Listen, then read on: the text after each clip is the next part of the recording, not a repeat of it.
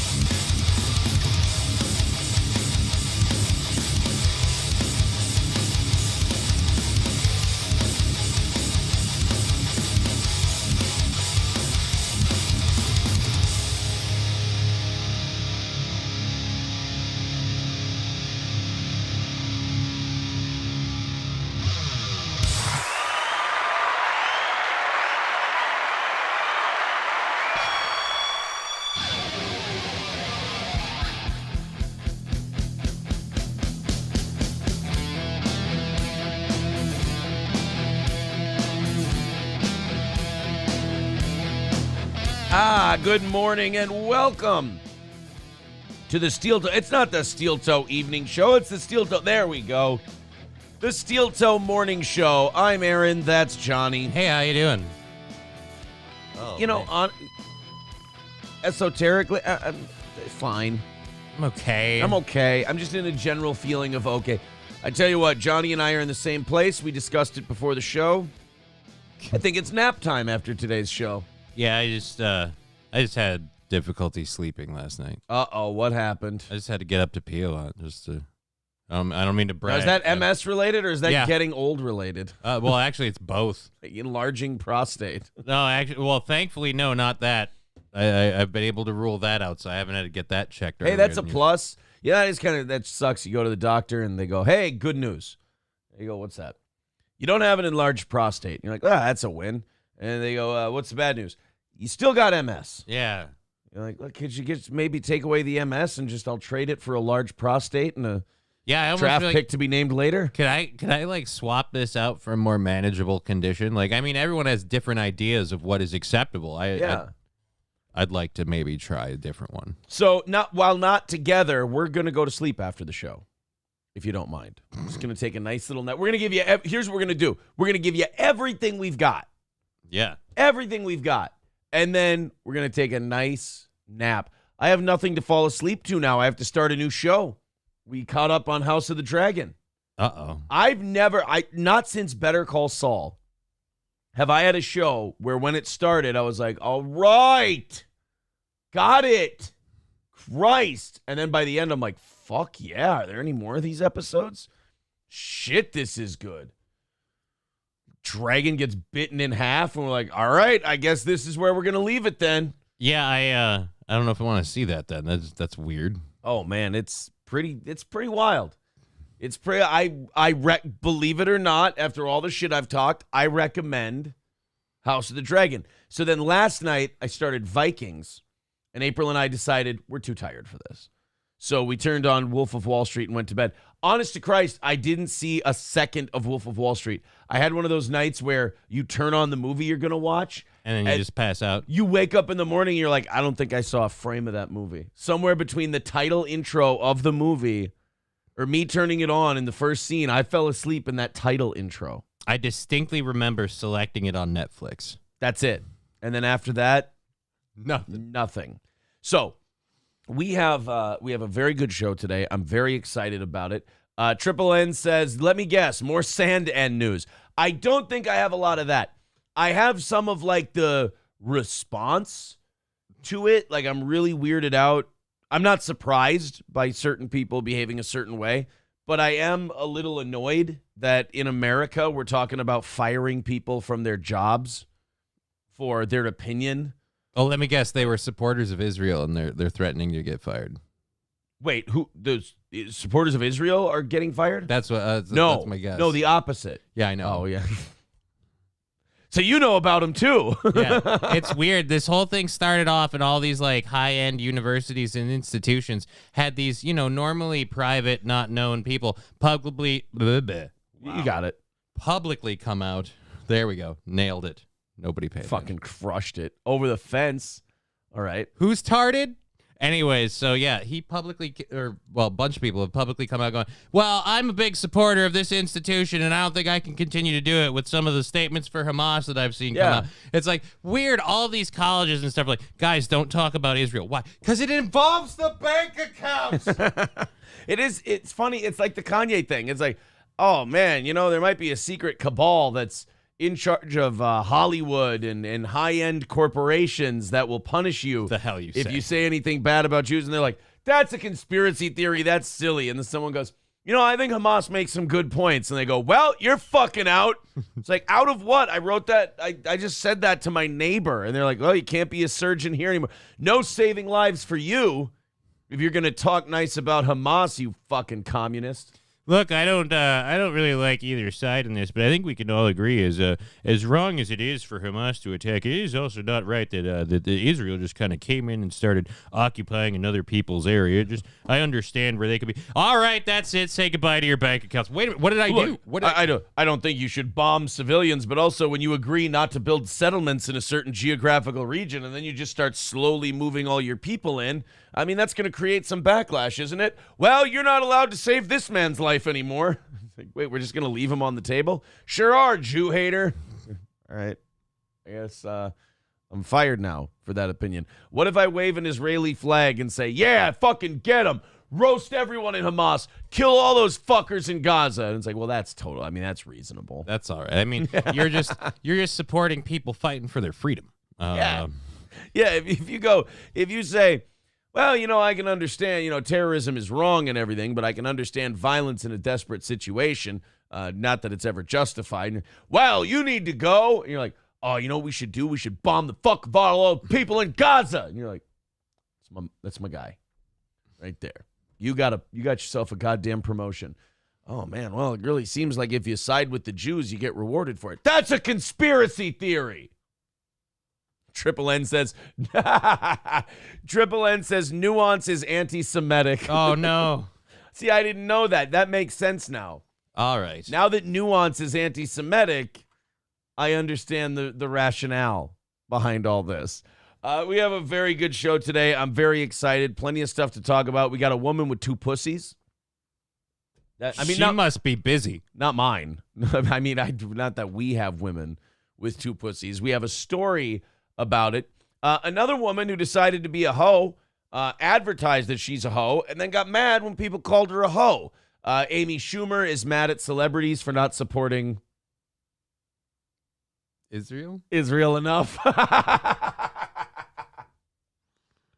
And so much more. Oh, and well, I mean, isn't she? She does kind of seem a little bit like a colonizer. I don't. Colonizer, and then we also have Janet Yellen making her second preposterous statement in as many days, saying that the United States is not trying to, not kidding, she used a millennial/Zoomer word, not trying to decouple from China, but trying to strengthen our relationship. And that's good because usually when you let commies into the hen house, it rewards you very nicely. Communists are always very appreciative and have long-term memories about people that help them. They never just take them over and kill them. So that's nice. But first, let's get the very serious business out of the way. I hate this part. So as an audience who loves and supports this program, let's do our damnedest to keep this not a thing. For the last 2 weeks, we haven't really been bringing it up, and it's been working out pretty nice. I hope it works out today. Just let me fix a little typo here. We got a full one today. We got through Terrible Tuesday. That's the good news. Terrible Tuesday went off. We did it great. It worked out. You guys are incredibly supportive. We appreciate it. 25 different people chipping in yesterday. Today, it's a full one. 350. But you know what? It only stays a full one until someone throws in and starts the whole cycle until up it begins. Right. So thank you very much to Tim Brouillard for $1.99. He says, hi, Johnny. Hey, Tim. There you go. So, guys, you see those links I just posted or the links that are at the top of the page? Streamlabs, PayPal, Steel Toe Media Inc. on Venmo, the Super Chats, memberships, Rumble Rants, etc. Let's just come flying in with those this morning, and let's knock that 350 out as soon as we can. We appreciate it. There you go. 350 away from today's goal. Whoever starts it off is my new best friend. That's how that's how cheap my friendship comes. All right. And if you want to become a VIP, even if it's for the 19th time, I like that too. Thanks, guys. All right, let's get into our first item of business. I actually just saw this before the show started.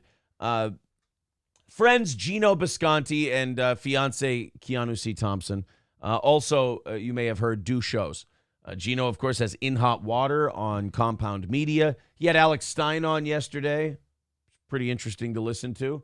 And then his lovely soon-to-be wife, Keanu, does Untoward Tuesday and Keanu Cast on her Keanu Thompson YouTube account. She streams those.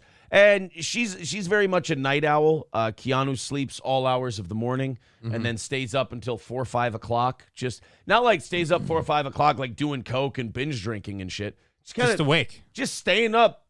That's just the time of day she feels best being awake. So she's doing her show. She does like a 6.5 hour stream.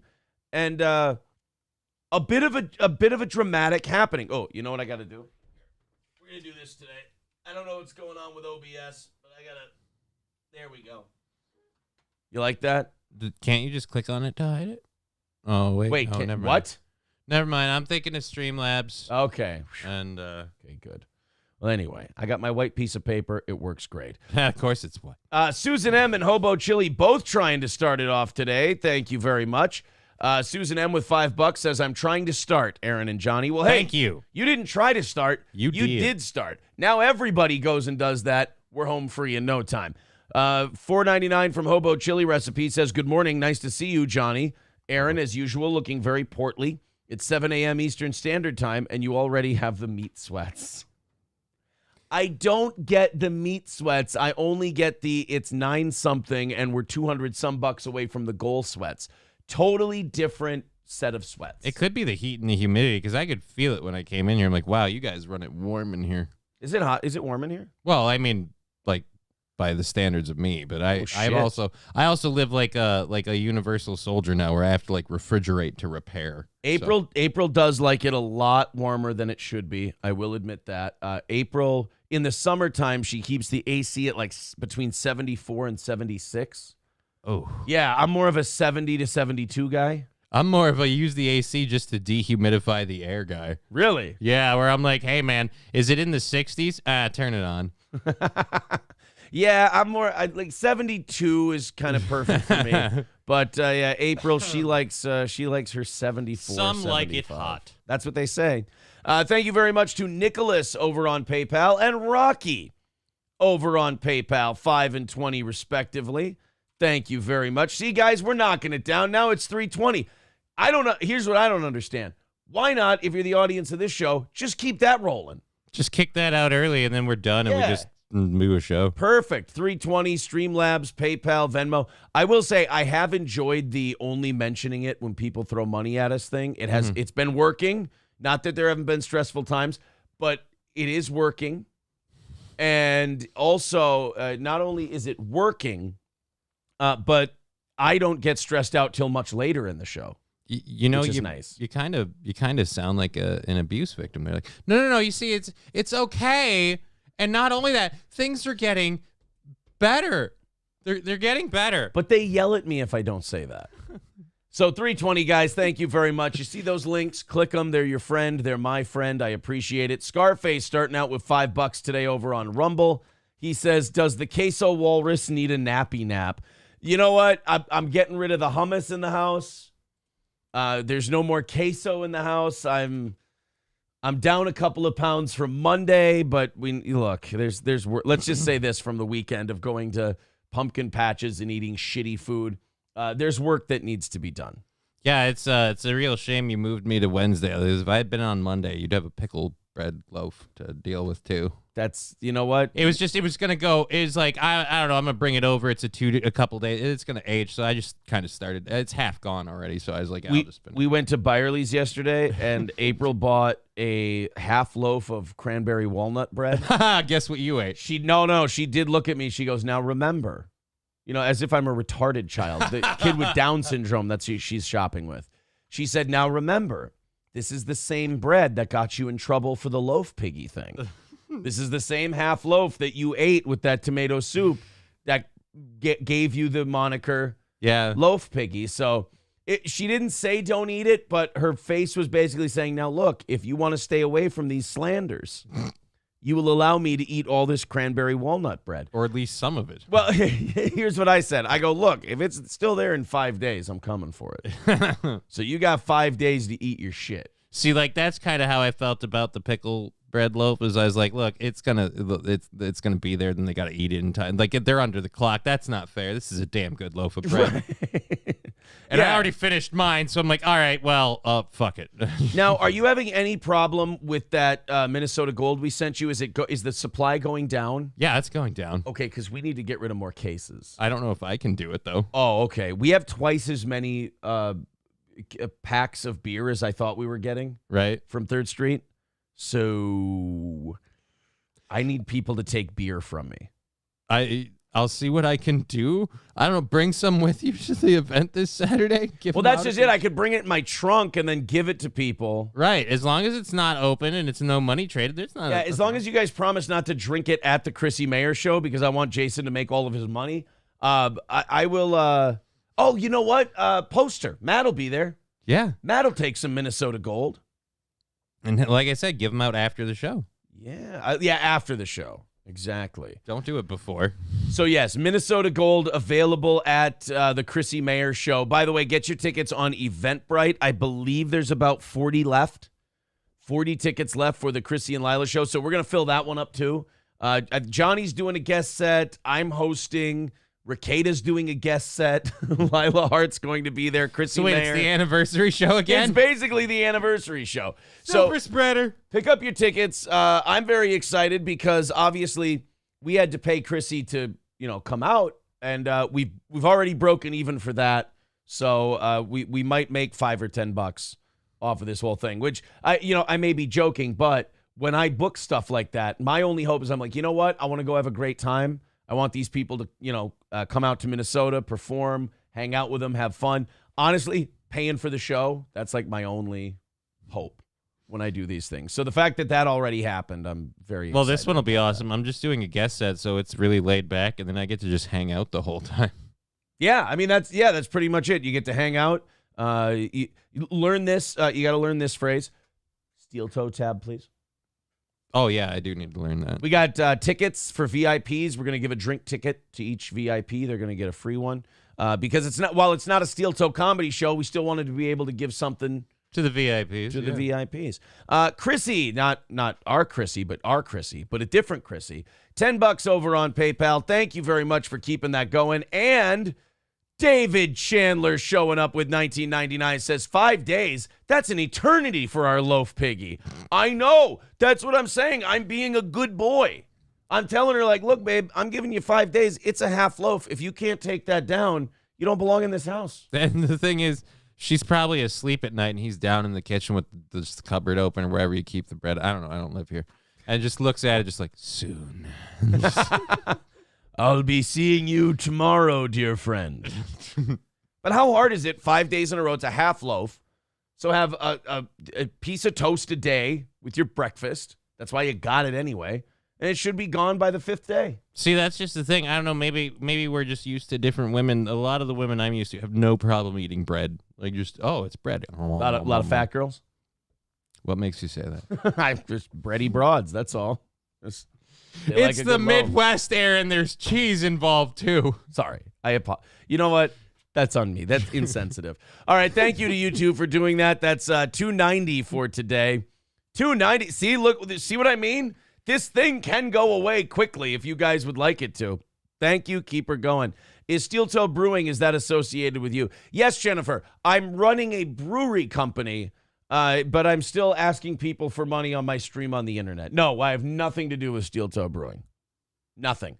Although, it would make me the biggest piece of shit on earth if I'm running this beer company. And then I'm doing this. Hey, guys, seriously, I mean, if we can't hit that goal, this show, it's going to be hard for this show to continue because I got to go, work. Meanwhile, I've got a portfolio that boasts my own brewery. This is shit. And I've got I also work in the summers as a vintner. So yeah, I mean, I got a lot of side hustles, as the kids say. Okay, guys, let's go to our first story, which is Keanu. Keanu had a stream last night. Johnny, I don't know if you know anything about this yet. I didn't know about this until like an hour ago when I got out of bed. Keanu was doing her show, and again, 5.5, 6 hours of streaming, and a happening took place during her stream. She broadcasts out of the studio she built in her apartment. I like the chalkboard thing. And she's got the untoward board where, and then she's got either, is that a pad or a sleeping mask? That looks like a sleeping mask. Okay, just checking. And then she's got some pictures. She's slowly decorating her studio and putting it together. It's a pad for a half-fat chick. See, like one side it's for the hourglass side, the other side, it hangs over, so you need drip If you're coverage. leaking out of both sides, that's a good one. Oh. So this is Keanu's stream last night. Let's just say it got interrupted by an unexpected guest, shall we say.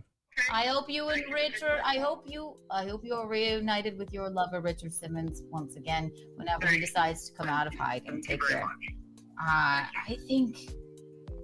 believe she was talking to Charlie. Oh no! In that phone call. Now, when Charlie isn't the most troubling part of a clip I'm showing, something bad happened. Oh dear. So wait a minute. I thought that I assumed. No. It's not Charlie. Oh, no. I would never play Charlie for the audience. They hate him too much. They leave my show. I would never do that. So when it comes to Charlie, not getting involved. So Keanu hangs up with Charlie, and you think, oh, my problems are over. Right. It's done. Then this happens.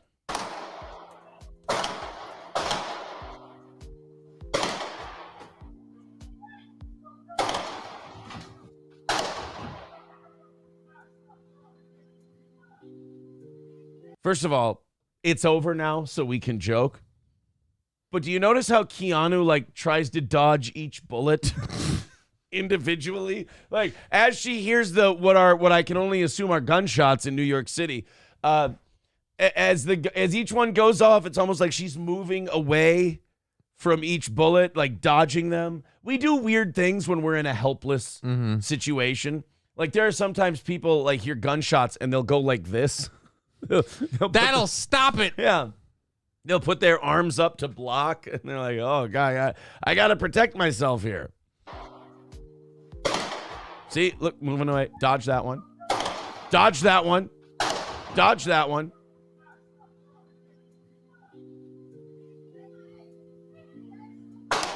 There's another. Yeah.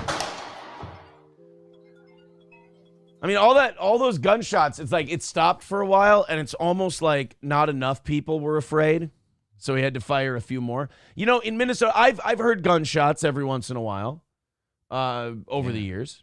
Not really, though. Not a lot, but a handful of times I've heard gunshots, whether it be Shoreview or St. Cloud or whatever. I've heard some gunshots a few times in my life. And a lot of times you'll get you get a quick succession of them. Right. This guy was clearly shooting at something specific. Could have been targets, human targets. Nobody really knows. Could have been whatever. Nobody saw anything weird. But it didn't seem to be like the indiscriminate, trying to just waste motherfuckers kind of shooting. It seemed targeted. Well, that would be with her dodging back and forth too. That'd be weird if she caught a bullet. Then it's like if he would have just stayed there, he would have been fine. It's when you need Penn Jillette, so he can just kind of grab it with his teeth. It's really weird. Like all of us, all right, is it done now? Like even her, she's like, all right, are we done now? Are we done now? And she's like, all right, we're done. And then nope, we're not done. And she's just down to the ground. Just more gunshots. And she's like, you know what? Ground might be the safest place. Actually, judging by who may or may not have been firing that gun, right in front of the gun may have been the safest place, typically. In those situations, I know that in New York, a lot of their shootings, being the target is the safest place you can be. Well, they have a really weird kind of accuracy. It's hard. I've tried it. I don't get it. No. I always want to tip my head with this sideways. Well, I think what they're trying to do is arc the shot around See, but that's the thing I keep. They explain it on MythBusters, guys. That movie was not real. You can't really bend the bullets. The whole. You can't put a little English on your bullet. Nah, you can't. You can't roll a bullet like a pool ball, believe it or not. I know that. I always thought that if I fired the bullet and I made the impact on the right side, I could push it left. I just figure if I swing the barrel enough, the bullet's going to slowly lift to the... No. Doesn't do that? No, it doesn't. So really, you just look like a stupid asshole who doesn't know what he's doing. Yeah. And Looks you have cool. to... Oh, dude, Mythbusters, though, when they went to the point of trying to reenact all those scenes from one and stuff, they get to the point where they build a machine so it can do it regardless of what the human is capable of. Okay. The thing has to move so stupidly fast. They're like, there's no way, even still, it has no effect on it, but there is absolutely no way anybody could physically move their arm that quickly, and then you'd rip your own arm off. Now, for that episode, when they do the sideways gun pointing Mythbusters, do they change the name for one day to Mythbusters? Just wondering. Is that the same episode where they do letting the microwave go to 0 and letting the sound ding will not steal your soul? They do that same one. Hey, that doesn't just happen to black people. I'm worried about it, too. Eating pussy doesn't make you gay? Is that on Mythbusters? I'm just wondering. I mean, I don't have BET. So Okay. So then, the phone's still ringing. Like somebody's still like, "Hey, bitch, fucking take my call. I'm it's trying to call." fucking Charlie. Yeah, gunshots going off. Keanu's worried she's going to be dead, and Charlie's like, "Hey, bitch, are you gonna fucking answer me or what? You got a show to do. This is very unprofessional."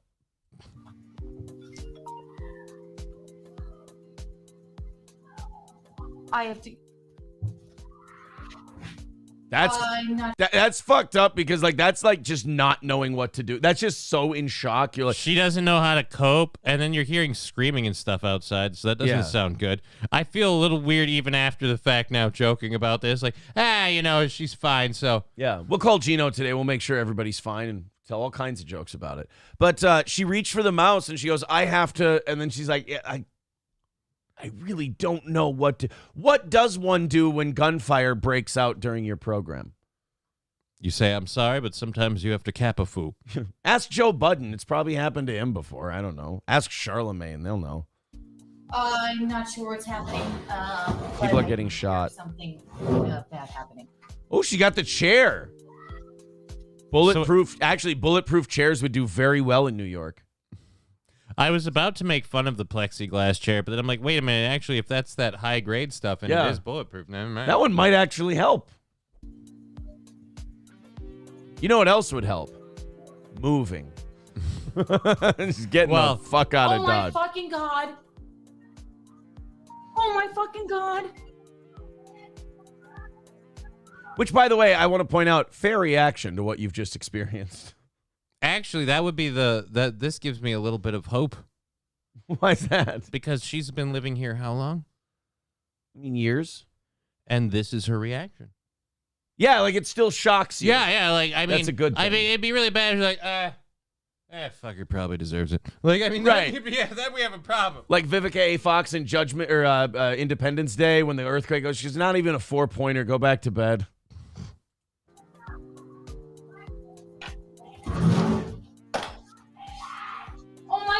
You're right. Yeah, they're fucking screaming outside. There's screaming going on outside. I'm guessing whatever happened has yet to be. Weird that the cops aren't here yet. You'd think they'd just be on a constant loop. Oh, that's right. They kicked them out of those areas because it was racist.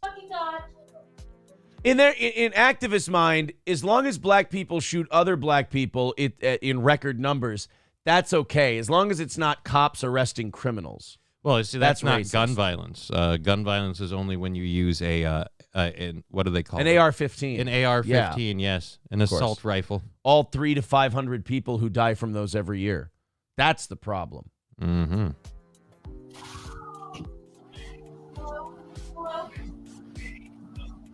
I don't know. She calls Gino. It'd be funny if Gino was in a dead sleep and he goes, "What the fuck do you want?" Like, Gino, not the time. See, I was hoping it was 911. But I do want to point out, it's amazing this whole time while this tragedy is happening, Patrick T just has his super chat. Yeah. Charlie sucks as a human being. That is great to have that as the background to the soundtrack of gunfire and crime, is a guy going, Charlie's a piece of shit. Not an inaccurate statement. You could technically leave that up all show. Yep. She gets on the phone with 911. She's like, yes, I just heard gunshots outside my apartment and people are screaming. Ma'am, it's New York City. We're going to have to ask you to take a number and wait for us to call you back. Got a lot of screaming shot people. It's like goddamn Da Nang out here every night. I don't know. I hear people screaming out here like cool, gunshots, something. Dude, this is funny, but she's really fucked up right now. Yeah, well, yeah, of course it's going to fuck you up. You just heard people maybe get killed outside your house. Not only that, Gino gets the call and he's like, I live in fucking Harlem, and she's the one who gets the gunshots. I think where Gino lives, it's more of a hand-to-hand stabbing, like shank you kind of thing. Or maybe Gino is somehow. It's only like two people. Someone scuffed a sneaker. Go to. Yeah, exactly. Keanu, do me a favor, honey. Hold your hand in front of your face. Do you see a lot of melanin? No, you're fine. Go to bed.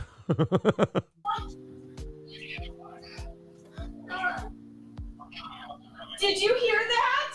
My window's open. I can't. I'm not going by the fucking window. Did Gino tell her to close the window? Gino, no. Gino, no. We don't tell people when there's gunshots. We typically tell them to go away from the window. All right, honey, what I need you to do, go down and see what's happening and see if you can count how many of them are. Gino's a black lady in a horror movie. He's like, oh, I hear screaming and the sound of what sounds like limbs being removed with a jagged hand saw. I should go see what's going on down there. Sorry, I'm terrified. What the fuck was that? You don't have to apologize. It's okay to be terrified. I'm sorry, I heard gunshots. Yeah. Gino, I'm really sorry for bothering you. While you're whacking off the Lance Allworth videos on fucking YouTube. I'm really sorry about this, but I'm worried that a bullet might come into my apartment.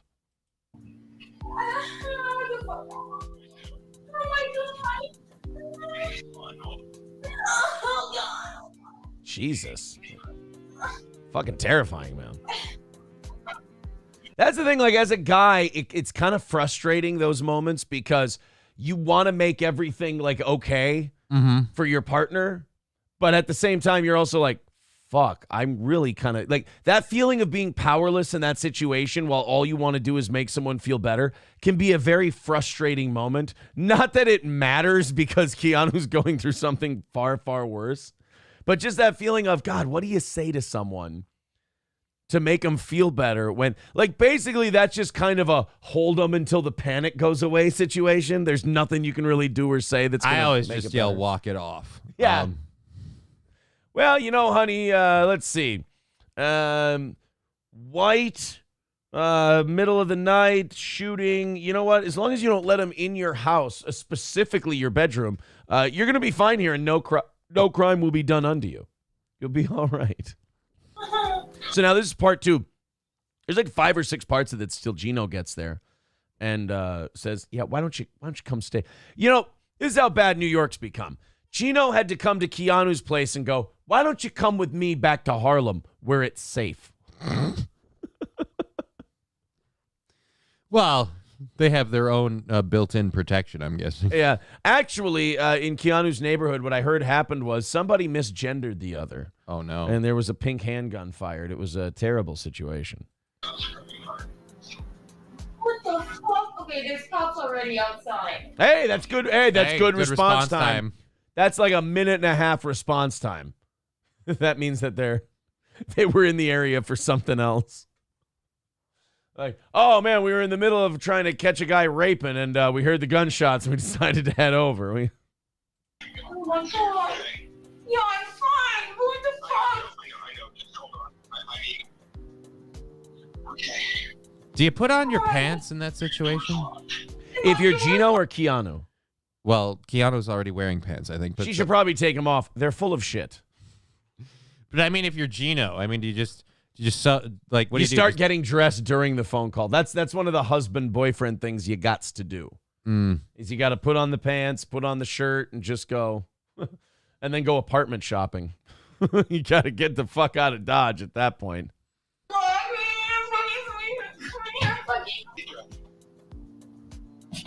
By the way, I will say this. Every woman's allowed to sound like this after they hear gunshots outside their home. I don't know. Man up. Yeah.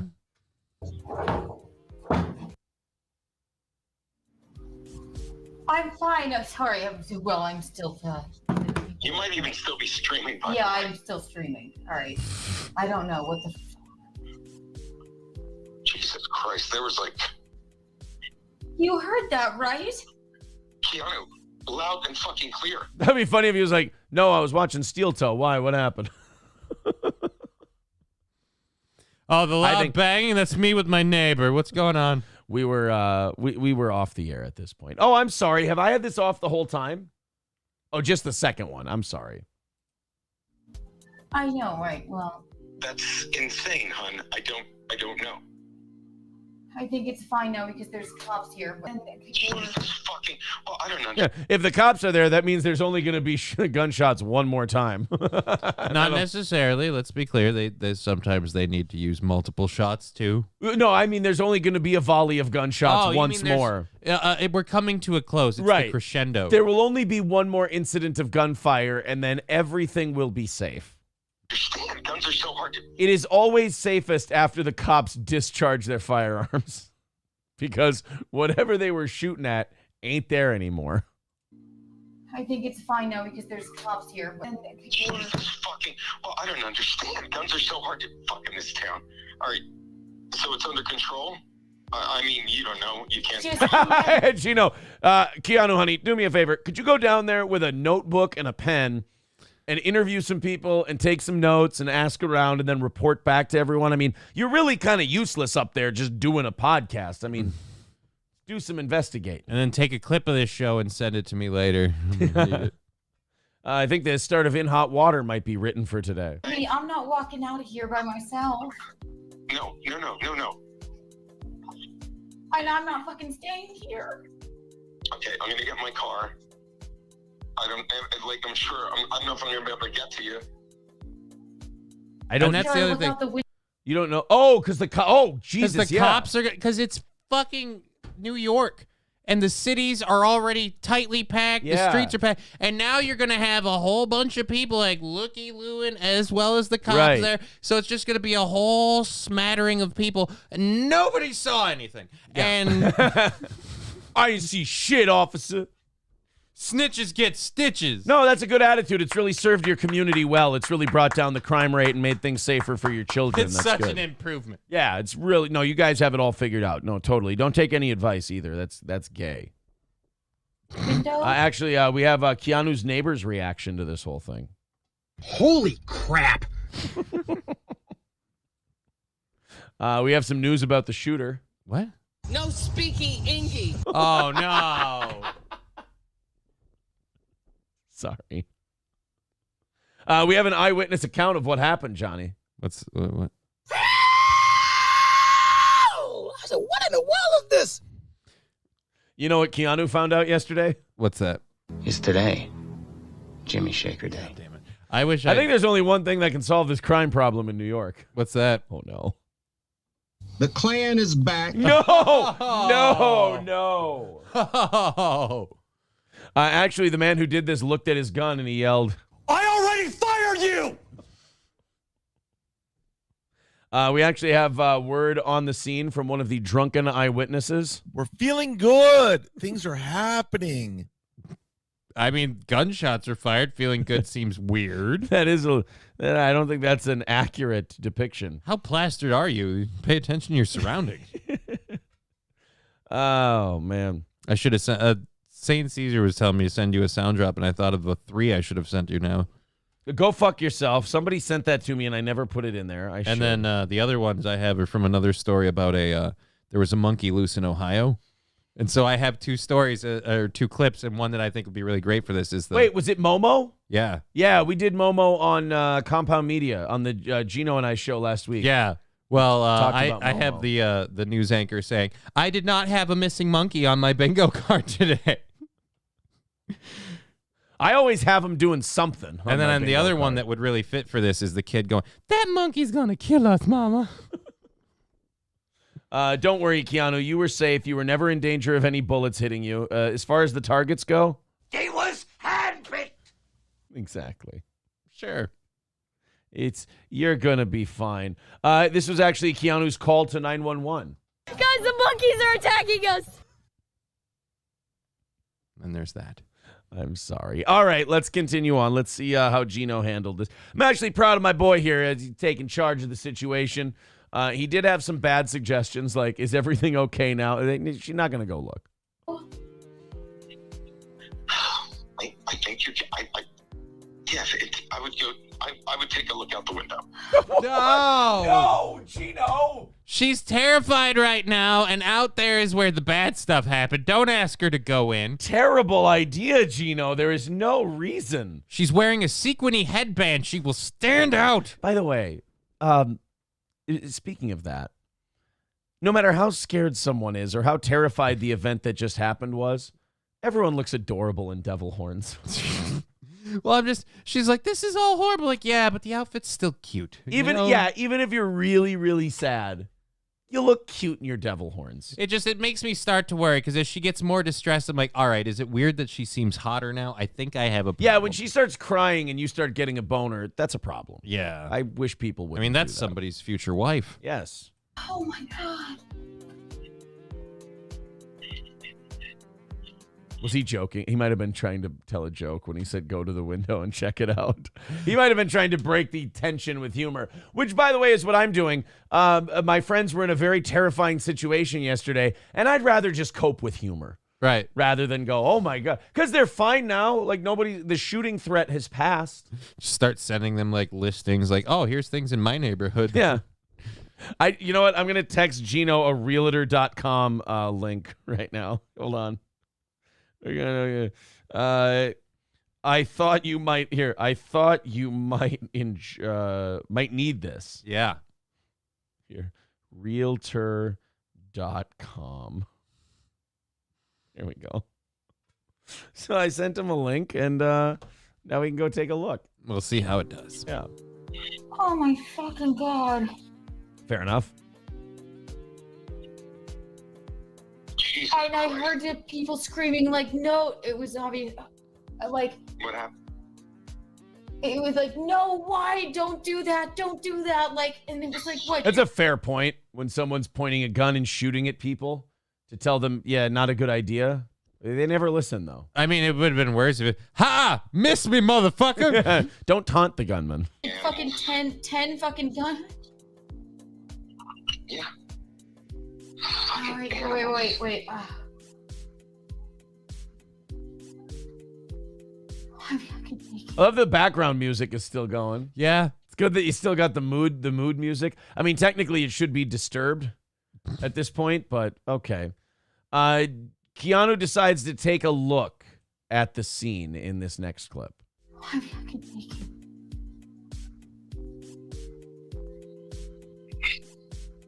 I can hear people. They're like, no, somebody's out there screaming, crying. I'm worried about my fuck. What if it's like fucking Danny or fucking something? Calm down. It's Tuesday.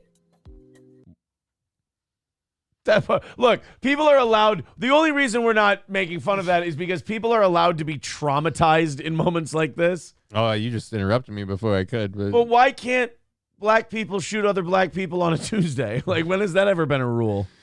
it's Tuesday. He was out getting tacos. I know it. It's Tuesday. Yeah. I don't know if you've studied crime historically. They don't tend to give a shit. Born on a Monday, shot in the face on a Tuesday. Solomon Izzle Grundy.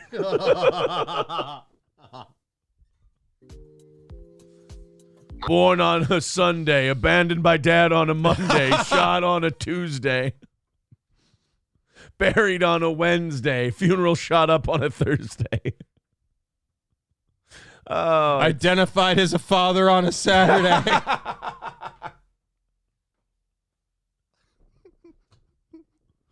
life insurance scam by my mother on a Sunday. Voted for Biden on a Monday. You see, guys, what we're doing is we're taking the Solomon Grundy poem and we are making it stereotypes about black people and Democrats. Solomon Nizzle Grundy, born on a Sunday, qualified for welfare on a Monday. Well, that's usually the mom's part. Mom used my name to buy a refrigerator on a Tuesday. Opened a credit card in my name on a Wednesday. Shot credit on a Thursday. Shot my friends on a Friday. Oh, who would have thought we'd get to... Did anyone have Solomon Grundy references on their steel toe bingo card for today? No.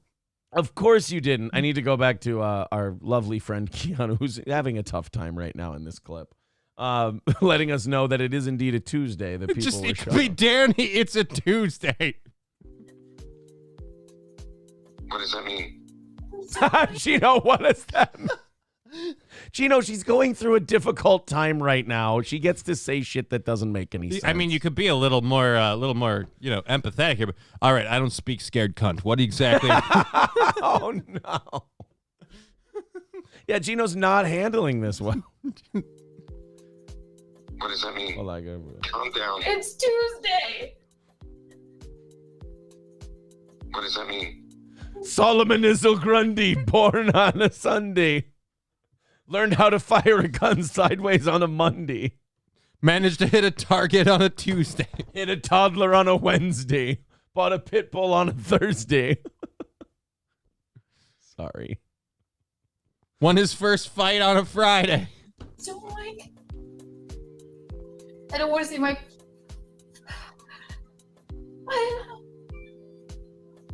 What the fuck? All right, I'll go look. I'll go look. All right, she's gonna go look now. There haven't been gunshots for a few minutes.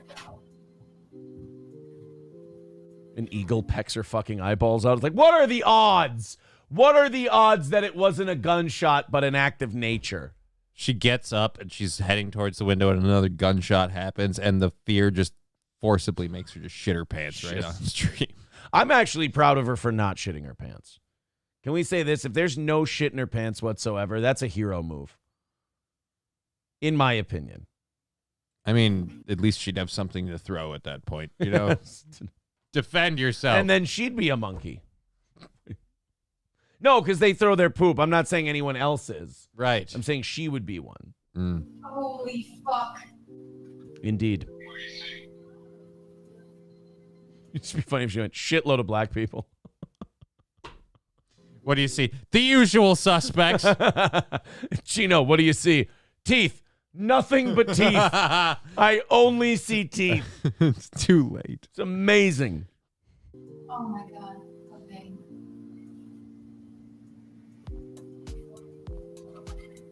There's blood. Somebody. Oh my god. Oh, my boy. god. Oh my god. Yeah. Somebody said there's fucking blood. Yeah, here's the problem with going to the window. You might see more than you want to. You might see more than you want to. The cops have arrived. The coroner, not there yet. He was sleeping in. I don't know there. I don't know what's going on there. Please come get me. Please come get me. There's That's a horrible fucking thing to million hear. cop cars and there's a fucking. There's like a bunch of fucking blood. She sounds just like you on the anniversary show with April. Please come get me. Please come get me. There's a fat man with a mushroom on his leg and he's dancing. I want to go home. Putting on pants and getting in the car now. I'm putting on pants. I'd like to picture him walking while dressed. Yeah. Oh my god. Like a sitcom character, he's falling over the pants. He's literally putting on his pants and he's climbing in the car. Oh my god. Oh my god. Oh my god. Oh my god. I mean, now you can't turn the stream off because people are like, what the fuck? I need to know how this ends. If you're on audio only, you don't know what. Not the time to make a phone call, guys, to the show. Hello. I thought you hung up. Oh, no, it was Gina. What's up, baby? I thought you hung up. No, not. All right, so now there's a couple more clips until Gino gets there, and then we'll try to catch up with the chat when we're done. We'll power through these. So now, I think this is Can't totally. imagine this isn't. Yeah, I think this is totally allowed. the post a bunch of people just got shot outside of where I live cigarette. Yeah, I'd have a joint going at this point. I don't normally smoke joints, but like, you know what? We're going to need the whole thing. If she were doing lines of coke off her plexiglass chair, it would be allowed. Well, that would just be hot. That's just good adjustment. Yeah, that's just someone who really bounces back quick, you know? She comes back on stream. She's got rubber tubing in her mouth. She's going, That was wild. You know what? That's how Carson would have handled it. That was wild. That's how. Well, that was wild stuff. That was all right. We're back. Apparently, somebody let a bunch of Negroes in, and they were shooting each other. You know. Tonight's guest is Richard Pryor, coincidentally. Now we know why the fight happened. Larry Holmes is here tomorrow. Might want to reschedule.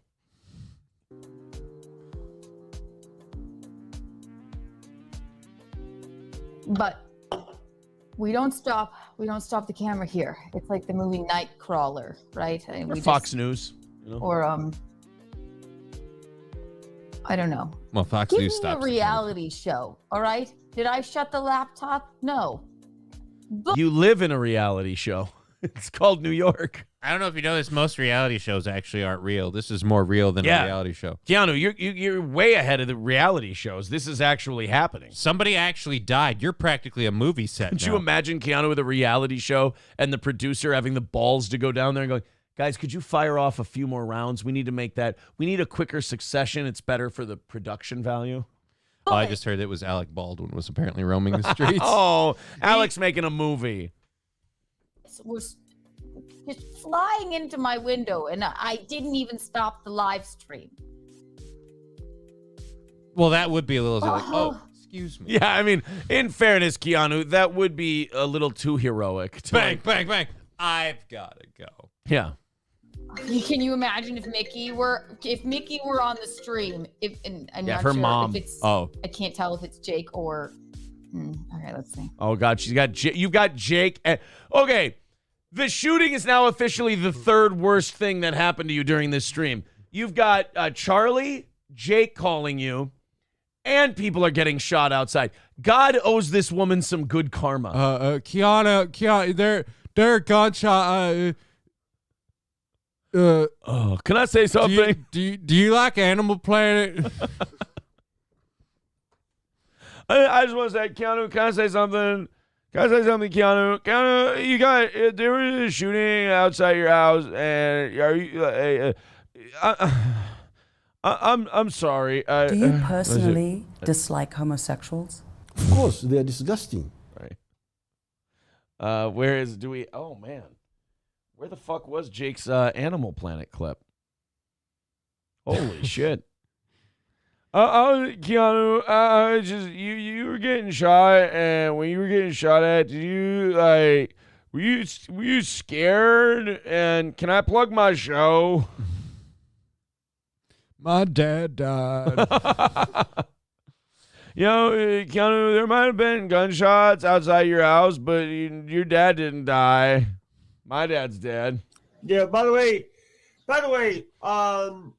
what do you think? By the way, have you been watching Animal Planet? Okay, Jacob, I will call you back. Oh, that's not Jake. Oh. Can you imagine if Mickey were on this shoot? Oh, she's... well, I'll just say, I wouldn't be surprised that a few started shooting each other. Mickey, you think that there's some profiling that needs to be done on this shooting? Well, when the sun goes down, most of the pops are brown. That's all. That would be terrible if Mickey Mouse was on the stream with her and people started shooting each other. Don't let that mouse in the house with you, man. It's after dark. She's gonna die. She Bad choice of words. She would have died. No, you would have. She's gonna die. Yeah. Well, apparently somebody did. Yeah. She would have started fucking screaming. She would be on a flight right now. Holy. Keanu, you can't possibly get through security in that amount of time to get a flight. God. Plus, I don't know if you know this, but you can't just book a flight. Like, I want to leave New York, right now. God. That is so not true. You've lied to your audience. Fuck. If his dad comes by, I'll smash his car with a rock. Fuck. I don't hear any more screams. The police are still here, but Of course you don't hear any more screams. The cops got there. Now all of a sudden everybody skedaddled and didn't see anything, so it can happen again. Well, you can't hear any more screams because the cops got there. There's some knees on some necks. Yeah. And quite frankly, they can't make it. The screams went from ah to I did hear someone say that there you didn't hear a lot of screams, but you know what you did hear? And I just had COVID, man. I don't want to go back to that. That's the COVID. I can't joke. I can't joke. Yes, you can. Oh, here, George. Challenge accepted. George Floyd. I can't joke. Oh, man. You can choke. I've never been so wrong about something in all my life. was blood on. All right, so that's the there is a clip coming up here when Gino arrives and saves the day. Here we go. Here's Superman. Let's see when Gino the Superman gets there and how this goes down.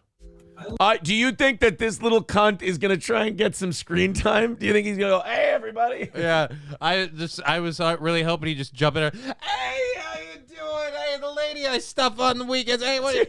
Gino comes to pick her up and he's got a towel wrapped around something. He's like, "Can you hide this for me?" Oh, it's a fucking gun. Gino, what are you doing? I literally walked up to the cop I'm like, I have a video of it, and he's like, all right. And then he brought me over to these other cops, and I stood there and called you, and they walked away. I'm like, fine, walk away, but get the fuck out of here. All right, we're going. Anyway, we have to end this. Thank you, everyone. That was Tell them I said hi. You fucking dick. Of course he does.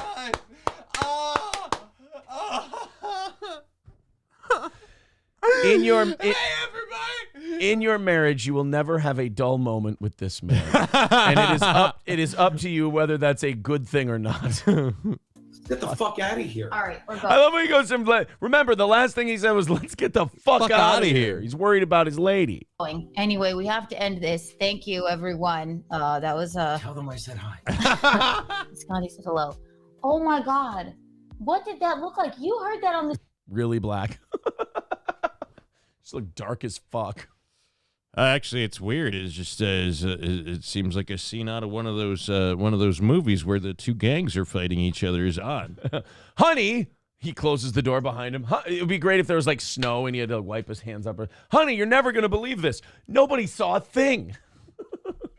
Actually, I had trouble getting in. There was a line of witnesses around the block, and they were all like, "Let me be the first to tell you who did what to whom." The stream, right? It's still on your stream. I showed it to the cops. I'm like, there's 8 shots. I counted wrong. And did you hear the women screaming? Yes. So I was talking to Joe, and she said, I'm listening, baby. no, I'm just thinking. She said, she saw it's those fucking drug dealers that fucking hang out down there. I mean, that, you know what? Doesn't take a detective to get that one. I would believe that. I'm buying. I don't know. That seems a little accusatory. Just because they're drug dealers doesn't mean Are you saying that everyone who's a dealer of illicit substances goes to thug level the minute someone? And on a Tuesday. Yeah. On a school night. Yeah, and then people were like fucking fighting, and then she said, I was just terrified when I looked out the window. I saw somebody. Give me a piece of that paper. I need something. Please take it. Because I'm just going to give the link to your page to the cops. Okay. Gino's out there promoting Keanu Cast to the police. Look, I don't mean to brag, but I'm a very fortunate man with a very lovely lady, and she has a show. And they're like, can you? I'm like, what? I'm ripping out a page, okay? All right. Well, everyone, thank you so much for. Tell them I said I'm kidding. Oh, Visconti says hello. No. Can you imagine if Mickey were on the stream when that happened? She'd be on a flight. Like. It's YouTube // He's got to get that plug in there. It's a businessman. Yeah. Holy moly. Is that me? No, it's a bomb. Get the fuck out of there. Well, Hamas. Tell them we're fine. We're all fine. Not now, Charles. Jesus. Charlie, read the room, buddy. That is the perfect way to end that clip. Not now, Charlie calling in and just going, hey, can I be part of this? No, you cannot. Let it go this time. Red Fox Mad with $4.99 says, I think Charlie is well, I can't say that. He has simulator mannerisms as one. I think he means similar. Let's go similar on that one. Also, $1.99 from Gordy says, someone got robbed for Kiki bucks. Oh, see, you create your own currency, you create your own problems. It's a terrible thing. Terrible thing. Thank you guys for that. 285 away from tonight. That was, God, Gino sticking his fucking head in there. How did I see that? I knew it was coming. Lucky Gino. I knew it was bent. I knew it was going to happen. That he was. I knew it was bent. I'm so scared that I'll never get put back together. Jimmy says Gino offered her safety at his place in Harlem. That really is the weirdest thing about it, is that Gino had to go, baby, let's go back to Harlem where it's safe. I just feel like she feels safer just being with Gino at that point. But yeah. Because if anyone's going to stop Harlem-style crime, it's Gino Bisconti. Well, he's kind of like, though, like he's Southern Italian where you've got a lot of different races mixed into you. So it's kind of like when you smear some of the Walker guts on you on The Walking Dead, you can kind of walk amongst them and they don't pick up your scent because you're not totally white. So it works out. People are saying, what's that accent again? She's from South Carolina. South Carolina mixed with classical 40s actress. Yeah. That's the accent. Dario says, this is why I left the New York City area, lived there for 25 years.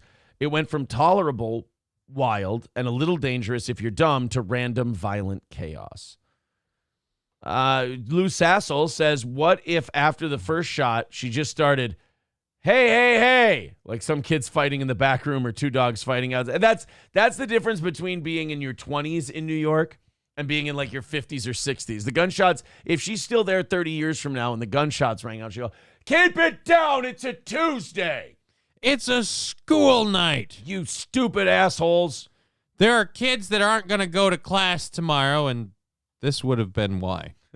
Jimmy I, they weren't going anyway. Oh. Jimmy I says, Gino was armed. He came over with his skipping rope. Yeah, you get to whipping. And then there's just kind of a thing that kicks in when you start whipping where they go, all right, I'll be good. Oh, no, it's Mr. Gino with his skipping rope. Coltrane says, I'm behind in the chat, but that would have been hilarious if Gino threw firecrackers as soon as she peeked out the window. What a dick. Somebody says, everyone that lives in the city needs to stop moving out of the city. You're making the houses in the country expensive. Yeah, I mean, you guys, can you stick around a little and risk your safety and your family? I mean, the property taxes are starting to get out of control for some of the people in the country, and it's really putting a strain on And if it keeps emptying out, eventually the houses are going to, go down in value, too. Right. It's a mixed thing. Come on, guys, let's try to take care of the economy a little bit. What do you say?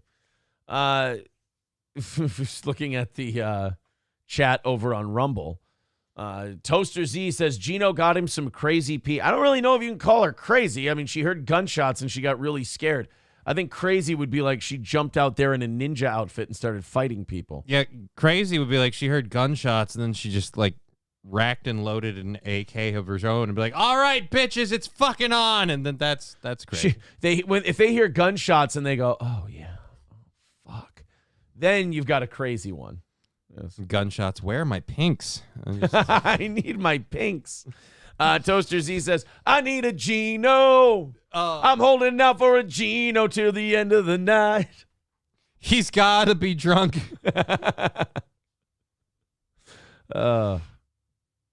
Optic Nerve says, it's hilarious to me how people who don't live here in New York City try to judge it from the outside. All I'm doing is I'm judging it from everything I've read, seen, heard, and saw on my friend's stream. I'm just going from the viewpoint of, well, I don't hear gunshots all the time. Right, exactly. I'm just going from people aren't screaming outside my house and gunshots going up. If gunshots go off here, it's because right behind the neighborhood we live in is ample, just wooded area, and people go hunting. Right. So, like during firearm season, you might hear gunshots when people are hunting. Yeah, Which, by the way, perfect time to kill somebody. Well, apparently this time of year is the perfect time to kill somebody. You just leave the body laying out. You just get away with it, I guess. Yeah, must have done something. Thank you very much to Brown Nuts for $20 super chat. Appreciate that. 270 away from today. Thank you guys very much. Keep that going. Very much appreciated. You're making great pace today. The Tom Gully Show says anyone who lives in New York City deserves all the dehumanizing experiences that come with the territory. And as far as judging from the outside, I don't have to go in an outhouse to judge from the outside. I don't have to go in there to tell you that shitter stinks. I don't know. I think if you live in New York, you've kind of watched it get worse the last how many years? Name one point in time where they brought this shit back down to shoe level. The 90s into the 2000s. Giuliani and Bloomberg. All you have to do... Look, I'm going to say something. And you guys may have to go to Rumble after I say it. Short power. Sorry. What I'm saying is, I'm not saying one leads to another. I'm not saying that this is a cause and effect thing. This is correlation is not causation. I'm just saying when the police were harassing black people for no reason at all, and it was wrong, and they were harassing those black people for no reason at all, but while they were doing that, crime stayed remarkably low, especially for a city that size. And then when a mayor de Blasio came in and he said, hey, we have to stop harassing all these black people because it's not right. It's right. And he's right. That's not okay. That's a terrible thing to do. And then when they stopped harassing all the black people, crime went fucking bananas. That's all. I'm not saying either one of those two things are related. I'm just saying that if you go to when it was okay to harass people on the street, if you were a police officer, the crime was way down.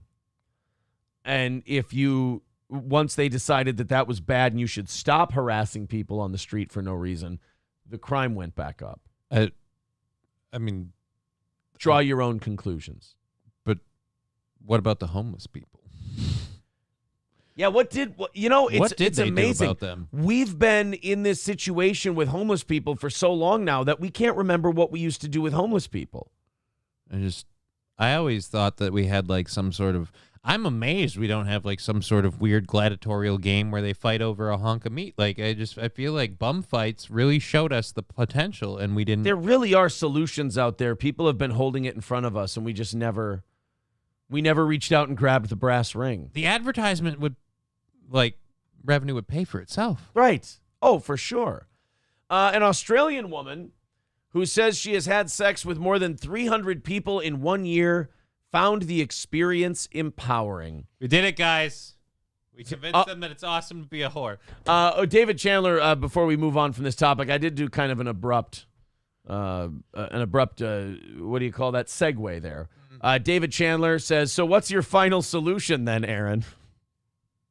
Guys, I do not have. There is no final solution. That is silliness. That's not what I'm saying at all. I'm just saying there's no. I'm not. That's not. No, I'm not playing that. No. I don't know where that's coming from. That has nothing to do with what we're talking about. Stop it. Stop. I don't. Where's that? Velcro. That rocket. No.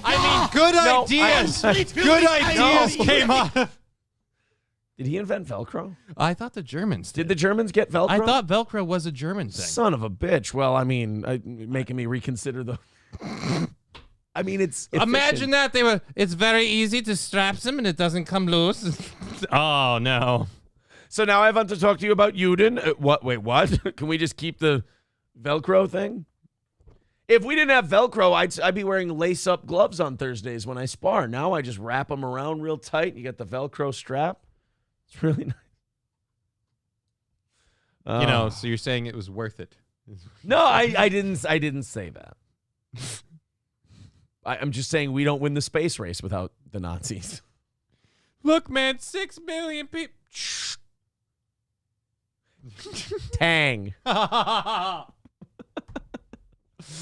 And let's be honest. While it was wrong and it was terrible and it was a bad thing, as we're seeing in the news, they've bounced back extremely well, and now they're the ones wiping out entire races of people. Look at that. Hurt people, hurt people. I just want someone who looks kind of like, I don't know, kind of like Hitler's kid, just crying in the corner with Hamas laying on the floor. I learned it from watching you. What have we done? We've created these monsters. No, we can classify it because we believe they're actually damaging our culture and way of life. That is what we said about you. It was said you were supposed to bring balance to the genocide, not join it in darkness. Look, it's different over here because, you see, they have a different religious belief than ours, and it's conflicting with our culture. Wow. Well, is there real? Well, why are you bombing so many of them? Well, look, I mean, I think we've proven over time that the people with this religious difference, the way they manipulate our culture, I don't think it's possible for us to live side by side with them anymore. So they either need to be displaced or just done away with completely. God, this is what we said about you all those years ago. Yes, and think if you hadn't invaded Russia. Actually, funny that you bring it up with considering implementing showers. So the camps. I don't mean to criticize your structural integrity. I'm just saying we're going to do it differently. Red Fox Mad with $4.99 says Seinfeld made New York look fun and safe. Now it seems New York is very unsafe and not fun. Oh, see, that's a big twist from the way it used to be. What a twist. Thank you. Sorry. So no one told you life was gonna. Can we get the gunshots outside Keanu's apartment? Bang, bang, bang, bang. Oh, give me about 15 minutes with an editing thing. Can somebody please do the Friends theme song with Keanu's face? But don't put the cast in there. Just the song, Keanu, and the gunshots. And that's it. Jameson's Repair says, Jesus, I just got back, and Aaron is talking very Hitlerish. No, we're saying that's how the Jews are talking now in Gaza. And it's just amazing to see what they came from and know where we're at. Gaza, you guys. All right. Boys and girls. Oh, my God. End of the world scenarios. Oh, shit. Check it out. So you got Megiddo, right? In Israel, the Battle of Megiddo, Armageddon. Mm-hmm. Gaza, Gozar, the Gozerian. Gaza, Gozar. What if the Israelis like bomb up like a Muslim school, and then out of the ashes you hear, choose the form of your destructor. All right, nobody say anything. Empty your minds. Don't think anything. And that was, the destructor has been chosen. No, it couldn't be. Wait, I didn't choose. Wait, did you, Eli? Did you choose? It just popped in there. What just popped in there? No, it cannot be. I cannot. What, Eli? All those days that I would hang out with my father at his bank, and I would see them all over the place, and I would just take one for myself every once in a while, and I didn't need to tell anyone because who would miss it? What, Eli? It's a $100 bill. And then they all march to their doom. They're like, oh, it's a giant $100 bill. They all crush out. Oh, no. Oh, man. They got money potted. Semper Reloaded with $4.99 says if it wasn't for Velcro, I would have had to learn to tie my shoes. Exactly. Easy Money's wife with $4.99 says nice to see Johnny in studio. It's going well, I'd say. 260 away from today. Thank you, guys. You guys are really just running them off there. I appreciate that. Just wait till I fart. All the Venmos, all the PayPals, the Streamlabs, all that stuff is in the chat. Keep it going, boys and girls. Keep it going. Aristocock says, I find it ironic Aaron is wearing a shirt with an M on it. He's affirming himself to himself. He's a man. We see through the charade. Bishop says, not joking. I was just informed by Chase Bank that they have agents combing the internet looking for bad speech and are filing lawsuits against their customers. Well, I'd better get a new credit card. Moments like these where I'm glad I don't have any money. What are you going to take, you damn... Whoa. Jury-rigged bastards, I think is what you meant to say. Jury-rigged bastards. what he meant. All right, let's talk about the slut before we get kicked off YouTube. Let's slut shame someone before we get in trouble. Okay. An Australian woman who says she's had sex with more than 300 people in 1 year found the experience empowering. Now, you just said it before we went back to, that thing for a second. Feminism has now convinced people, and it's so beautiful. All men had to do to expose dumb women was just stand back and not do anything. Because modern feminism has now taught women, hey, if you just let a guy fuck the shit out of you and then go the next day and let another guy fuck the shit out of you and you fuck like 300 of them in a year, you're empowered. And then they go date a guy and they're like, oh, I think this guy might be the forever one. And then she looks up on the internet that you fuck 300 dudes and he's like, yeah, I'm going to pass. I think I'm going to... I don't know. You just seem to need a lot of dick is all. I don't really know if this I got to protect myself here. Is that a vagina or a white cheddar cheese sandwich? Not really sure what's going on down there. So, Cousin It says it perfect. Impaled, not empowered. Oh. She said it. Oh. But no, they've got these women convinced that if you fuck a guy and don't come back, that somehow you've empowered yourself. When really all you've done is hand the man everything he's ever wanted. It's like, I fucked this guy yesterday, and I'm never going to call him. And it's like, okay, good. Saves him an awkward conversation. This is a weird thing we've done now, ladies. You've really turned it around this day and age. Now, taking cream pies makes you empowered. Eating cream pies makes you empowered. No, you're either a whore, you're fat, or both. It's just one of the two. Exactly. It's like, oh, man, I'm not going to be a victim of this society and love a man and marry him and have children. That's what am I, some kind of slave? What are you going to do instead? I'm just going to let him come on my face for free and then go home.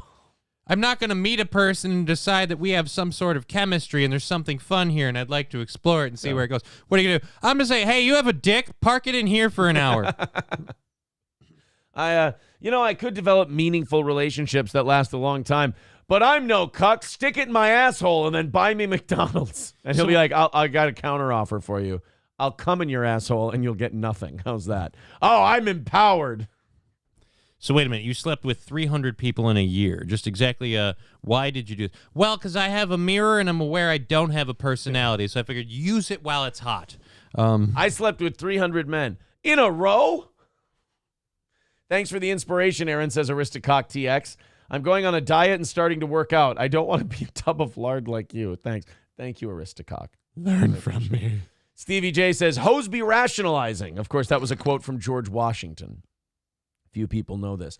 So 26-year-old Annie Knight went on a radio show in Australia to talk about how many guys she's been fucking. I felt empowered afterward, the amorous Aussie declared. Sex makes me feel good. It's meant to make you feel good.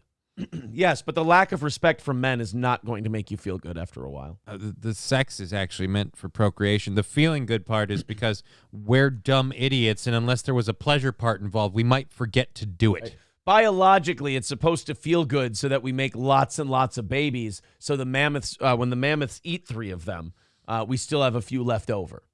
That's the biological imperative. Or in this day and age, when you leave a couple in the car with the windows up. Yeah, exactly. Back in the day, it was cavemen. Now it's people from Wisconsin, which tomato.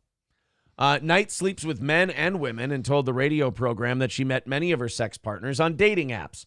However, she also has a roster of regulars on speed dial, who might not be too comfortable being a regular after they hear this interview. So wait a minute. When you meet a new guy, do you just pull out the take a number thing? Yeah, you have the wheel. No, you have it right sitting there. Okay. Yeah, they're actually lined up outside her bedroom, and she has the little ticker there, now servicing number 77. But I'm not done yet. You're done. You're done. She says, the messier the sex, the better. See, I love this. This is so wonderful because you're walking women into punches, and they don't even know they're getting hit. You're watching them just destroy themselves, lose all their credibility. And by the way, God bless these hoes. I mean, guys are getting pussy and they're not having to go to dinner. They're not having to call. They're not having to commit to a relationship. Again, I am not against this.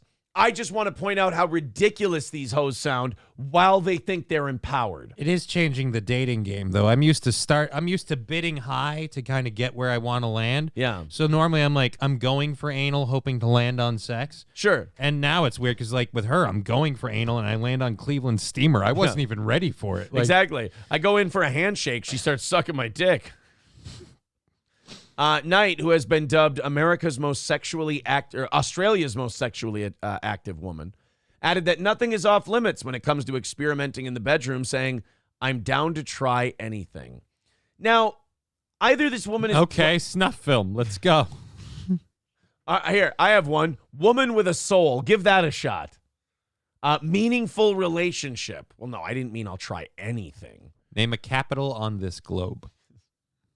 Keeping your puss tucked in for a day. Try that one. No, it's either she's playing this up for a radio show, which makes her a super vapid dummy, because it's like, I want the whole country to know that I'm a hoe just so I can, have a little radio fame. Or she's indeed telling the truth, and she's empowered herself by giving men exactly what they want. I'm starting to feel like I need to move to Australia, because between this chick and then the other chick who's just renting out her bed. Yeah. Like, just, most people call it being just being a prostitute. She's got a remarkably good price considering, like, I don't know if she knows it. She's relatively hot. Like, it's a cheap deal. Knight, who has an OnlyFans account. What? Knocked me over with a feather. Okay, so this is all a scam. It was also fired from her marketing job after bosses uncovered her saucy cyber activities. Okay, so you've been fucking 300 dudes a year. It's empowering. It's wonderful. It's cost you your job at a marketing firm, because I got bad news. OnlyFans is the very definition of short money, honey. I mean, there's new ones coming in every day, and you don't age backwards, unfortunately. Short, long. I mean, it's all about a matter of opinion. Some of them can hold better than others. I mean, it's what you use it in. She says she does pretty much everything on camera. Hold on. What's her name? We can do the Corey trick here. Knight. Annie Knight. Let's see. Let's see where it is. I'm not seeing. Oh, did she delete it when she got fired? I doubt it.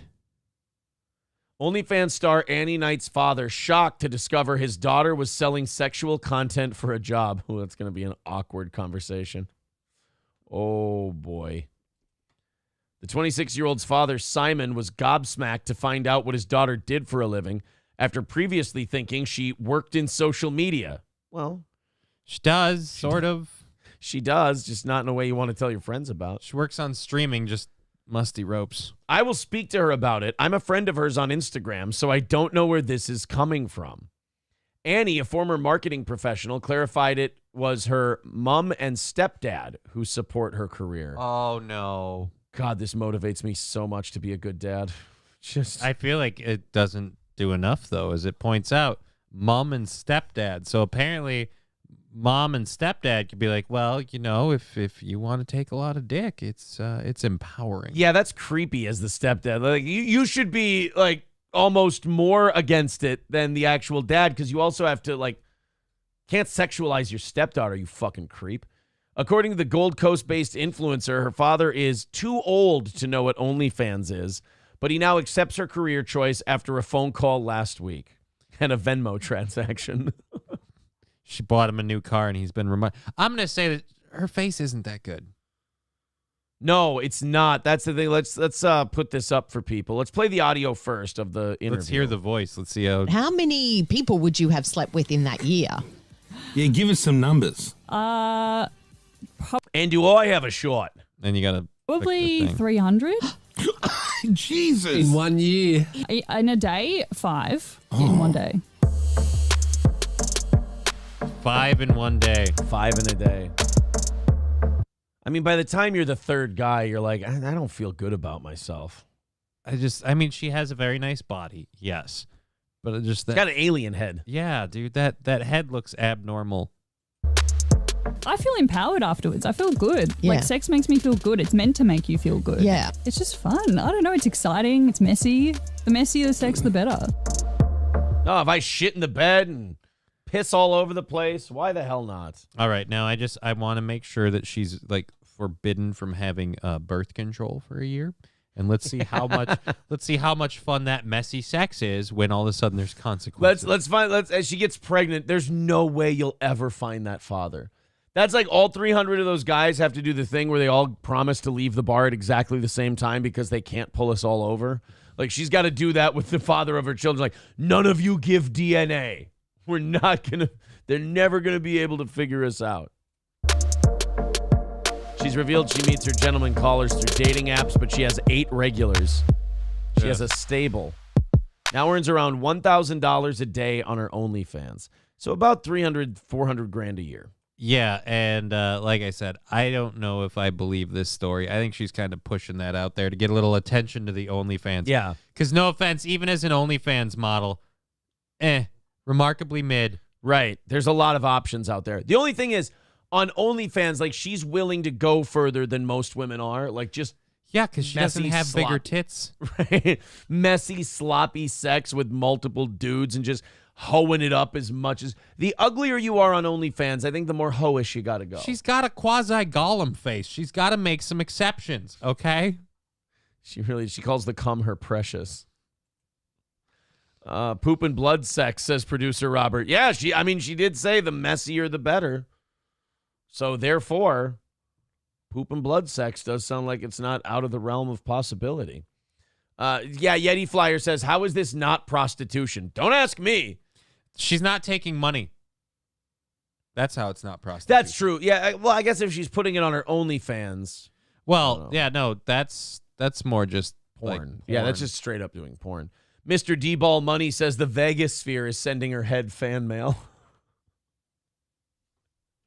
Mr. Approachable says they go on Dr. Phil and there's a line of 300 guys. You're not the father. You're not the father. You're not the father. Number 276, you are the father. Shit. I really thought I was skating on this one. 297. Come on, guys. No. Yeah, it would be funny if number 1 was number 1, you're the father. Just 299 yeses all at once. All right. I can go home now. Yeah, so look, congratulations, feminism. This is what you've wrought upon the world. You're fucking dudes indiscriminately, probably guys who don't deserve to fuck you.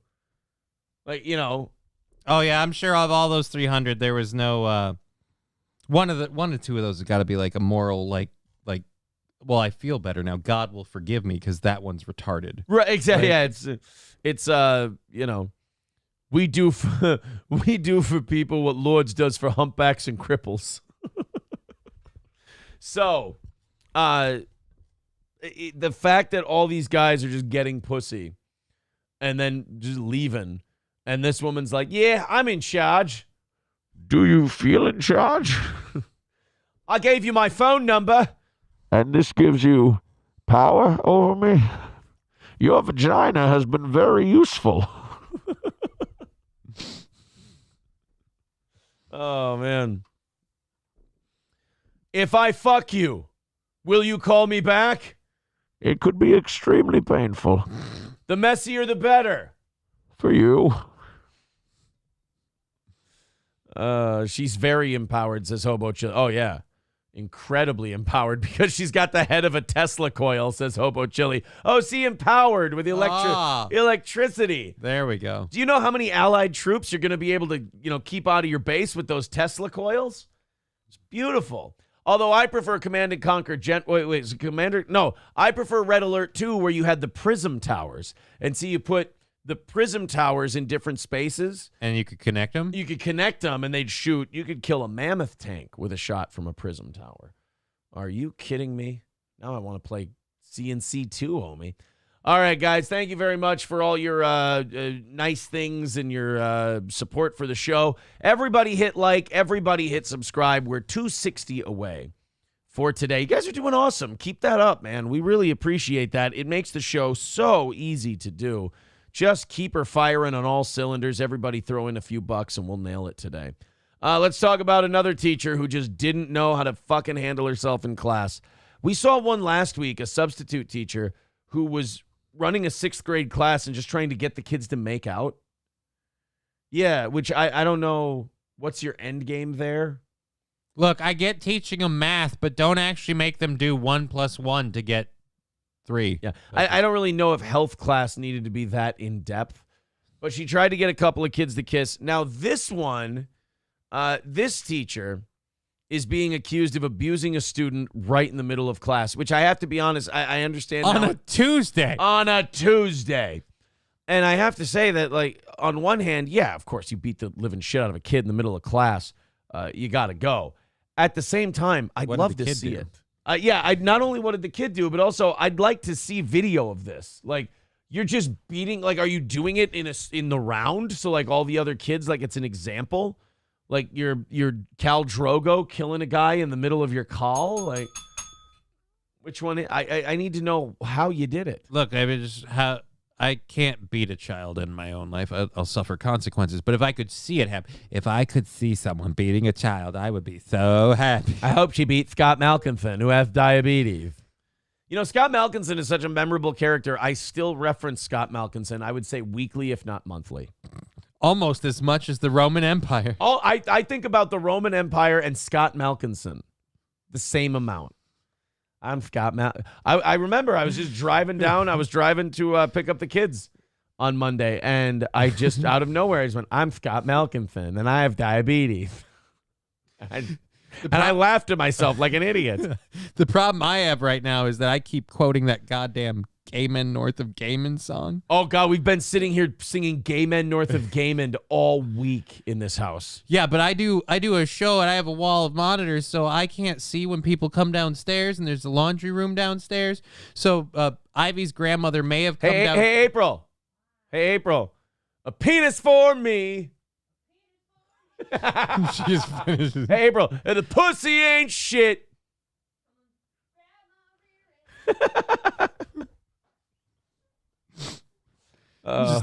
What's your favorite part of the song? Well, I don't know about favorite part now, but I can't take it. I'm a homo. My favorite might be living in the gay world. Yeah, that's the part that I can't stop singing randomly. And then it's I'm a homo. That's another one. I'm so damn gay, and I don't want boobs. Penis for me. Penis for me. Because the pussy ain't shit. Police of all right, sorry. Let's see what I mean. It sticks. You know what, guys? Here. You know what, guys? Fuck now it. We have to pause. Here. You know what? Knock our goal out. All that shit. Here. I've been selling my hoe, sucking all day. All day. Overtime hours for being real gay, so you can see that I'm queer. So throw me a parade, pipe that hole and blow my homies away. I'm so damn gay, and I don't want boobs. The penis for me, the penis for you. Wish I could fuck some butt in a room full of dudes. Till I jizz, till I jizz. Living in the gay world. I'm a homo. These gay men, orphan gay men, Lord knows they all just wanna have the way with my hoe. But you clean and don't stink. Wanna blow on some dudes till the cream starts to flow. And I don't want some boobs, cause the pussy ain't shit. Come and grab my rear end. I love man's ass. I love man's ass. Again, I really and then Matt Walsh at the end talking about how much he loves Gay Men North of Gaiman. I want to know who made that song. Oliver Anthony. Why? Oh no, I just. So that's clearly. It's clearly an Oliver Anthony song. Yeah. What do you need to do? What do you need to know? All right, let's do this. This story. This teacher in West Virginia, who apparently beat a child right in the middle of class. State police have also arrested a Preston County teacher they say abused a student multiple times in the middle of class. Just started beating the shit out of him, smacking him in the head. Now, here's the problem with this, is immediately the teacher's a bad guy. But we all had that kid in class who, like, you wanted to hit yourself because they were just so fucking stupid. Oh, yeah. And they were just such a problem. And like, if the teacher was going whack, whack, whack, like shit like that, I know that you still have to be fired for that, but I want to go on record as saying I understand the impulse. I understand the impulse of rationalizing and going, well, it's just a few light slaps. Like, I'm not really, beating the shit out of the kid. They're still going to fire you for that. But as Chris Rock once said, but I understand. Well, just as long as we honor the bet, because I said she'd take him out in the first round. For second, troopers say that 43-year-old Cassandra Sisler of Terra Alta put duct tape over a student's mouth inside of a classroom at Central Preston Middle School. Well, yeah, I mean, in fairness, you can't hear him scream that way. By the way, does she have a fucking Mockingjay pin? Does she have a Hunger Games pin on her lapel? Well, she so often gets confused for that actress that it's just she thought she looks exactly like her. She looks more like Amy Schumer, but that's okay. She's wearing a Mockingjay pin. You understand? That's like a guy teacher wearing a Batman mask to school. You're wearing a fictional character's costume. Is it weird that I would think that that's cool? Oh, no. As a student, I would think that that's wonderful, and I would want that teacher to do that every day. But sure make backing out of the driveway easier. Court documents say that Sisler duct taped the same student's mouth 2 more times, as well as his wrists, only a few days later. So he didn't learn. Right. So he's dumb and misbehaving. I don't know. Abuse, put duct tape over his mouth. What if he wouldn't shut the fuck up? I mean, I don't think that's... we need to lower the threshold for what's considered abuse. I don't think so. Hitting is bad. Any kind of hitting is bad. But duct tape over a student's mouth because he wouldn't shut up, that sounds like something that could have happened while I was in school and not been that big of a deal. Again, I just like it. The tape on the mouth thing, that seems remarkably restrained. He was a bitch. Right. He sounds like he was a problem. Sisler has been charged with child abuse and is currently out on bond. Legal Preston charges. County Superintendent. She put duct tape over his mouth, and she might go to jail over it. Like, okay, if the school doesn't want you to do that and you have to lose your gig, all right, fine, I understand. But criminal charges? Superintendent Brad Martin tells 12 News that he cannot comment on the employment status of Sisler at this time, but that the Board of Education is cooperating with law enforcement and taking all necessary action. That means fired. We can read between the lines. I mean, we're not going to comment on her employment status at the time, but we're cooperating with everyone. All right, she's fired. There's a job opening at that school. I understand. Look, she took out a roll of duct tape and said, "See this here? It means not welcome." And I just feel like that's a bad look. Yeah, I think with a story like this. Oh, Plankton says you mean raise the threshold. Is that what I mean? I have no idea. Do I want to raise the threshold or do I want to lower the threshold for? I want to lower, like, I don't want duct tape over the mouth at school to be considered abuse. Yeah, and so that'd be raise the threshold. Okay, so I want to raise the threshold. Fair enough. All right, I misspoke. But also, this is another one of those deals where the parenting styles have changed and you like give sympathy to the child now. Whereas my parents would have been like, well, what were you doing in school? Should tape your mouth shut. What were you saying? Yeah, you had to say something stupid if she decided to tape your mouth shut. She didn't tape your mouth shut because you weren't using it. Mr. St. Caesar says, Aaron, fix your internet. YouTube went down for a bit. We're good right now. Looks good right now. I'll keep it. There's no, guys, once the stream starts, there's very little I can do. Sometimes you just have a weird day. I think the YouTube stream might have went down because we were being horrible people. We've been a little Oh no, it's okay. It's fluctuating. All I can do, guys, is this. I can just put a piece of white paper over the blinking light and do the best we can to keep the show going. That's all. You guys have been doing great today. Thank you for all your support. We appreciate it. Thank you. Hit subscribe, hit like, throw us a few bucks if you'd like to. All the links are available if you'd like. Yeah, see, Jennifer says it's fine. Yeah, I think I haven't heard any complaints from anyone else that we've been going down. So, speaking of, we talked about the woman who slept with the 300 guys. Mm-hmm. Now we have an OnlyFans star with 2 pussies. OnlyFans is going to go from like porn and hot to like circus freak show in no time. Oh, dude, like I think we're already there. Yeah, we've got the double vagina. But this is one of the reasons I like OnlyFans is because it gives people opportunities that they didn't have before. In this case, what's a woman with 2 pussies going to do? Apparently 2 guys at the same time. That's the only, right? But, well, can you? I've thought about that. Of course I have. You have 2 vaginas, but you can't take 2 dicks at once because the man fucking you takes up a certain amount of width, and that width has to take up where your other pussy is. Like, how are you going to get 2 dicks in there at once unless the guys are, like, sideways? One of them's really a wiener guy? And you can't ride one and have the other one. I don't think you can take 2 dicks at once in 2 different pussies. Then what's the point of the extra pussy? In case the first one's dirty, you don't got to clean it. You can just go to the other one and wash them both out later. I mean, what the hell's the point? What you do is when you're going to hook up, you do one of these. You do swipe. Oh, God, that one. Okay. Take number 2. Okay, there you go. And then you go on your date, and when you're about to fuck, you go, okay, make sure you fuck the right one. Or is it the left? Oh. He's like, why? What's wrong with the other one? Oh, it reeks. It's fucking disgusting. It stinks like shit. Yeah, I think it's the right one. You're sitting there. You're sitting there like Bruce Willis in Armageddon. You're like, cut the red wire. No.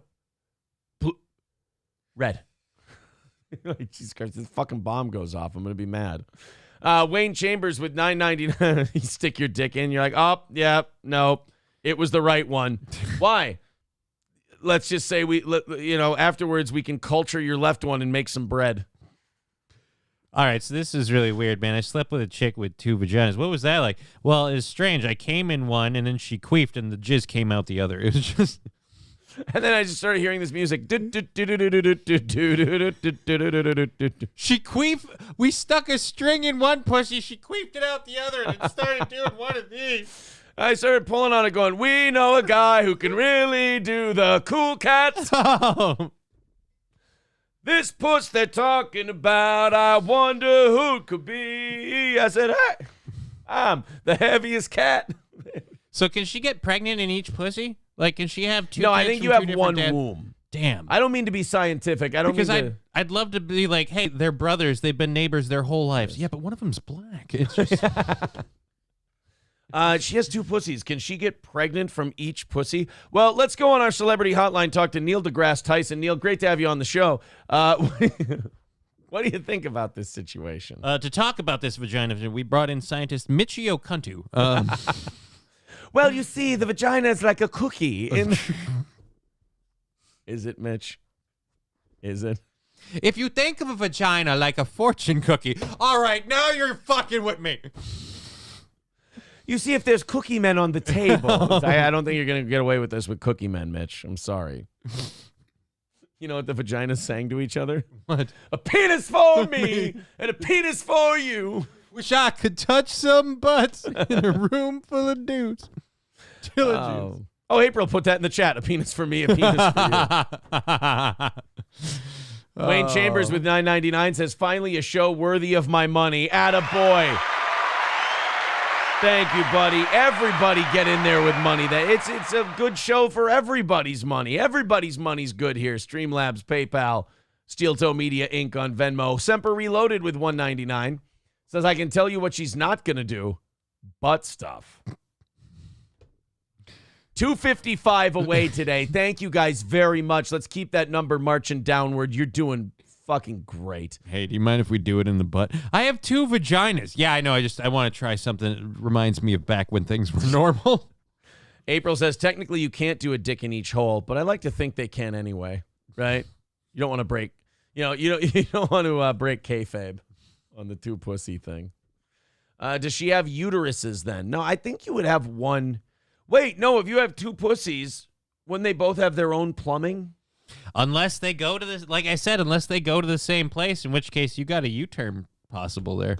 Yeah. You can go in and then come back out. She could queef fart come out of her pussy. Yeah. Or if you have a really, really fucked up like fishhook dick, you could go in and come. If you have Peyronie's disease, you can go in and come out. You can give her a pussy septum piercing. Oh. penis for me.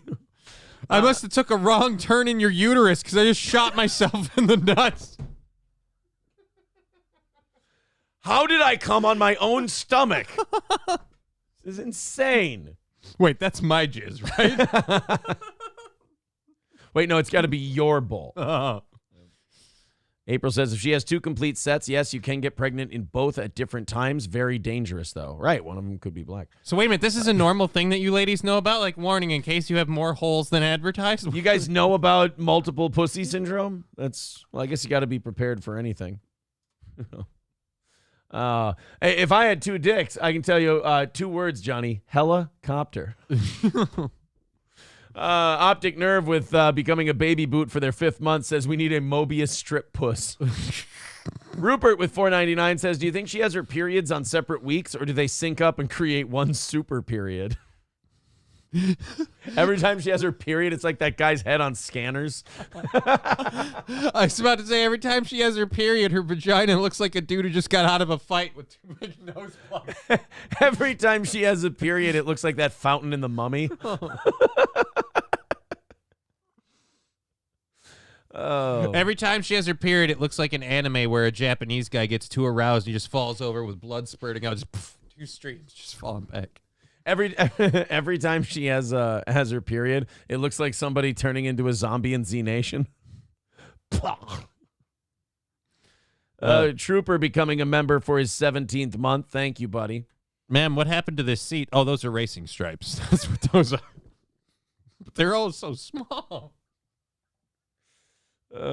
She's traded in the Chevy for a Cadillac. You ought to blow by now. I'm sorry. Aristocock says double the tampons. This economy must be killing her. Yeah, she gets. No, that's got to be a pad situation. Like, because I mean, otherwise, it's the only way to save money. I just think diaper. Just got a lot of ground to cover. That's all. April says, I know someone whose baby was born with 2 complete sets. That's the only reason I've had these conversations. It's wonderful. Wonderful. Looks like a snake bite down there, says Semper Reloaded. All right, now I know I'm supposed to get the right hole, but wait a minute, what? I told you, men just don't know what to do down there. Hey, that's not fair. So there's like, you got weird shit going on, like, is your clit in your butthole? How the fuck does this even work? Like, men don't have anything weird. Oh, come on. A turtleneck is the worst you got to put up with. You know what the perfect meme for how you're going to go after, how you're going to attack that pussy is you got to have John Candy with the knife and fork and the old 86er in front of him.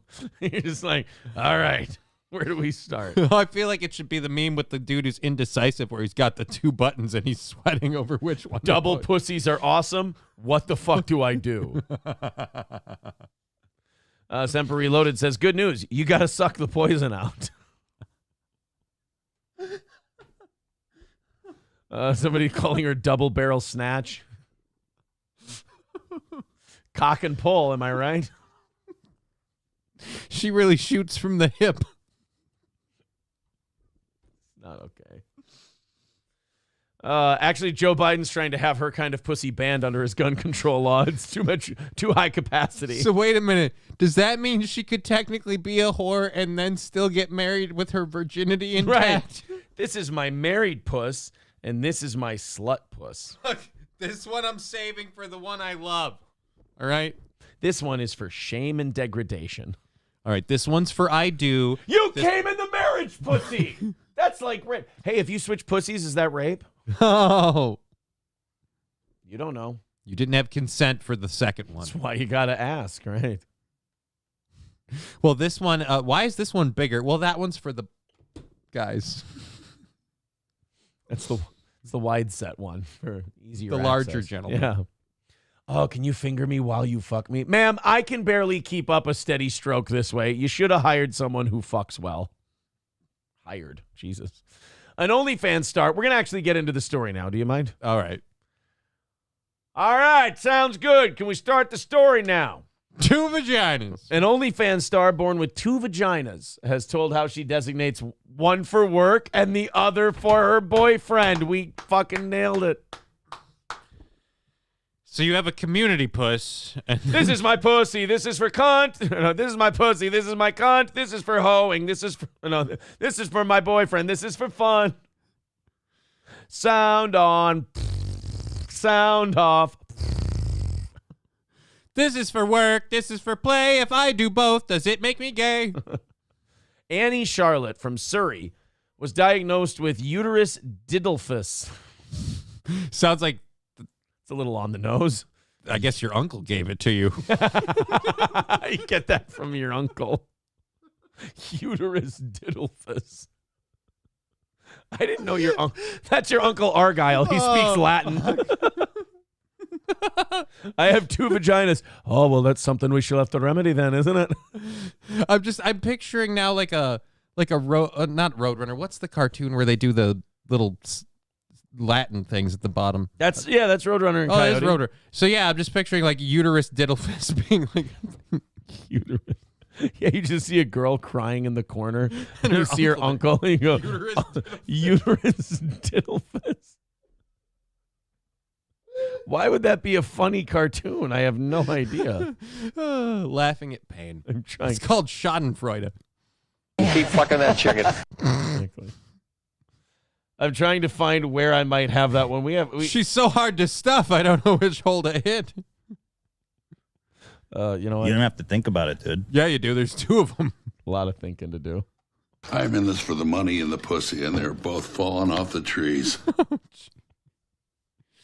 Uncle, wait a minute. Uterus diddlefus. Incest, a good thing to do. Where the hell did I have my Uncle Argyle drop? I have no idea. Oh, well. That's not something shows say very often. Yeah. Oh, here we go. Hi, Uncle. I have 2 vaginas. Well, that's something we shall have to remedy, isn't it? The boyfriend gets upset when he accidentally puts it in the party hole. Oh, you didn't even clean it. It's still sticky. It's like someone sneezed on my dick. Oh, baby, you're really wet. No, that's the party hole. That's jizz. I just got off work. That's someone else's leave behind. Oh, Terry. He told me he pulled out. That little scamp. The unusual condition.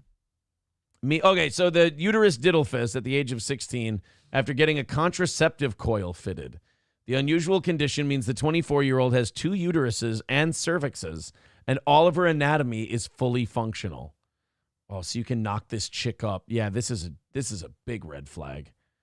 She's got twice the ability to be knocked up. Not good. All right, so I have a question. So now we understand that both the sexual chocolate.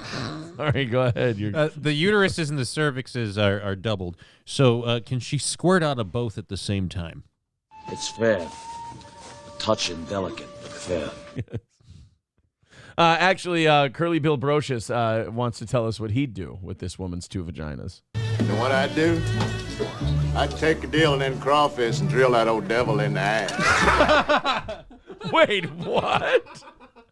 But she has 2 vaginas. Why would And he took the brown road. And he took- I'm his fan. And he took the shitter. You know what I'd do? I'd take a deal and then crawfish and drill that old devil in the ass. It works so good for that one. I don't really understand what. We actually have comment from her pussies. Yummy dicks, yummy dicks. She has a lot of satisfied customers. Petey Green. Oh boy. Take the deal and then crawfish and drill that old devil in the. I love how he's gonna trick her into fucking her ass. She's like, I'd take the deal and then crawfish and drill that old devil in the ass. Like, wow, you're just gonna lay out your plan way before. It's a bold move, Cotton. Let's see how it works out for him. Miss Charlotte, I didn't know she was knighted. Who claims to have made Charlotte's wept. No. She queefed. That's just jizz. She queefed out some dick. Who claims to have made more than $1 million creating adult content. Yeah, if you don't make $1 million with 2 pussies, you're a hack. You're doing something wrong. Yeah, using her. You know what you're doing wrong, Johnny. What? You know what I'd do? I'd take a deal and then crawfish and drill that old devil in the ass. Exactly what you're doing wrong. She only does anal porn. She has 2 pussies, and she has an OnlyFans, and she only does anal. And they're like, it's not what we want to see. Well, that's because, they got... wait a minute. Can you literally, if she gives you anal, can you get, bait and switched by her vaginas?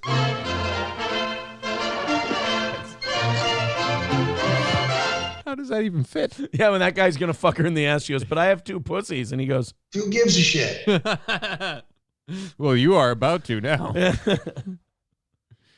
Okay, let's continue on and find out what this bitch does with her 2 vaginas. She's also, she does experience 2 periods each month, so they don't sync up. So half her life is spent just bitchy, bloaty, and bleeding. 2 periods each month, but I mean, that doesn't mean that they don't. She is able to manage both with contraception, she says. So I guess she can trigger them both at the same time. My God, does this woman risk bleeding out every month? Does she have to have transfusions? Feeling lightheaded, I think I just started having my period. This woman's literally just chewing pieces of iron. Oh, man, it's like going to a blood bank every month. I just got to drink orange juice all day. What do you mean you were born with osteoporosis? I have 2 vaginas. It's going through a lot. Well, I'll give you some bones. Discussing her life with the condition, Miss Charlotte told how her boyfriend, who she met in February, has been incredibly supportive. Oh, I bet he has. I mean, you kind of have to be at least a 6 to have 2 vaginas and make anybody interested. And she's just clinging on to that 6 for dear life, isn't she? It looks like, I don't know if is this a heavier type? It looks like she's coming forward. I feel like you're blowing up in the wrong way. She has mushy tits, too, you can tell. Those are mushy tits. Those look like fatty tits. Those, look, I mean, hey. Oh, she's baking bread out the back of this dude, she's too. muffin topping hard. We're pieces of shit. We're just fat, ugly assholes, and we're just sitting here going, we're like Lorenzo Lamas with that laser pointer. We're just like, oh, yeah, see, she's baking bread right here. Those are clearly mush tits. I mean, to be fair, she's drinking the vodka drink. There's fewer calories in it. I get it. To be fair, I understand why she's muffin topping. I mean, when you have 2 vaginas, yeast infections are probably a given. Oh, for the love of Christ. So she has 1 for partying and 1 for the boyfriend. All right, yeah, there she is. She's not unattractive, but not, Yeah. Look, would I turn her away at the bar? No. Would I feel But you turn her away at like a function. Yeah. It's not at the bar. The part that would really weird me out would be the morning after. I'd be like, wait a minute, you have 2 vaginas. Which one did I fuck? You didn't get the boyfriend one. Damn it. She said, we have a rule. 1 vagina is for work and the other is for him. That's such a cucky feeling. They're like, don't worry, honey. When these guys fuck me, it's just going to be in this hole. It's like, yeah, you're still taking another guy's dick. I don't know if I'm cool with it. I totally plowed your wife. Yeah, but you only got to fuck her in the work vagina. Exactly. Yeah, but she's only got 1 face, brother. And I came all over Oh, that face is now both of ours. We're brothers. He's amazing. We're really happy. I didn't tell him about my condition until after we had sex for the first time. I'm pretty sure he figured it out. Hey, we're necklace nephews. And she's got diddlefuss. I love how, this is becoming a bad thing for women, too, is they're like, oh, he's amazing. No, he's not. He's a bad boyfriend. He lets you fuck other dudes.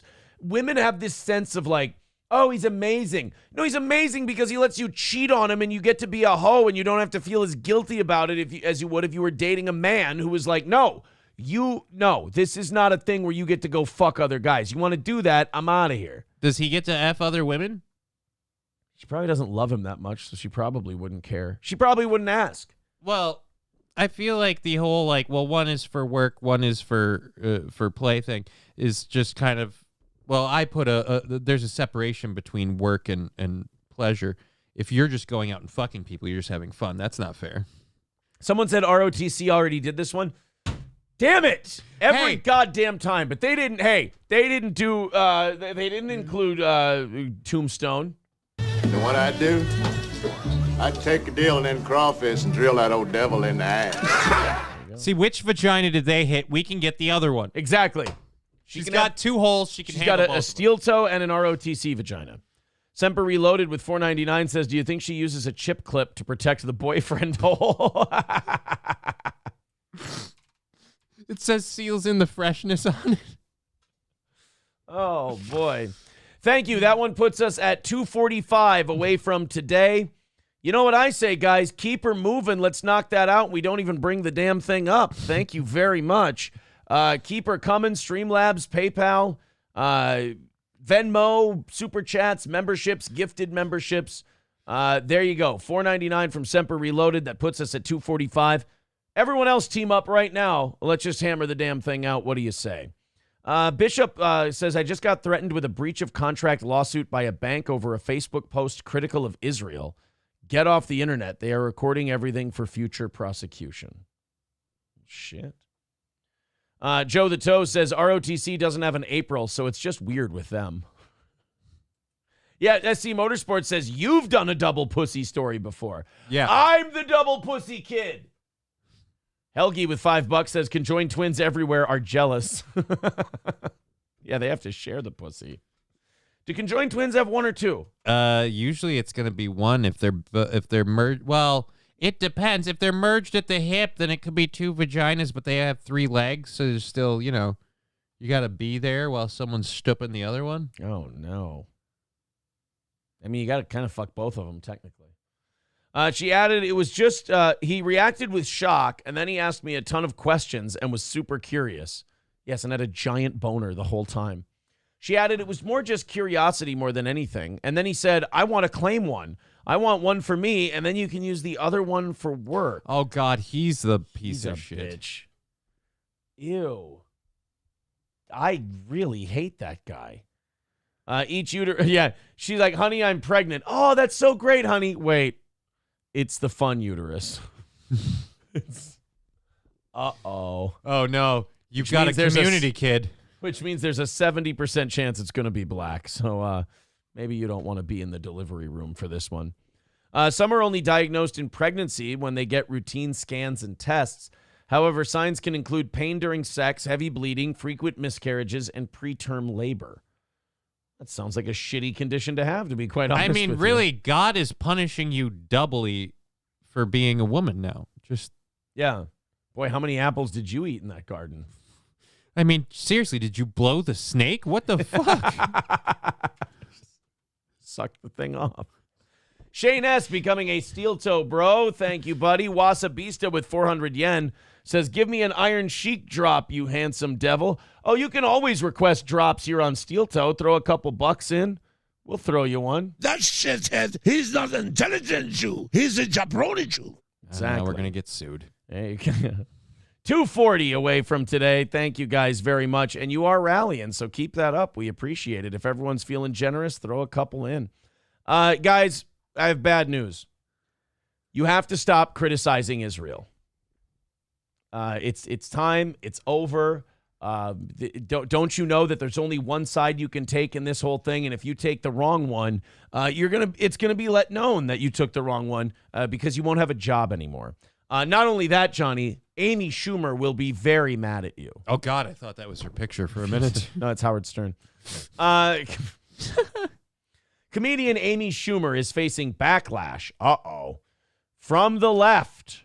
Oh, imagine that. So a comedian who decided to get really progressive and super into politics took one opinion that didn't jive with her lefty ally buddies, and now they're going to eat her alive. You know, you never see that. It's weird.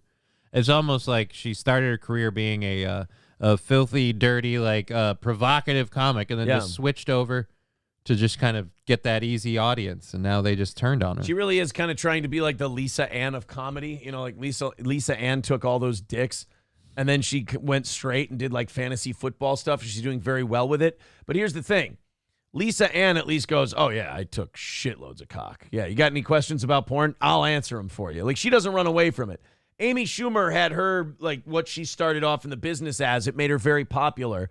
Then the minute it was time to be respected and want to say things and have commentary, then it was, oh, yeah, I was just playing a character. That wasn't really who I am. That was just some bimbo character. The minute she got a Comedy Central show, it's like, oh, no, I'm all about doing comedy to push a message about women empowerment and equality. And, fuck you. Someone says, I believe Mel Gibson has something to say about this. Yes, he does. In fact, Mel Gibson has a lot of things to say about her. I believe... You need a fucking brain transplant. I need a woman, not a fucking little girl with a fucking dysfunctional cunt. Oh, my goodness. Comedian Amy Schumer is facing backlash from the left after she posted a meme complaining that Black Lives Matter and LGBTQ activists had abandoned Jews who had supported their causes after terrorist attacks on Israel. So what she's saying is, all of the Jews were there promoting all of your things, and now when it comes to us, you were not paying back the favor. We were burning down the cities in your peaceful protests, and somehow we don't get any respect. You know, it's weird. So all of these people with their differing agendas decided to team up and make a coalition, and then imagine that as soon as you guys differed on something, you're going to start eating each other. Who could have predicted that? So you're saying the Black Lives Matter people and the LGBTQs, they were great to have your support, but when it came time for reciprocation, you're like, but I got, ooh, look at my wrist. Yeah. Here's what I don't get. Like, if you're LGBTQ, the last thing you should ever support is anything Hamas related, because you're on the chopping block with Hamas, dude. No, but I'm one of the allies because I believe that they were being, controlled by a whole bunch of colonizers, so they won't want to behead me because I like dick. I'm one of the good ones. Exactly. No, and, look, I don't see what's so difficult about and I know people call it middle of the road or fence sitting, but there are no good guys over in the Middle East. Everyone's done dirty, nasty, rotten shit to each other.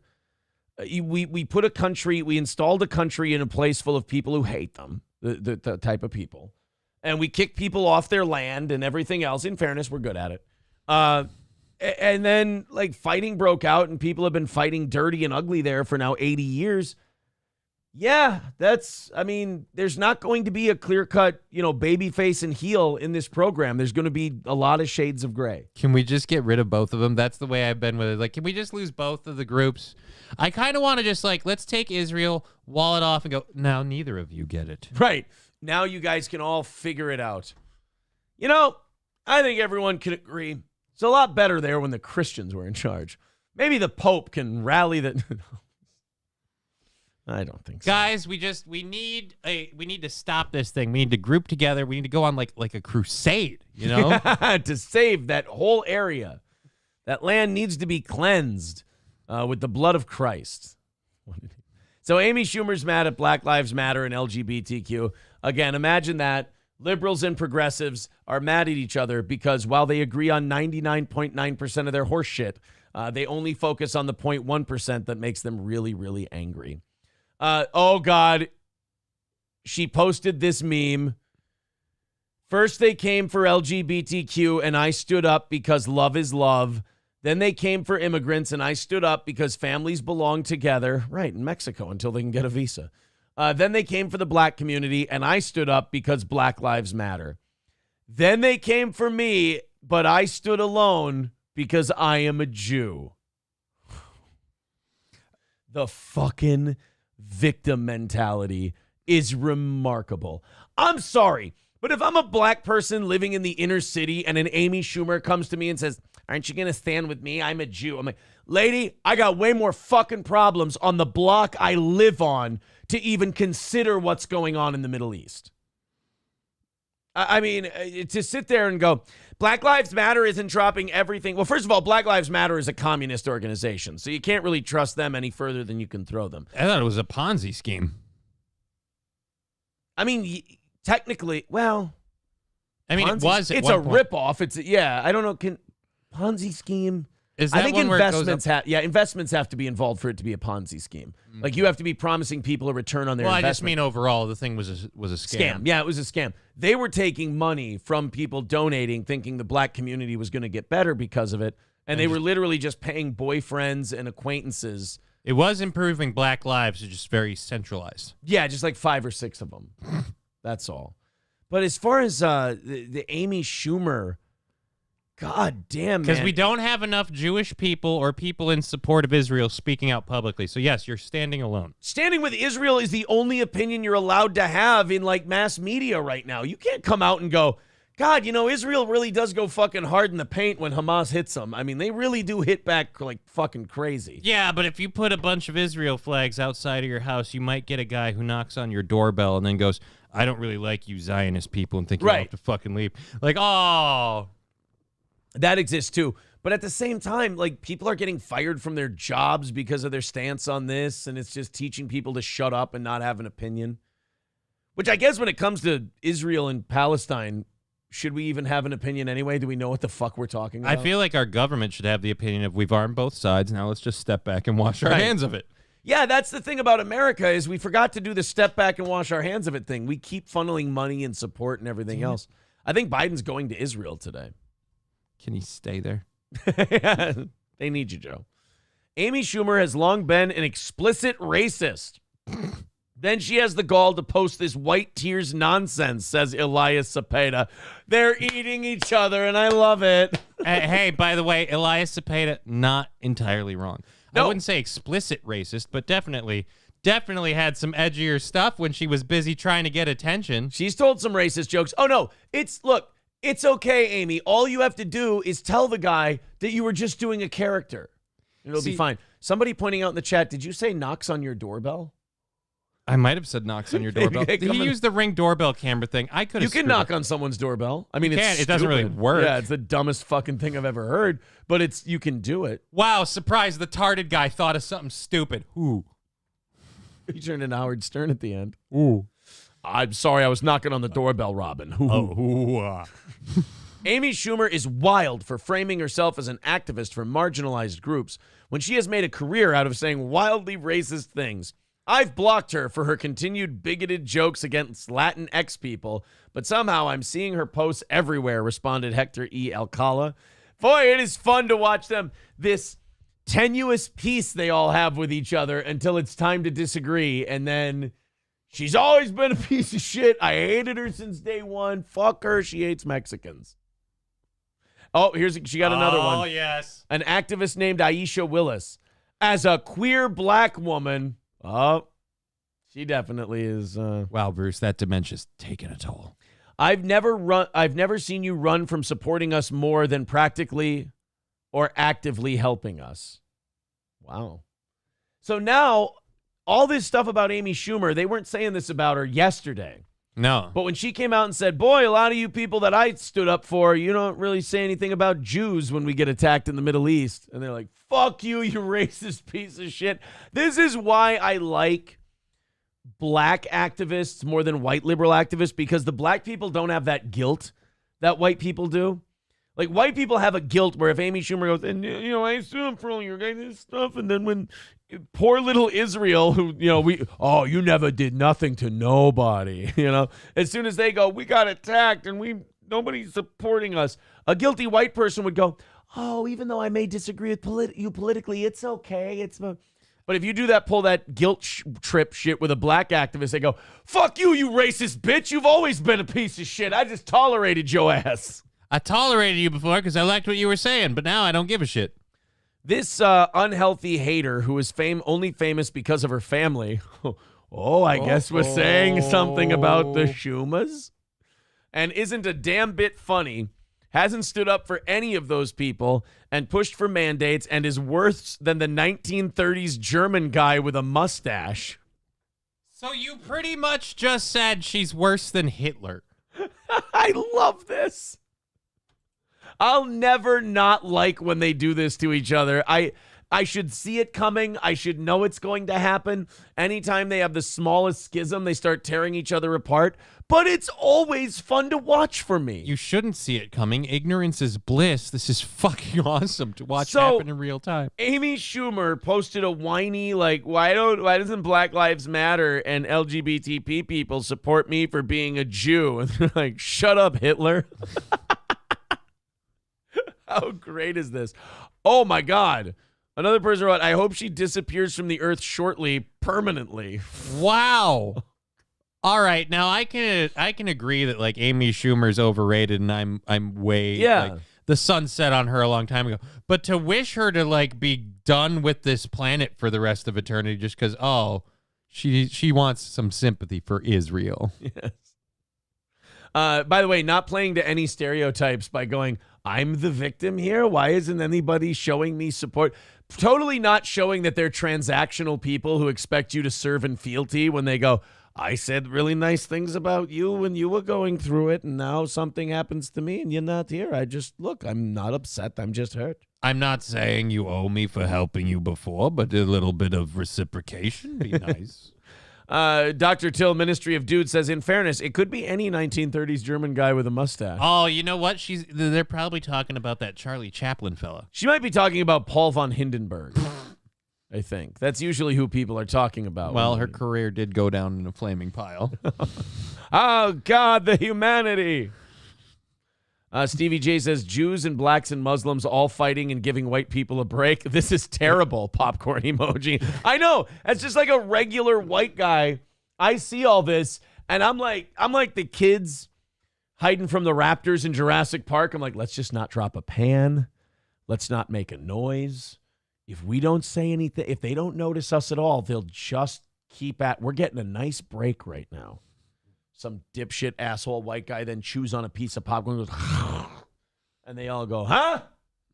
Ah, fuck. God damn it. You know, you guys are the original colonizers. And yeah, I know. Yep. Okay. All right. Well, maybe that's what happened. Maybe white people were they were getting bombarded over something and they just called Hamas and went, could you do something? Like, you just take the heat off us real quick. I wonder why that hasn't happened with people being like, I support Israel. You would, you colonizer. Ass Mad Gorilla Dick 413, greatest name ever, says von Hindenburg, shout out. Yes, a von Hindenburg shout out on this program. Guy Sartell asks, how can we make this Trump's fault? Good question. Good question. Kotad says it cries out in pain as it strikes you. Yeah, that is what she's doing. I mean, I got to say, I think I side with the activists on this one because Amy Schumer was clearly doing some, I think they called it white tears guilt tripping. Yeah. She totally was. She was like, look, I supported you. I scratched your back. Everything is transactional. Why don't you scratch my back? And again, I just feel like this is one of those weird things where, all right, so you're Jewish, but are you an Israeli? Because it's weird how this is a thing where it's a religion and it's a race. So it's an ethnicity and so it's a culture and a religion. Because I've never known anyone who's like, you know what, I've converted to being African American. Well, Rachel Dolezal, but how soon we forget. Oh crap! Wait, how soon we forget. We actually have audio of Black Lives Matter talking about whether or not they're going to support Amy Schumer. Oh, we do? Over the Israel thing. Yeah, I mean, we got this. This came in real fast. I just want to make sure we have the right one. Like I said, I mean, this just came in. You got to sift through all your stuff. Yeah, here we go. This is Black Lives Matter meeting with the LGBTQ plus community, deciding what they're going to do with Amy Schumer and supporting Israel. And what I do, I take a deal and then crawfish and drill that old devil in the ass. They were planning to backstab her from the very beginning. It's the first time I've ever heard it called that. Professional horny boy with a good point. Are Jew tears actually white tears? Yeah, I mean, well, in fairness, like to black people, yeah. Well, I mean, in fairness, depends on the day, which side they want to be on. Yeah, that's true. Who's giving us money today? All right, let's go to this Janet Yellen clip. Hey, guys, don't worry. I know a lot of you are worried that the United States of America is slowly selling itself to China and that we're kind of totally fucked and that they're going to take over as the world superpower and everything else and that maybe we should be treating them more like a hostile opponent, an enemy, more so as someone we're trying to get along with. Janet Yellen wants you to know that that's all horseshit. And you're wrong, and don't worry. By the way, same Janet Yellen who told us yesterday that don't worry about it. We may be in debt and all that stuff, but the economy's in great shape. Inflation is gone. It's done. It's gone existed. We can afford 2 wars at once. This is just the thing. When Janet Yellen opens her mouth, I'm just like, why are we still listening to this idiot? Like, because she's now the Treasury Secretary. Yeah, why is she still the Treasury She's in charge of our money. She's the master of coin. She looks like my grandma. And my grandma was senile and somehow smarter than this lady. She's full of shitty takes this week. Janet Yellen, I wish her name was Janet Being Quiet. Wish her name was Janet Shut the Fuck Up. I wish her name was Janet Fuck You, cunt face. Janet, you insufferable. Insufferable? Insufferable. Is she getting diddlefist? Yeah, she's getting diddlefist. My lips are getting diddlefist, apparently.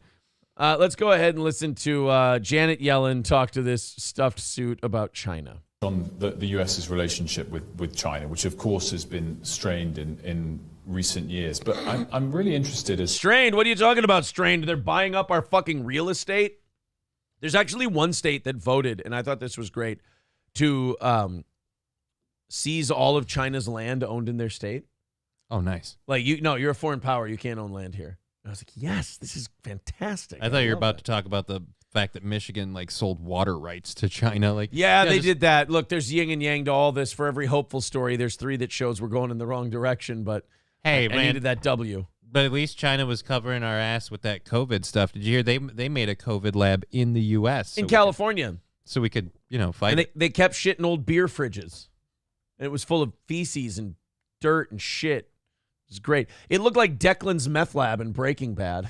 But remember, guys, it's from eating bats and pangolins. All right? Exactly. Yeah. Don't be a racist and assume that these Chinese people made a virus. Yeah, because they didn't. EcoHealth Alliance did with our government tax dollars. With the Chinese. Together.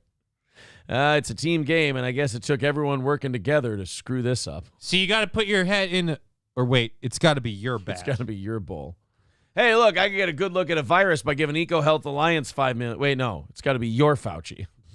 As to whether the relationship has found a flaw, perhaps. Maybe it's not recovered, but perhaps the flaw is in.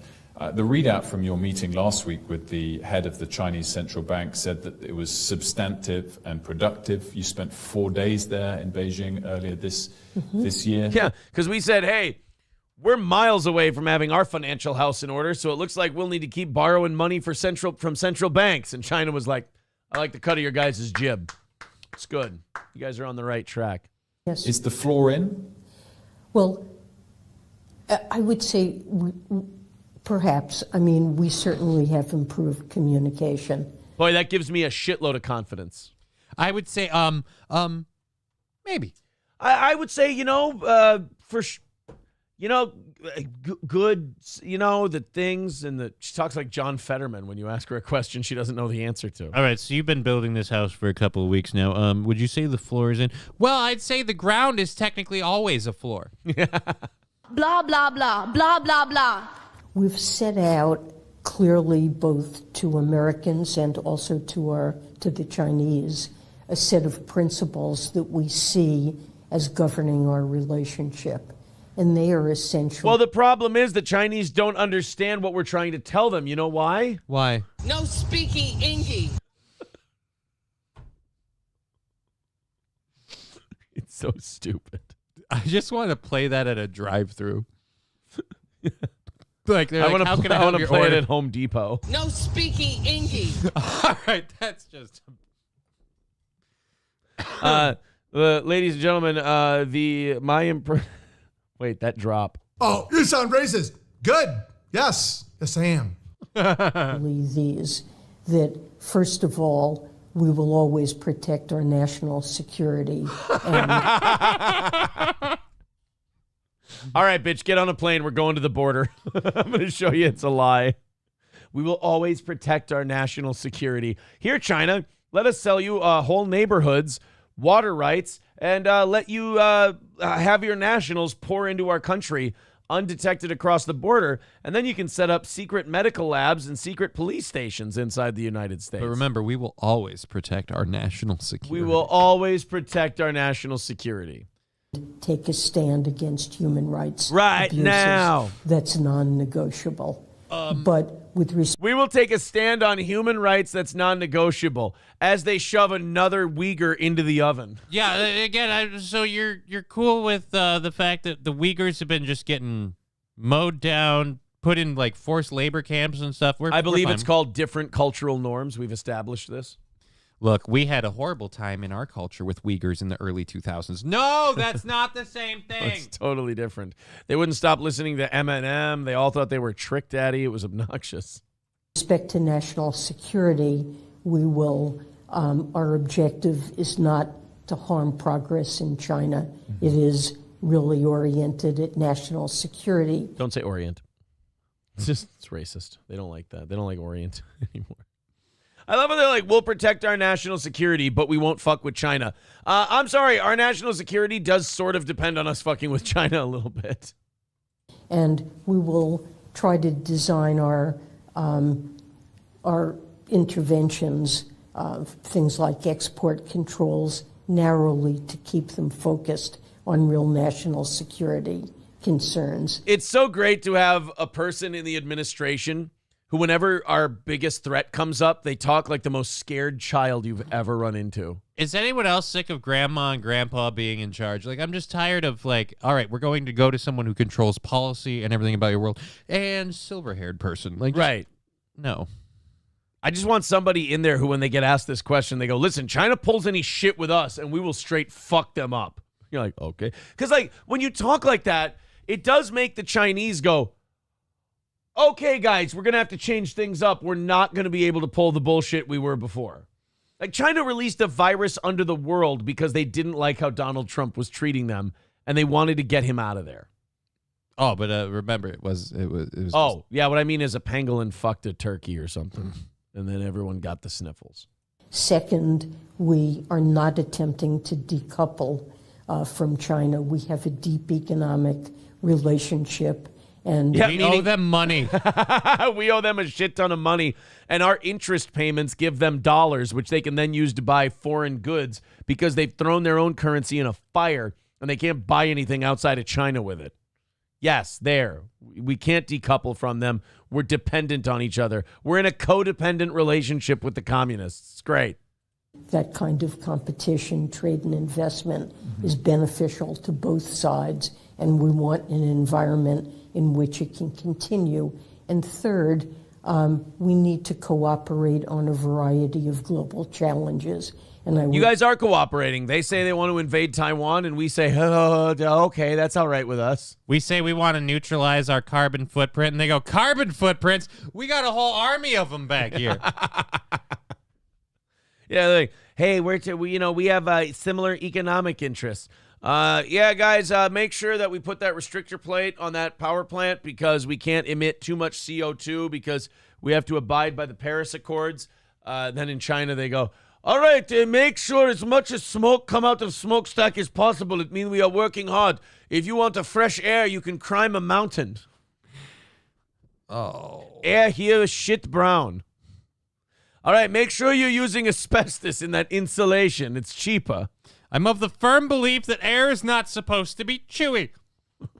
I'd say climate change is an obvious example. Big for them. They're big on climate change. This is for both in the interest of both. If planets get hot enough, we can kill some of our people.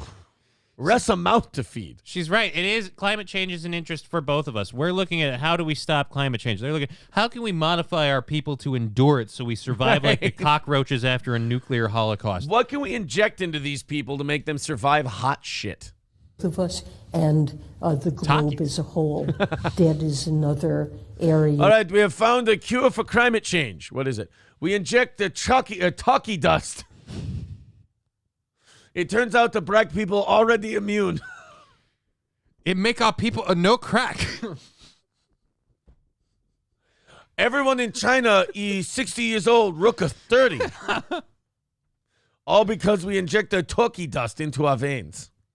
Where many countries are heavily indebted, we need to cooperate on debt relief. So I see those as the governing principle. Great. Our country's in a state where we have to talk about debt relief because we've spent so much fucking money. That's great. Well, she's saying in places where both of our countries are heavily indebted, we need to cooperate on debt relief. And I'm like, there's some debt we need to relieve here. You know what debt relief is? Pay your fucking bills. You take $4 trillion of our dollars every single year. Make it work. And we are deepening our relationship. We have established in the aftermath of my visit, an economic working group and a financial working group. Anybody else? Like, I'm turning her off because I'm bored. Yeah, she's saying stupid shit, but she's also, it's a double whammy because she's saying it in a really boring way. And ultimately, she's talking out her ass and not really saying anything. It's just, she's like, look, we're doing things, technical terms, stuff is happening. Things are happening. Dustin with $5 says, if Johnny can't walk, can he still strut? That is a great question. You know what? We're going to find out in just a second. I'm going to go use the rest. Guys, we are 2:35 away from today's goal. Keep it going. Let's go on a big rally. You see those links? The Streamlabs, the PayPal, the Super Chats, the Venmo, all that stuff? Absolutely keep her going, man. We really appreciate it. We want to knock that. We've got 2 goals left for the morning shows because Rumble Friday, Link Friday, that one takes care of itself. So everybody jump in there and hammer that thing out. You know, we've just been doing shows now, no mentioning it, and it's been going. The shows have been a lot better. We just got to make sure that that number gets handled, and then we don't have to mention it anymore. Let's see. This is Johnny going to the bathroom at the moment.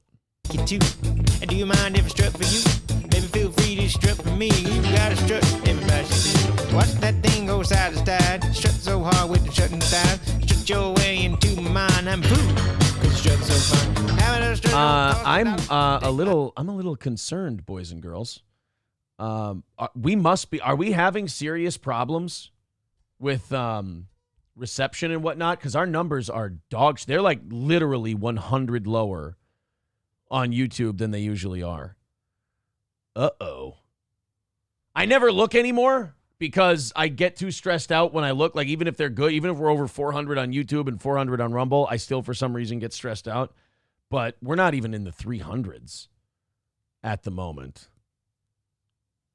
That worries me. What the fuck happened? I don't think that the show would be dying because we seem to be okay. I mean, the shows seem to be good. Uh-oh. Yeah, our KBS is going up and down like crazy, but oh boy. Now I'm hot. now I'm hot. Now I'm nervous. Now he's rattled. 275 on YouTube, and we're not even at 300 on Rumble today. Oh no. So let's see, 280 and 300. What is that? We're not even at 600 people. Uh-oh. Oh, guys, I guess knock today's goal out of pity, I suppose. All right, hold on. Let me wipe my arms off here. I'm definitely sweating big time. This is flop sweat for sure. Oh. Maybe people are fucking, says Phage Lives. Ugh. Knock out that 2. Yeah, Yeti Flyer says, holy shit, this is low. Right? That is really fucking low. Like, usually we're at 400, and then if we're at like a high 300s day on YouTube, it's like, we gave it our best shot. But under 300, holy shit. I'm definitely going to work on some stuff, that's for sure. Gulp. That's a gulp, is what that is. Economy and now your numbers, and you ask why folks are checking out, says Omega. Why would they be checking out? We're doing great. Kyle says, haven't been above 300 all week. Yes, we have. We've been in the high 300s all week, which isn't great, but we've been in the high 300s all week. Oh, shit. Orange Boy says, I remember the days on Twitch when it was still in the 400 peoples. Well, yeah, now we're at what, like 590 at the moment? About 600 total? Oh. All right, guys. Throw us some money. Give us a pity day, I guess. And let's see if we can knock this thing out. You know what? I shouldn't have looked. I really shouldn't have looked. But I went to Struttin'. I went to the YouTube thing for Struttin'. There you go. It put you in and trouble. Then it showed me our thing on the side, and it showed me 275. And I'm like, that can't be right.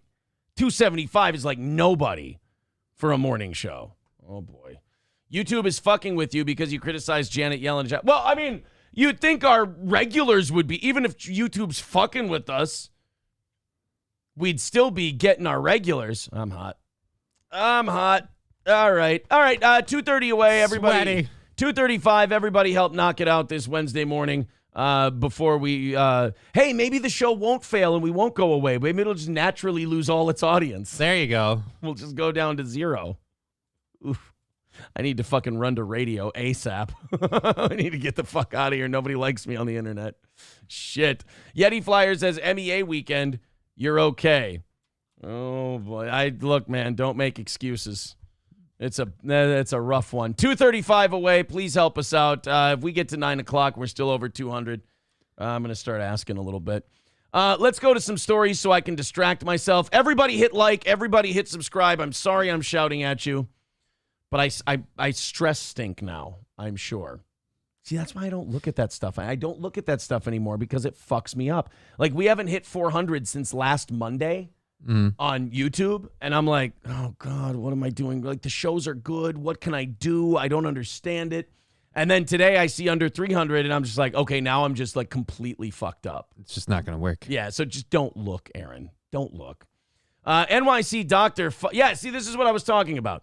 New York City doctor fired over pro-Hamas post, cheering Israelis, quote, getting a taste of their own medicine. So is that a nice thing to write on social media? No. No, it's not a nice thing at all. Should you not get to be an emergency room doctor anymore because that's what you think about the Middle East?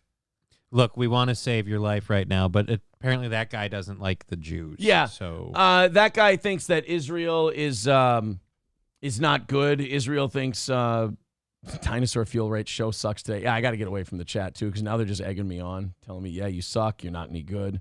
I know, believe me. Guys, there's nothing you can say in that chat that I'm not thinking 80 times worse right now. And I've been doing this since the Twitch days of like, oh, fuck. Oh, this is it. Oh, this is done. Oh, it's over. Reddit and all that, have fun with the little me realizing that I'm a failure. I do appreciate it. A New York City emergency room doctor has been fired for controversial posts online that applauded Hamas's massacre at a music festival in southern Israel, saying the attacks gave Israelis a taste of their own medicine. Now, again, bad, naughty thing to say, not very nice at all. But your employer doesn't need to get involved. Again, if people start losing their jobs for shit they post off the clock on social media, then freedom of speech doesn't exist. I know that people say freedom of speech is a government thing, but if you don't talk openly, if you don't speak up because you're like, oh, I'll lose my house, I'll lose my job, I'll lose everything, then you don't have freedom of speech. So I wish we would stop doing this, but unfortunately, as we get more and more tribal, this is not going. We're not going to see this like rewind. We're not going to see this go back. We're not going to put the ketchup back in the bottle. Well, if we have this happening where people side with one thing and then we kick them out of their job, so what happens then when we need nurses, we need doctors? Or do we start shaming those people going, well, you had some, but you had to get rid of them because they didn't have all of the perfect political takes? You would have thought we would have learned from the vaccine stuff when they were stopping people from working with the vaccine, and then they went, oh, man, we're having job shortages. We're having what's the deal? We can't find people to come work here. And it's like, yeah, that's because you won't let them unless they get this medical thing done. And then there had to be lawsuits and people got their jobs back and everything else. And yeah, they're going to do that thing where they're like, oh, hey, we can't find anyone to work at the hospital. Oh, we can't find anyone to work at this marketing agency. I wonder what's going on. And it's like, you kept telling the people who didn't have the right opinion about a war thing that's going on somewhere else that none of them should really give that much of a shit about. You fired them for not having the right opinion on that. I mean, that's a slippery slope, as they say. Thank you very much to Dub with $5. Says best morning show hands down. Yeah, today's show has been fantastic. That's why I'm a little upset at the stats, if you will. Chevrolet JB says, yep, still no members show on Rumble. I will give $5 when you do your job. The members only show is on Locals and Patreon and YouTube. It's members only it's for the YouTube members. Oh, for the Rumble members. Well, that's Rumble's fault. I can't help you on that one. Rumble doesn't let you do a show just for your subscribers. So I got to try and figure that out. Professional Horny Boy says, what are you talking about? This has been the best show all year. I fucking hope so, man. I really do hope so. But yeah, I don't like, it's another one of those stories where a guy said the wrong thing And when the guy said the wrong thing, he had to lose his show. Freudian slip. Sorry.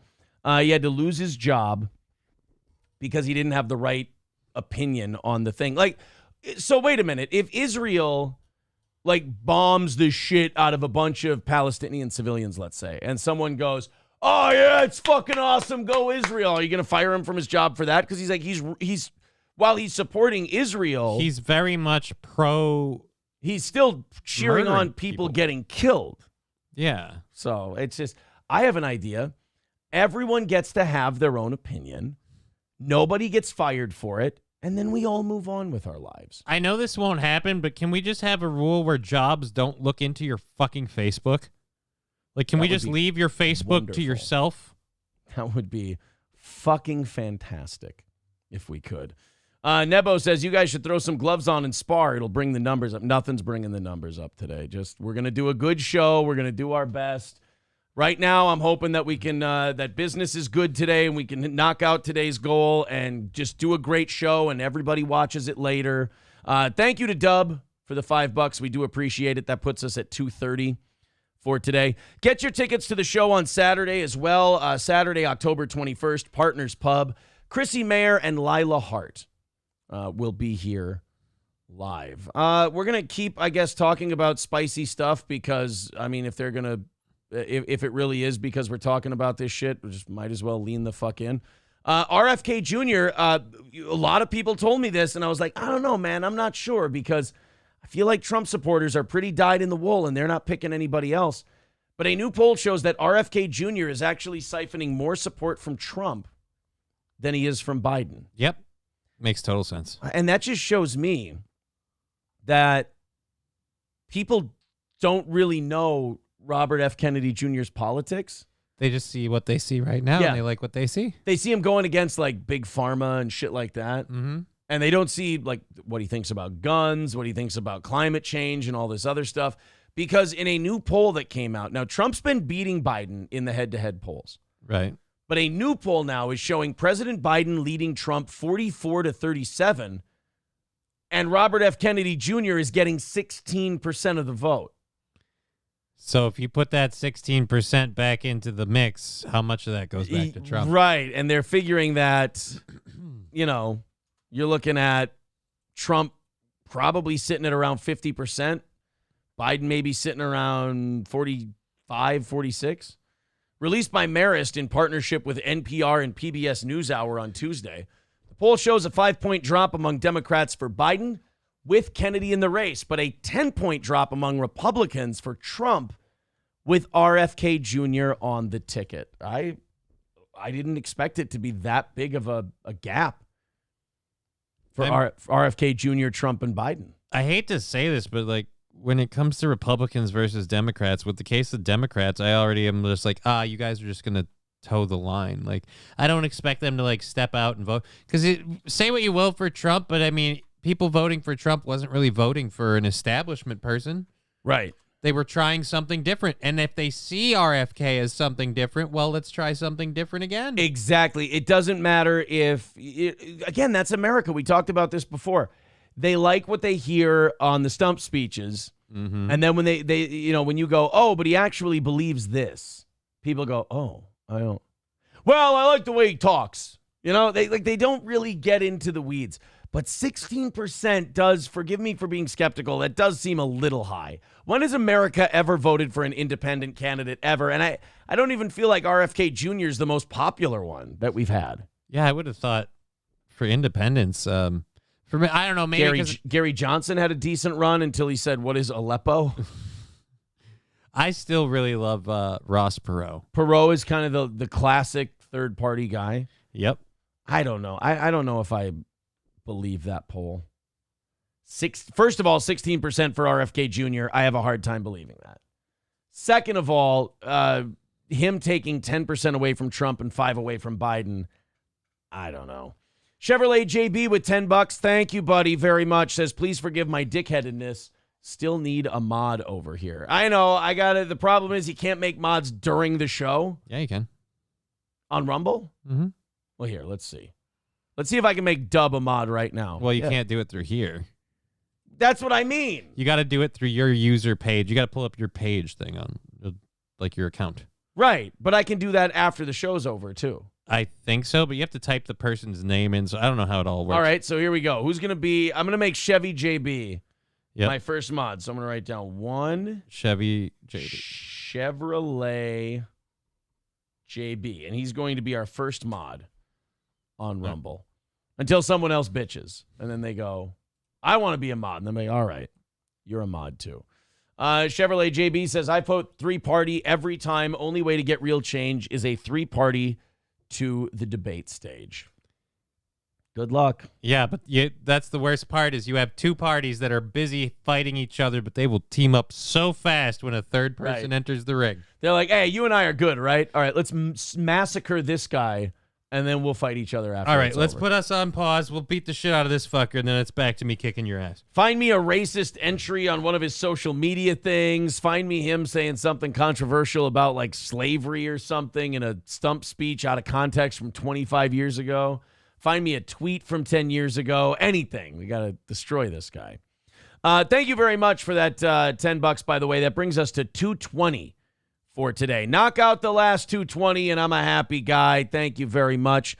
We do have an update on Jada Pinkett Smith. Of course, she had that book come out this week where she said, oh, yeah, Will and I have been separated for like 8 years. He slapped the shit out of Chris Rock, and that was weird to me.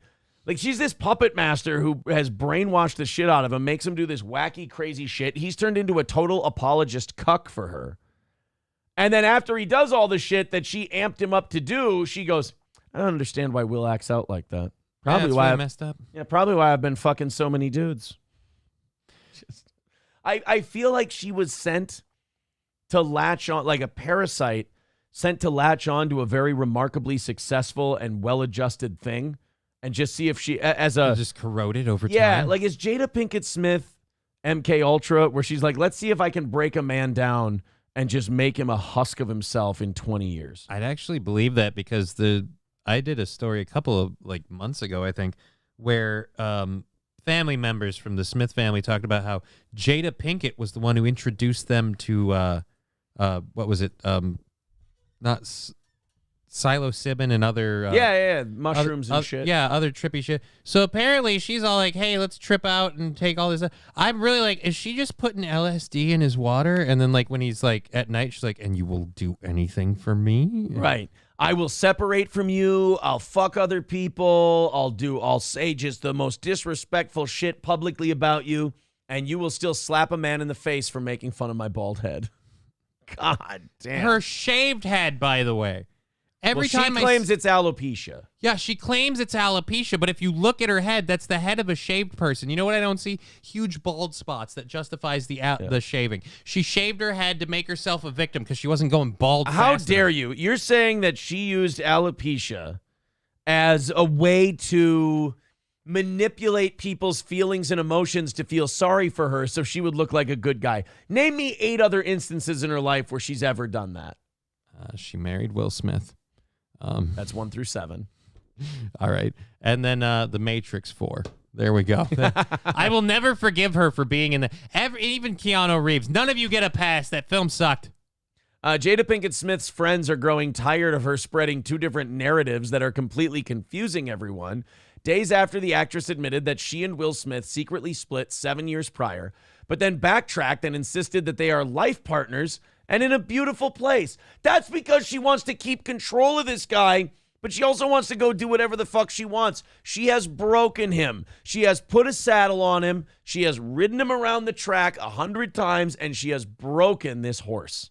And she knows that if they completely separate and go their separate ways, Jada Pinkett isn't a thing. Right. Jada Pinkett Smith is, and that last part is what exactly. She needs. If Tupac were still alive, she could be married to him and she wouldn't have to worry about it. Jada, 52, shocked the world last week when I think Hamas shocked the world, but okay. When she made the revelation that she and Will, who's 55, wed in 1997, had been living completely separate lives since 2016, after she said she became exhausted from trying to repair their fractured marriage. So she broke a vase. And then she was in the middle of gluing the vase together, and then she went, fuck it, I'm done trying to fix this broken vase. And you're like, well, you broke it. Shouldn't you have to repair it? I have alopecia. I'm a victim. Now, let me tell you how I fucked our son's best friend. Yeah, that's the weird part. She is just a total piece of shit. I'm going to be like, hey, man, your mom's pretty hot. Think I can plow her? Odds are good. Absolutely. But then the actress left everyone scratching their heads when she claimed that she and the Men in Black star were not actually broken up, but were working hard to repair their romance, and that he was very much still her man in other interviews. This is like such manipulation. See what I'm talking about? That's shaved. Oh, I see what you mean. Yeah, she's still growing hair. She's still growing plenty of hair. I don't see anything on that head make, oh, you need to be bald. Imagine picking alopecia as your thing to make yourself a sympathetic victim. I'm not saying she doesn't have it. I'm just saying she's using that crutch, like leaning on it hard. Like, like she got diagnosed with like, my hair seems like it's thinning. A lot of people your age start getting a light case of alopecia. Like, oh, I got alopecia. Yeah. She's in the bathroom, G.I. Jane, just crying. Oh, be careful. Will Smith's going to slap the shit out of you. You can't make G.I. Jane jokes. That's right. I can't move fast. Yeah. Can I lean back and maybe he hits you? I mean... You can try, but he's accurate. It'd be the second time a black man knocked you out. Now a source has told Daily Mail exclusively that those close to Jada are frustrated with her varying stories, since it's clear to them that there is no chance she and Will get back to what they once were. That's not true. They can absolutely get back to a relationship where she's constantly manipulating him and forcing him to do things he doesn't want to do. I think they still are there. Yeah. But I do like that there's people around her that are going, fuck, would you shut up already? I like that people like close to her have had it with her bullshit. And they're like, all right, you're laying it on way too thick now. I'd love it if she just leaned in and pulled that Ben Stiller line from Tropic Thunder. People said they were close to me? Yeah, exactly.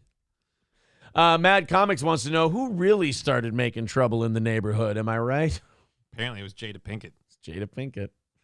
Guy Sartell saying, you don't have MS. She doesn't have alopecia. You don't have MS. You guys are both just manipulating people. Yeah, that's right. I don't have scan. Me walking across the room is just begging for attention. I have to say this. Watching Johnny walk, he either has MS or he's the best fake gimper I've ever seen. I really live the bit. I'm one of those actors that once I get into a character and I just chose to be a cripple. Yeah, he's always in character. He never breaks kayfabe, this guy. Wasabista says, knew an Irish guy in high school named Alopecia. Oh. Now I know why we're down today. Joe the Toe says they keep thinking another. In this case, Trump will save them when he's behind in the chat. SH says, maybe not, Aaron. I saw a girl yesterday break down the timeline, and Tupac was engaged to someone else when they got married. Jada and Will started dating then, even when Tupac's marriage was annulled. Oh, okay. Tupac didn't get with Jada. He got with someone else. She's been using his name for clout, and he didn't want her. Yeah. Wow. Okay. There's a fucking new move out of her book. That's true. Clinging on to a guy who can't speak down on her about anything. But she was so good in The Nutty Professor. Yeti Flyer says, Johnny, Robert Downey Jr. told us to never go full retard. Steel Toe Bloat Show saying Johnny is Daniel Day-Lewising his MS. Yeah, there we go. Wow. See, nobody really thought that until now. You've opened the floodgates. I mean, if I'm going to Daniel Day-Lewis, the one I'd really like to do is Gangs in New York. I'd just like run around. Hello, priest. A touch indelicate, but fair. What, is your mouth all glued up with cunny juice? You can't speak? Come on. Cunny, I forgot about that one. I'm going to teach you to speak English with this fucking knife. Guys, we are a whopping 2:20 away from knocking it out today. Please chip into our program. Keep us going. If we knock that out, we do 30 minutes of overtime today. And I do feel, regardless of how statistically poor things have been today, I do feel today has been a remarkably good show. I've been hilarious. Yeah, obviously. And if you guys want to throw us a couple bucks, it does help a ton. It adds up, and we do appreciate it. Streamlabs, PayPal, and Venmo are the three best ways to do it. Super Chats, Rumble Rants, memberships, and gifted memberships are huge also. So help us knock out that 220 as we've got about 1 hour. We're at that 1 hour mark where I start to go. It gets subtle. It gets subtle at the 1 hour. I give you guys the first 3 hours and just go, you'll be good. You got this. And then that last hour, if it's at 220, 250, somewhere around there, I'm like, hey, guys, If you feel like throwing us a couple bucks, we run this thing on a shoestring. We sure would appreciate it. You know, just a little Jewish guilt for you. They get to that last hour, they get all antsy in their pants. Exactly. Thank you very much to Mark Atkinson for $10. Very, very cool. We'll take 7 of that. We're on the 210 side of 215. Thank you very much. And I mean it. Thumbs up, subscribe, anything that's an algorithm boost. We do appreciate it. We need more people watching this show. It's very good. You can't blame the content. We just got to get people finding it and watching it. That's for sure. All right, let's check out. All right, one more. I got one more Israel thing today. I'm sorry. Guys, I put a show together. I prep a show. I think Johnny can attest to this as well. You can't avoid this shit. You can't avoid it. It's everywhere. Do I hear people getting bored with it? Yes, I'm bored with it. So I have to go ahead and go, all right, I don't have enough material without the Israel shit to put a show together. They're just not reporting stuff. And for every one you do, there's like 7 you don't. Precisely. It's like Pitbull attacking children's stories. So with the Israel-Palestine thing, you just have to try and pick the most interesting, silly, or conversational stuff that you possibly can. Apparently, people have been going around, and this has been happening in America, the UK. It's been happening in big cities all over. People are putting up posters of people missing in Israel from the Hamas attacks. And then other people are coming and tearing them down. And then people are making a big stink about it, about how anti-Semitic those people are and everything. I kind of see this as like a Jewish speed trap or like a little bit of entrapment, because please explain to me how putting up a picture of someone in New York City who's missing in Palestine is going to help find that person. To me, it just seems like not clout chasing. It seems like virtue signaling. Yeah, there we go. By putting that up there. So then some guy gets mad that you're putting that up there because he doesn't like Israel, and then he tears it down, and then you get to call that guy an anti-Semite. You're basically baiting the guy with a nonsensical thing, and then when he does the thing that you're pretty sure he's going to do anyway, then you get all pissy with him. I'm not an anti-Semite. I'm just pissed that I can't call you to tell you that I saw your cousin. Like if they put up a phone number like, hey, like person missing in Israel, if you have any information, contact, like that, I'm okay with it. Right. But if you're not putting yourself out there that someone can call you, be like, yeah, I saw your cousin because I see dead people. Like, I mean, if someone can't be a dick, then fuck you. So let's go ahead and watch this. I will say, is it nice to tear down people's missing posters? No, it's a really mean thing to do. However, that poster wasn't going to help. That poster's not helping anybody. You know what? Fuck it. I'm having a nervous breakdown today, so I got to do this again. There. It fell down. The KBS keeps falling down, and I hope it has something to do with performance today. But at any rate, what, a 215, 210, whatever the fuck it is, knock it out. Let's go to work. All right, here's the video. This is what they're doing in New York and London and everywhere else, which, again, what this has to do with finding people in Gaza, I have no idea. Available on Amazon as it was. So there's the poster right there. Here's a couple of girls, and they're just walking around. What school do you go to? Just walking around, tearing down the flyers and throwing them in the garbage. Like I said, this is a really good hate story. Because you're like, the people virtue signaling and putting the posters up, you're like, oh, God, fucking stop it. And then the people tearing them down, you're also like, you're a dick. Yeah, but I bet you these people would scream hate crime if you tore down a poster supporting an LGBT thing. I'm just guessing that pink hair here has some causes that deserve to paper the city. Well, see, her causes are okay. Her causes, they need to raise awareness. They're very important. It's about human rights. But anything she sees as colonizing, colonizer, you're a sorry. It's all choo, choo, choo, choo, choo, choo. So I can't see why YouTube would be throttling us. So if you tore down, like you said, like a pride flag or some kind of LGBTQ thing, oh my God, this is terrible and it's disrespectful. And I just hate how everybody only sticks up for their own shit now when it's so easy to stick up for everyone's shit because you get to mind your own business. Yeah. You don't have to bother anybody. You don't have to get bothered. It's so easy to just walk by a poster. It's a lot easier to walk by a poster for this girl than it is for her to dig in there and rip them off and throw them in the garbage and get all worked up and get confronted by people. Just leave it alone and walk by it, and I guarantee your life won't be affected in the least. What school do you go to? They don't go to school. Do you go to, miss? Wouldn't it be funny if she went, the Jewish temple down the road? Why? Like, whoa. That was. What school do you go to? I am the Hitler Youth. I am the youth warning about the Juden. Why are you ripping down those posters? They're not missing. They've gone where they belong. Whoa, whoa, whoa. That's not acceptable, pink hair lady. What the fuck is going on here? I was going to say it too. That girl did look kind of Jewish.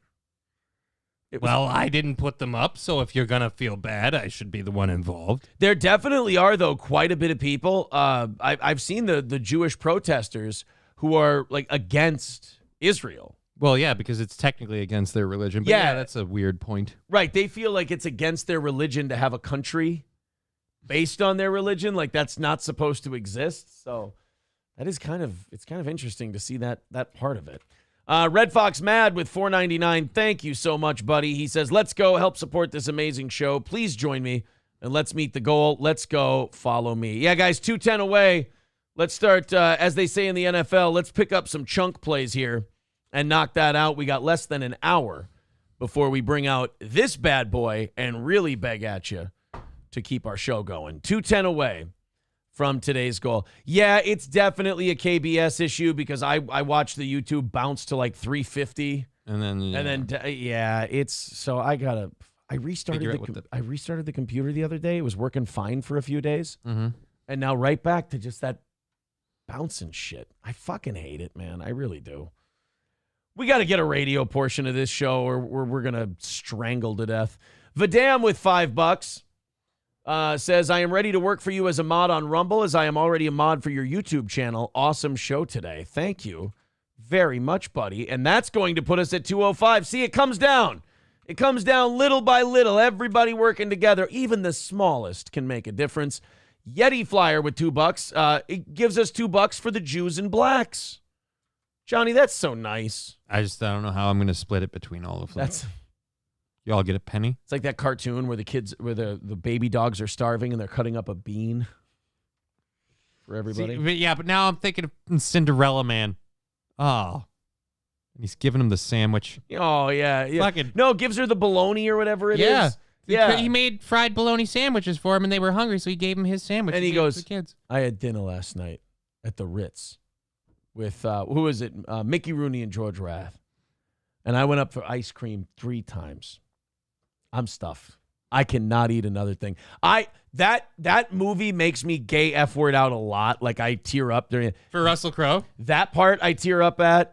If you have kids and you watch, like if you watched Cinderella Man before you had kids, go back and watch it now if you have kids. Yeah, that's a weird thing that I never thought would happen. I'm always like, I don't give a shit about, like, because I grew up you watching can't help a lot but of shit. see your children. Yeah, it's fucking weird. Yeah.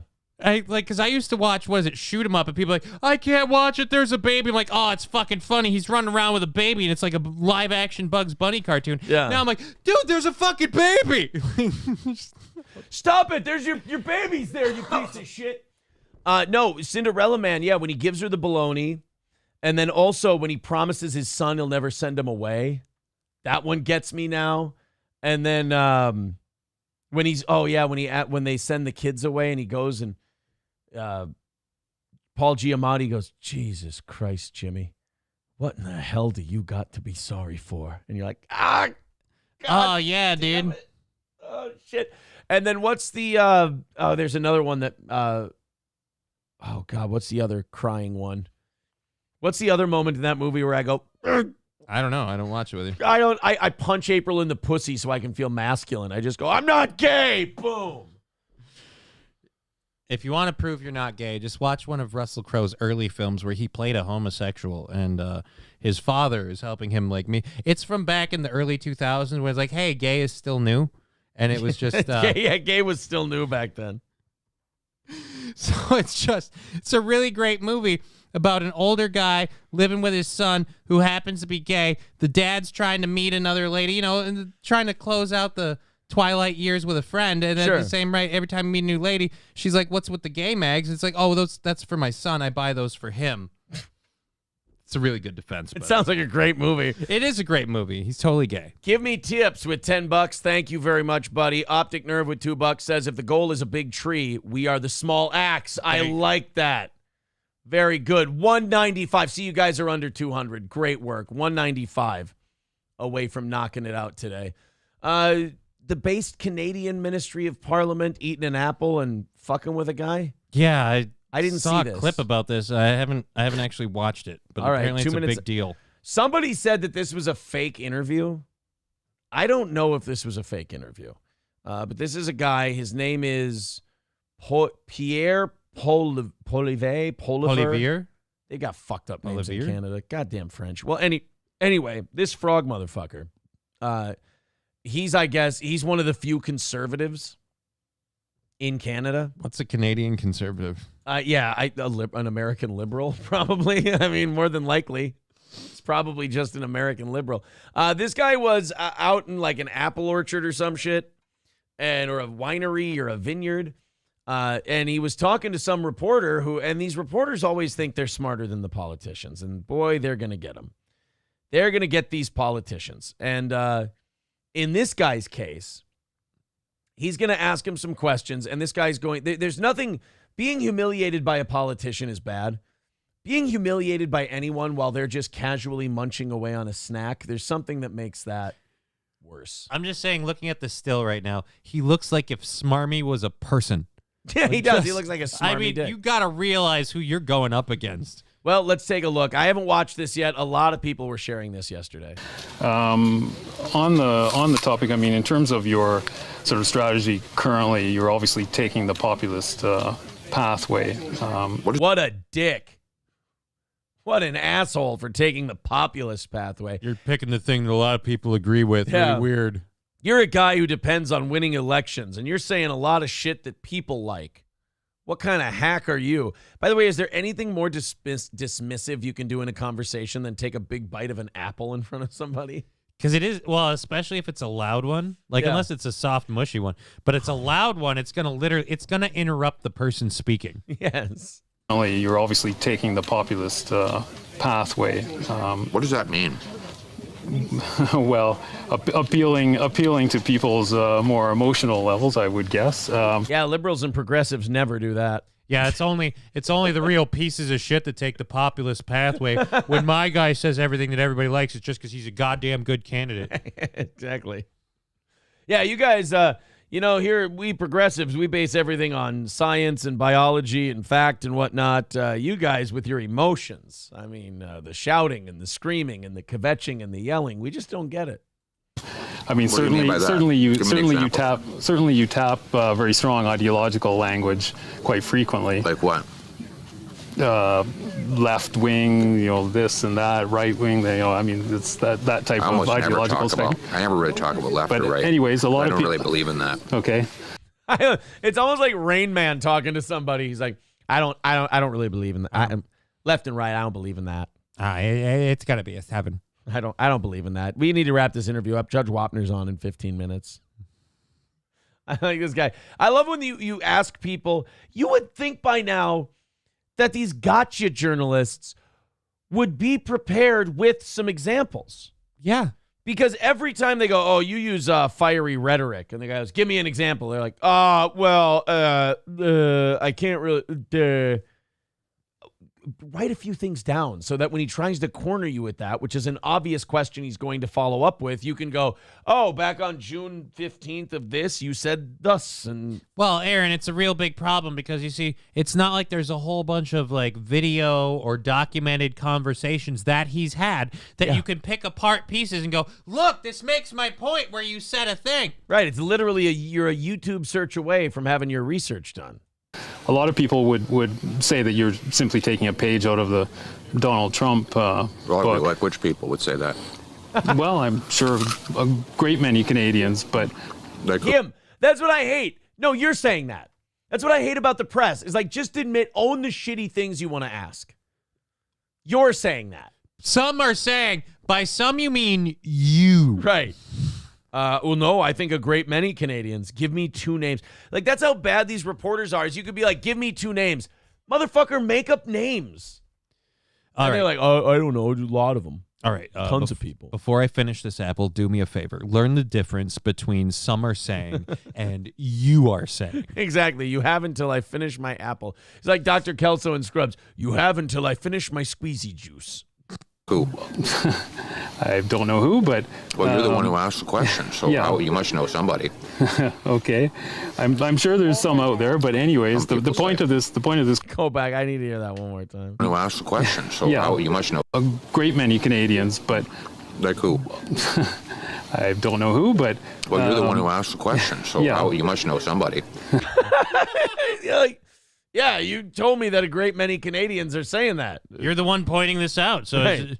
Are you making a point with any sort of, or are you just blatantly And again, how many fucking trigger words is it? Well, you're saying left and right and a lot of rhetoric like, Trump. Yeah. It's just, okay, so you're just literally... Well, one of them is running for president of the country south of us, and left wing and right wing do exist. Like, there's a political spectrum, and people are on it. Just like this guy's on a spectrum. And this guy probably... Okay, I'm sure there's some out there, but anyways, the point of this question is, I mean, why should Canadians trust you with their vote, given, not just the sort of ideological inclination in terms of taking the page out of Donald Trump's. Spit it out, you maple syrup chugging fruitcake. Well, he can't, because the point he was trying to make is, why should people vote for you when you do all this horrible shit that I'm saying you're doing, but you systematically disarm me every step of the way when I go, you're doing this horrible stuff, give me an example. Well, I can't, but... Yeah. That is funny that they go and they start with a premise, thinking that the politician is going to accept the premise. They'll be like, all right, so look, you're a piece of shit. Do you think as a piece of shit, people will support you? They don't expect the politician to go, whoa, time out on the I'm a piece of shit part. Could you clarify why I'm a piece of shit? In terms of taking the page out of Donald Trump's book, but what are you also talking about? What page? What page? Can you give me a page? Give me the page. Page 34 of The Art of the Deal. You keep saying in terms of turning things quite dramatically in terms of Trudeau and the left wing and all of this. I mean, you make quite a it's quite a play that you make on it. So I'm not just sure. wondering. I don't know what your question is. Then forget that. Why should Canadians trust you with their vote? Common sense. Okay. Common sense for a change. We're going to make common sense common in this country. We don't have any common sense in the current government. The guy prints $600 billion, grows our money supply by 32% in 3 years. That's growing the money 8 times faster than the economy. No wonder we have the worst inflation in 4 decades. Yeah, and by the way, $600 billion. Boy, do I envy you guys. Oh, wow. That sounds fantastic. That sounds like a dream. We could fucking do that in our sleep. Yeah, we do that. Hold on. We just did it. Perfect. No, but he's correct, and it sounds hacky to say common sense, but it's true.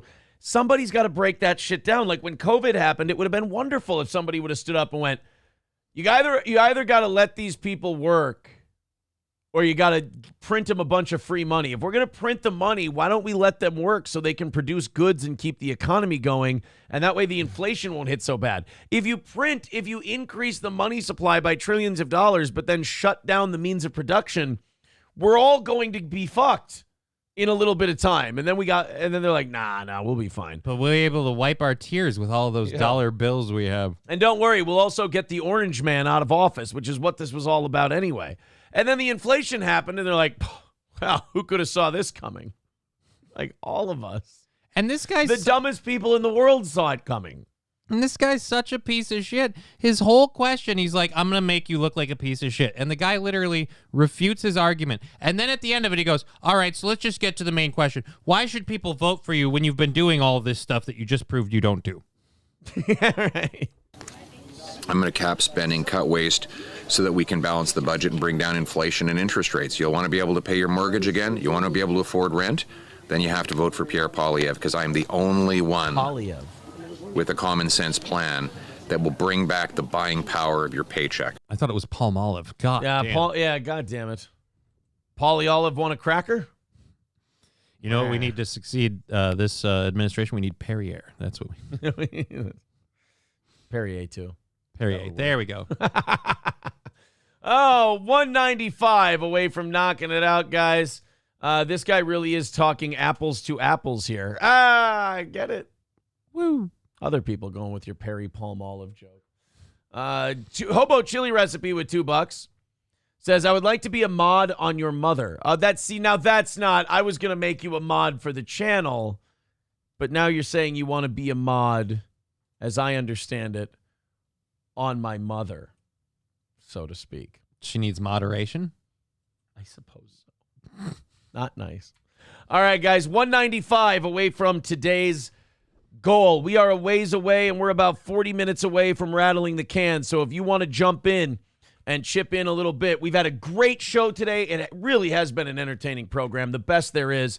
And we have definitely been hit by the not nearly as many people watching as normal bug today. So if you want to chip in a little bit, it would salve the wounds that have happened to our ego. And, of course, keep Steel Toe on the air, which is paramount to me. I don't know. I'm not saying that it has to be paramount to everybody, but it's definitely paramount to me. So if you feel like throwing in a few bucks, I appreciate it. Union Jack says, what's the minimum donation for a blue wrench? I don't really give away blue wrenches due to donations. It's more based on whether or not we have enough mods and if I trust the people not to fuck with others and get petty with it. We don't really sell them. When we look to expand the mods, when we look to add more, we'll be looking the way of people who seem to be pretty goddamn loyal, as it were. Cocktiff says, they pay us. Wait, what? Oh, no. Gray Duckling says, answer, thousands. Honestly, today the going rate's probably about 195. That's what it seems like. Which is today's goal. Yeah, if somebody knocked that out on their own, they'd be like, hey, could you give me a mod if I knocked out the rest of today? Yeah, having a really great show, but shitty results. So, yeah, I would absolutely give you a wrench for that. Let's talk about our friends at Stoney's Bar in downtown Rockville. Head to Stoney's this weekend. They're a great place to go to watch the football games, to have a Bloody Mary, to have a few drinks. Of course, our friends at Stoney's are the best. Go check out Cheetos and his joint. They have live bands on the weekends on the Fireball stage. That's Stoney's Bar in downtown Rockville. All Care Towing, 320-253-5203 for All Care Towing of St. Cloud. Of course, All Care will pick you up no matter where you are, what you went through. Nobody gets there faster than All Care Towing. That's 320-253-5203. Midland Armory in downtown Foley, midlandarmory.com. Yes, Midland Armory has all of your firearm needs, whether it's pistols, rifles, shotguns, magazines, optics, knives, parts and gear, suppressors, and more. Check it out on their website, midlandarmory.com. Their whole shop is available to you. You can order and use the promo code SteelToe to get a great discount on just about anything, everything on your order. Or you can go check out Derek and Tracy live at Midland Armory in downtown Foley. That's Midland Armory, midlandarmory.com. And crescentmountcoffee.myshopify.com for Crescent Mount Coffee. Crescent Mount Coffee is the best, and they have your Steel Toe Coffee and April's Magic Bean available for you. You can now do a monthly subscription to Crescent Mount Coffee. You can have your order sent to you every single month automatically, and you save $1 a bag when you use the subscription service. That's crescentmountcoffee.myshopify.com. Zool McCool with $10 says, I give him high marks for his effort with an X. Thank you. I get it. Like Karl Marx. Thank you, buddy. 190 leaning towards 185 towards today's goal. Mads Comics says, mods must be doing great. I haven't seen anything about vax in foods all day. They've been a little quieter today. I've been muting them a lot more. Like on the evening shows and the morning shows, the people who come in and are like, oh, yeah, if you didn't know this guy named Jim puts vaccines in your foods, and you can see it right here on this channel. And I'm like, get the fuck out of here. What are you doing? Aristocock TX says, where's MSO? I don't know. Maybe like all our other fans are not watching today. That might be That might be where MSO is today. Or he's just going, hey, you know what? They're struggling today. If I just shut the fuck up. He doesn't want to jinx it. Yeah, maybe I'll get my W. Guys, make sure you go get your tickets to see Chrissy and the rest of us at Partners Pub in Sartell this Saturday, October 21st. We've got about 40 tickets left. So go ahead and fill that up for us and come hang out on Saturday. Doors open at 7:30. The show starts at 8:30. Partners Pub in Sartell. Chrissy Mayer, Lila Hart, Nick Ricada, myself, Johnny, April will be there. It's going to be a whole lot of fun. Come join us. Dropkick Murphy's Oil Soap says it's MEA week. Kids off the rest of the week. I do know that. I do know it's MEA this week. But I would have thought that, well, maybe it does have, fuck me, man. Maybe it does have an impact. It's totally plausible. I get it. So that means I got to look forward to Thursday and Friday being shit too? Oh, great. That's going to make tomorrow fun for me. Looking forward to it, I have to say. You know, a show that runs on a shoestring and needs every single goal it takes in just loves to hear that nobody's going to be around the next couple of days. It doesn't make you feel stressed out at all. Sci-Fi 20XX says more plugs than InfoWars. Yeah, it's almost like keeping this thing running full-time is very, very difficult. I'll tell you that. But thanks, guys. Keanu made the New York Post again. What? Somebody sent me a link to this. We talked about this at the top of the show. Podcaster's dramatic live stream footage captures shooting outside New York City bar that wounded man. Is that like a Burning Man thing, like a concert? Like I'm going to Wounded Man? I'm going to Wounded Man. You know, there's part of me that, you know, I'm glad Keanu and Gino are okay. They're friends. I love them. But there's also, like, when I see this article, I go, God fucking damn it. I'm sitting here. We barely picked up over 300. We were at 300 Rumble, 300 YouTube. We got 600 people. We got low numbers for the day. We're fucking struggling to make our dimes and our nickels here. And then I see Keanu makes a New York Post article. I'm like, the thing I'm thinking is, God, this is going to be fucking good for her numbers. God. I am so happy for you and jealous at the same time. Let me tell you something. I'm having a rough one today. You know what I love about radio? What? There's one rule on radio. Do a good fucking show and you get the audience. Do a good show, get the audience. You know what I hate about the internet? What? Do a good show, doesn't fucking matter. Hey, can you do drama stuff for 13 hours? I mean, not without feeling like killing myself, no. Oh, but we'll have 3,000 people watching that at a time. Yeah, but it's fucking not good. It's terrible. It's bad. It's a bad show. It's not even a show. Can you sleep on a bed with a dog while you're wearing a halter Right. top? There's literally a chick who had 2,000 people because she is on her Twitch, by the way. Her Twitch is Your Asian Waifu.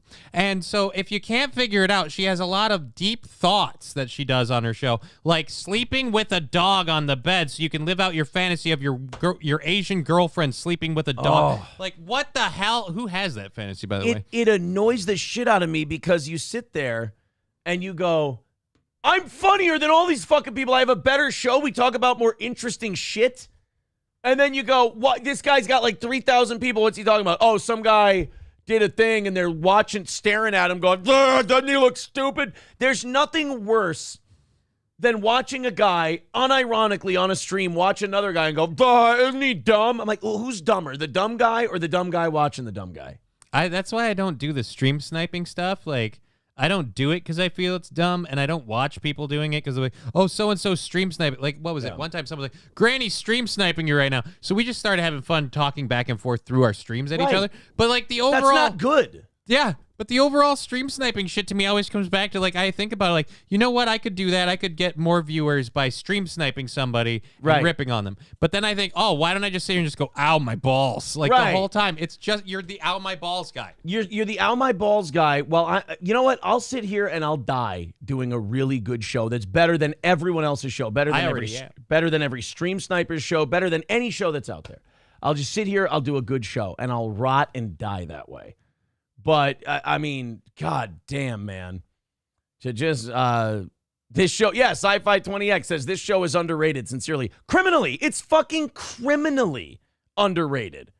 Criminally. So's my show, it's underrated, but that one's on at 2 p.m. Of course, Just Kidding LLC at 2 p.m. Central Time on YouTube, Rumble, and Twitch. Same stuff, shittier opinions, but I don't go anywhere because I'm not mobile. Physically. Doesn't go anywhere. Oh boy, YouTube, you're in for a treat. Aaron full meltdown mode. No, I get resentful of the fact that the way the fucking internet works is awful. Steel Toe Bloat Show says, why doesn't she say, man, it's dangerous here? It's not very dangerous in Minnesota, where my friend from Aaron from Steel Toe Morning Show on YouTube lives. That would be great. Aristocock says, you saying your show is great is a lot bit cringe. It is. I'm sorry. I believe in the product I deliver. It's like a guy runs a shoe store and he makes his own shoes. Like, these shoes are really fucking good. And you're like, oh, that's cringe, dude. No, that's the internet saying the word cringe too much is what that is. So Keanu ends up on the New York Post. Mm-hmm. And all I can think of is, God damn it, I'm fucking jealous. Yeah, it's going to... I wish somebody would get shot outside my show. Well, if you had told me earlier, I could have planned something. Exactly. So the New York Post picked this up already. Snejana Farberov. Oh, Jesus, that was not what I thought that was. A podcaster's live stream captured the shocking moment a barrage of gunfire erupted outside a karaoke bar on Manhattan's Upper East Side early Wednesday morning, sending the terrified woman diving for cover. Police confirmed that a fight broke out between two couples outside Iggy's Bar on East 76th Street and 2nd Avenue shortly before 3 a.m. and led to a shooting that left a man wounded. Keanu Thompson, a New York City-based stand-up comic and host of the podcast Keanu Cast, was wrapping up an on-air conversation with a caller when gunshots went off directly outside her window, causing her to flinch, as seen in a viral video shared on X. You know, the thing is about the gunshot part is that fucking stupid Charlie stayed on the line and tried to keep talking. Like, Charlie's like, and shut up, Charlie, not the time. I love that a bunch of people are going to, oh, yes. All right, so they got the devil frame, horns? Yeah. Well, no, the devil horns thing. But the freeze frame is literally Patrick T's comment, Charlie sucks as a human being. I love that this is now immortalized in the New York Post, that Charlie sucks as a human being. Oh, is that fantastic. God, do I love it. And poor Keanu's face with her devil horns on. It's a look of supreme helplessness. And then Patrick T. Charlie T. sucks as a human being. As a woman's desperate screams are heard outside, a horrified Thompson hits the floor while repeatedly crying out, "Oh my fucking God!" Which, what else? What else do you yell? In an interview with the Post outside her home later, Thompson said she was doing her show in her apartment above the karaoke bar when she heard pop, pop, pop. Do you think Gino? Let's see if Gino gets a plug in here. No Gino, no Gino. Everyone's like, boy, I hope I get mentioned in Keanu's article. Now that I know she's okay. Keanu, make sure to tell the New York Post that I said hello. I heard screaming like, no, no, no, she recalled. I literally thought, I don't know, either end of days or some really horrifying fight. Thompson says she hit the deck in front of her YouTube audience and then crawled into her bathroom for safety until help arrived. For Christ's sake, it's the Upper East Side, the comedian said in frustration. Oh, there he is! He's on the news! He is! Way to go, buddy! Gino's on the news! Yes! Now plug that show. Where's the news link? You put on a Tennessee sweatshirt, you idiot. You couldn't have put on an In Hot Water shirt when you knew cameras were going to be around. You couldn't have put on a steel toe hoodie. Thank you, Michael, for the $10 on Venmo. Appreciate that. That's going to drag us back down a little bit. Appreciate that. I gotta find these. I like how links. this picture though. They're interviewing her, and he looks like someone who just doesn't trust her at all. Like, I don't know, this bitch seems sus. her dad's behind her, going, just gotta make sure my daughter's all right. Yeah, Michael with $10 says just trying to help. Appreciate that, buddy. Thank you. Appreciate the help. I have to find this NBC and CBS news story. I have to. I gotta see. Should we call Gino? Find out what channel it was on. Let's go ahead and give him a call. See if he wants to talk about the harrowing evening that he and a 900 Keanu had. number. There's a new one. Has a side hustle, does he? Yo, dude. Hey, what's up? We're talking about we watched some of the clips earlier this morning, but now we're looking at the New York Post story of the wild night your fiance had. She's crazy. These kids. These kids today. We were looking at some of the pictures that the New York Post put up there, and there's one of you standing by Keanu as NBC and CBS are talking to her, and it just looks like, I just came down here to get my daughter and make sure she's safe. It literally is exactly that. That's why. I saw the people who heard gunshots. We gotta watch. It is my early day. Literally, I have to get up at like 8 o'clock to get here and pre-tape our Dumb Friday thing. Yeah. I'm going to bed at 3 o'clock listening, and I hear the gunshots, and I'm like, oh, she must have a new sound drop. And then I watch them, and then you can hear me if you watch the clip thing. I'm like a hero that I am. I'm in the bathroom, lock the door. I know. I do love how you you did tell her to go check it out at first. Yeah. Hey, take a look. I'm not going by the window. I'm like, and then I just see, that's probably smarter. We were watching the clip on the show, and we said, when you got there, we went, I guarantee Gino tries to get in the camera. And then sure enough, you peek right in. I literally did the opposite, though, in a way, because, like, when I got there, there's police tape everywhere. I'm like, yeah, I'm just getting my girlfriend. She's right there. So I leave the car. I get her. And then and I look at the cop. I'm like, by the way, she caught the shooting on the tape. And he goes, what? And I showed him the clip. And then we were leaving. The reporter was there. And I'm like, yeah, go talk to him. And I just wanted to go home. But at one point I yelled, and I'm sure they put it in. I'm like, Tiana, why didn't you just run and get your gun? Oh, wait, because there's no guns here, right? No one's allowed to have a gun. You know what? What's funny is she had to go with you because you guys had to escape to Harlem where it's safe. I know. I wrote that to your wife. I'm like, don't worry. I took her to East Harlem where she could be safe. Exactly.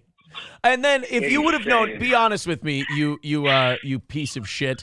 If you would have known there were going to be TV cameras there, you would have made sure to wear an In Hot Water shirt. I know. I'm fucking wearing my pajama hoodie.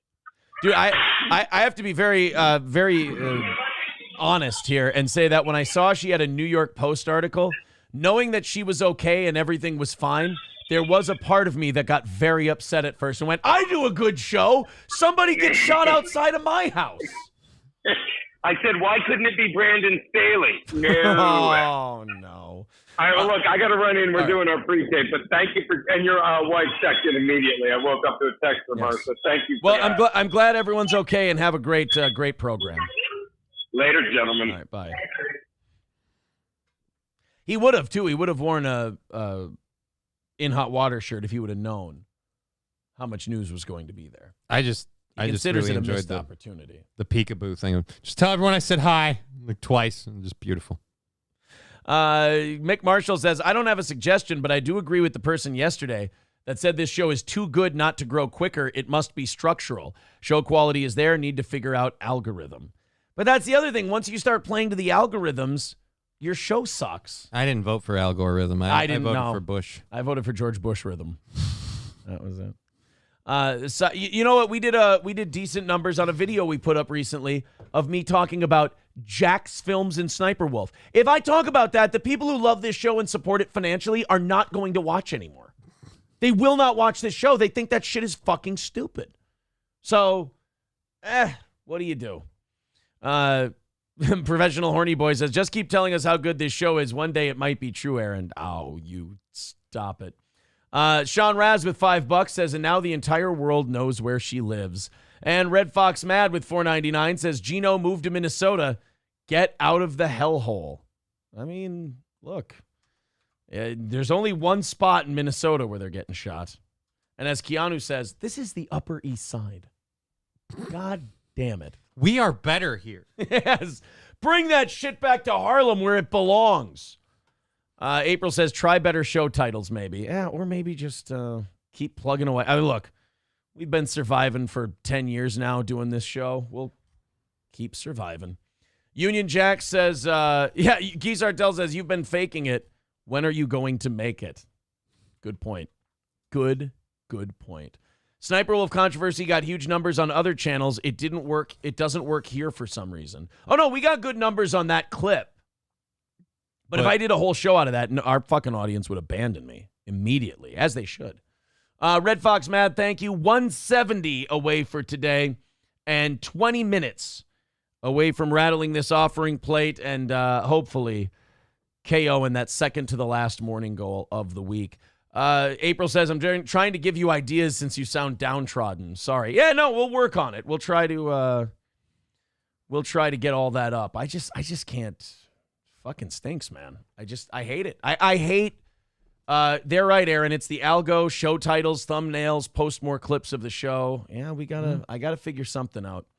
Maybe I'm fucking up as the boss. Maybe that's what it is. I gotta do better show titles. I mean, should I just title everything Eric July and then just do the show the way it is? I mean, it seems so cheap to just name shit after an algorithm that's hot right now and then just do your show as it is.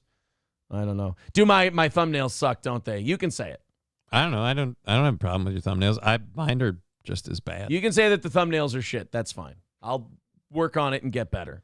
Problem is, you work on it, get better, then you got to tell April, look, I got to spend more time downstairs. Yeah, I got to spend more time working on it. That's one thing with mine, where my show does. People are like, your show should grow more. I'm like, yeah, but I don't put anywhere near as much work in mine as you do in yours. Yeah. But that's because I got other things to do.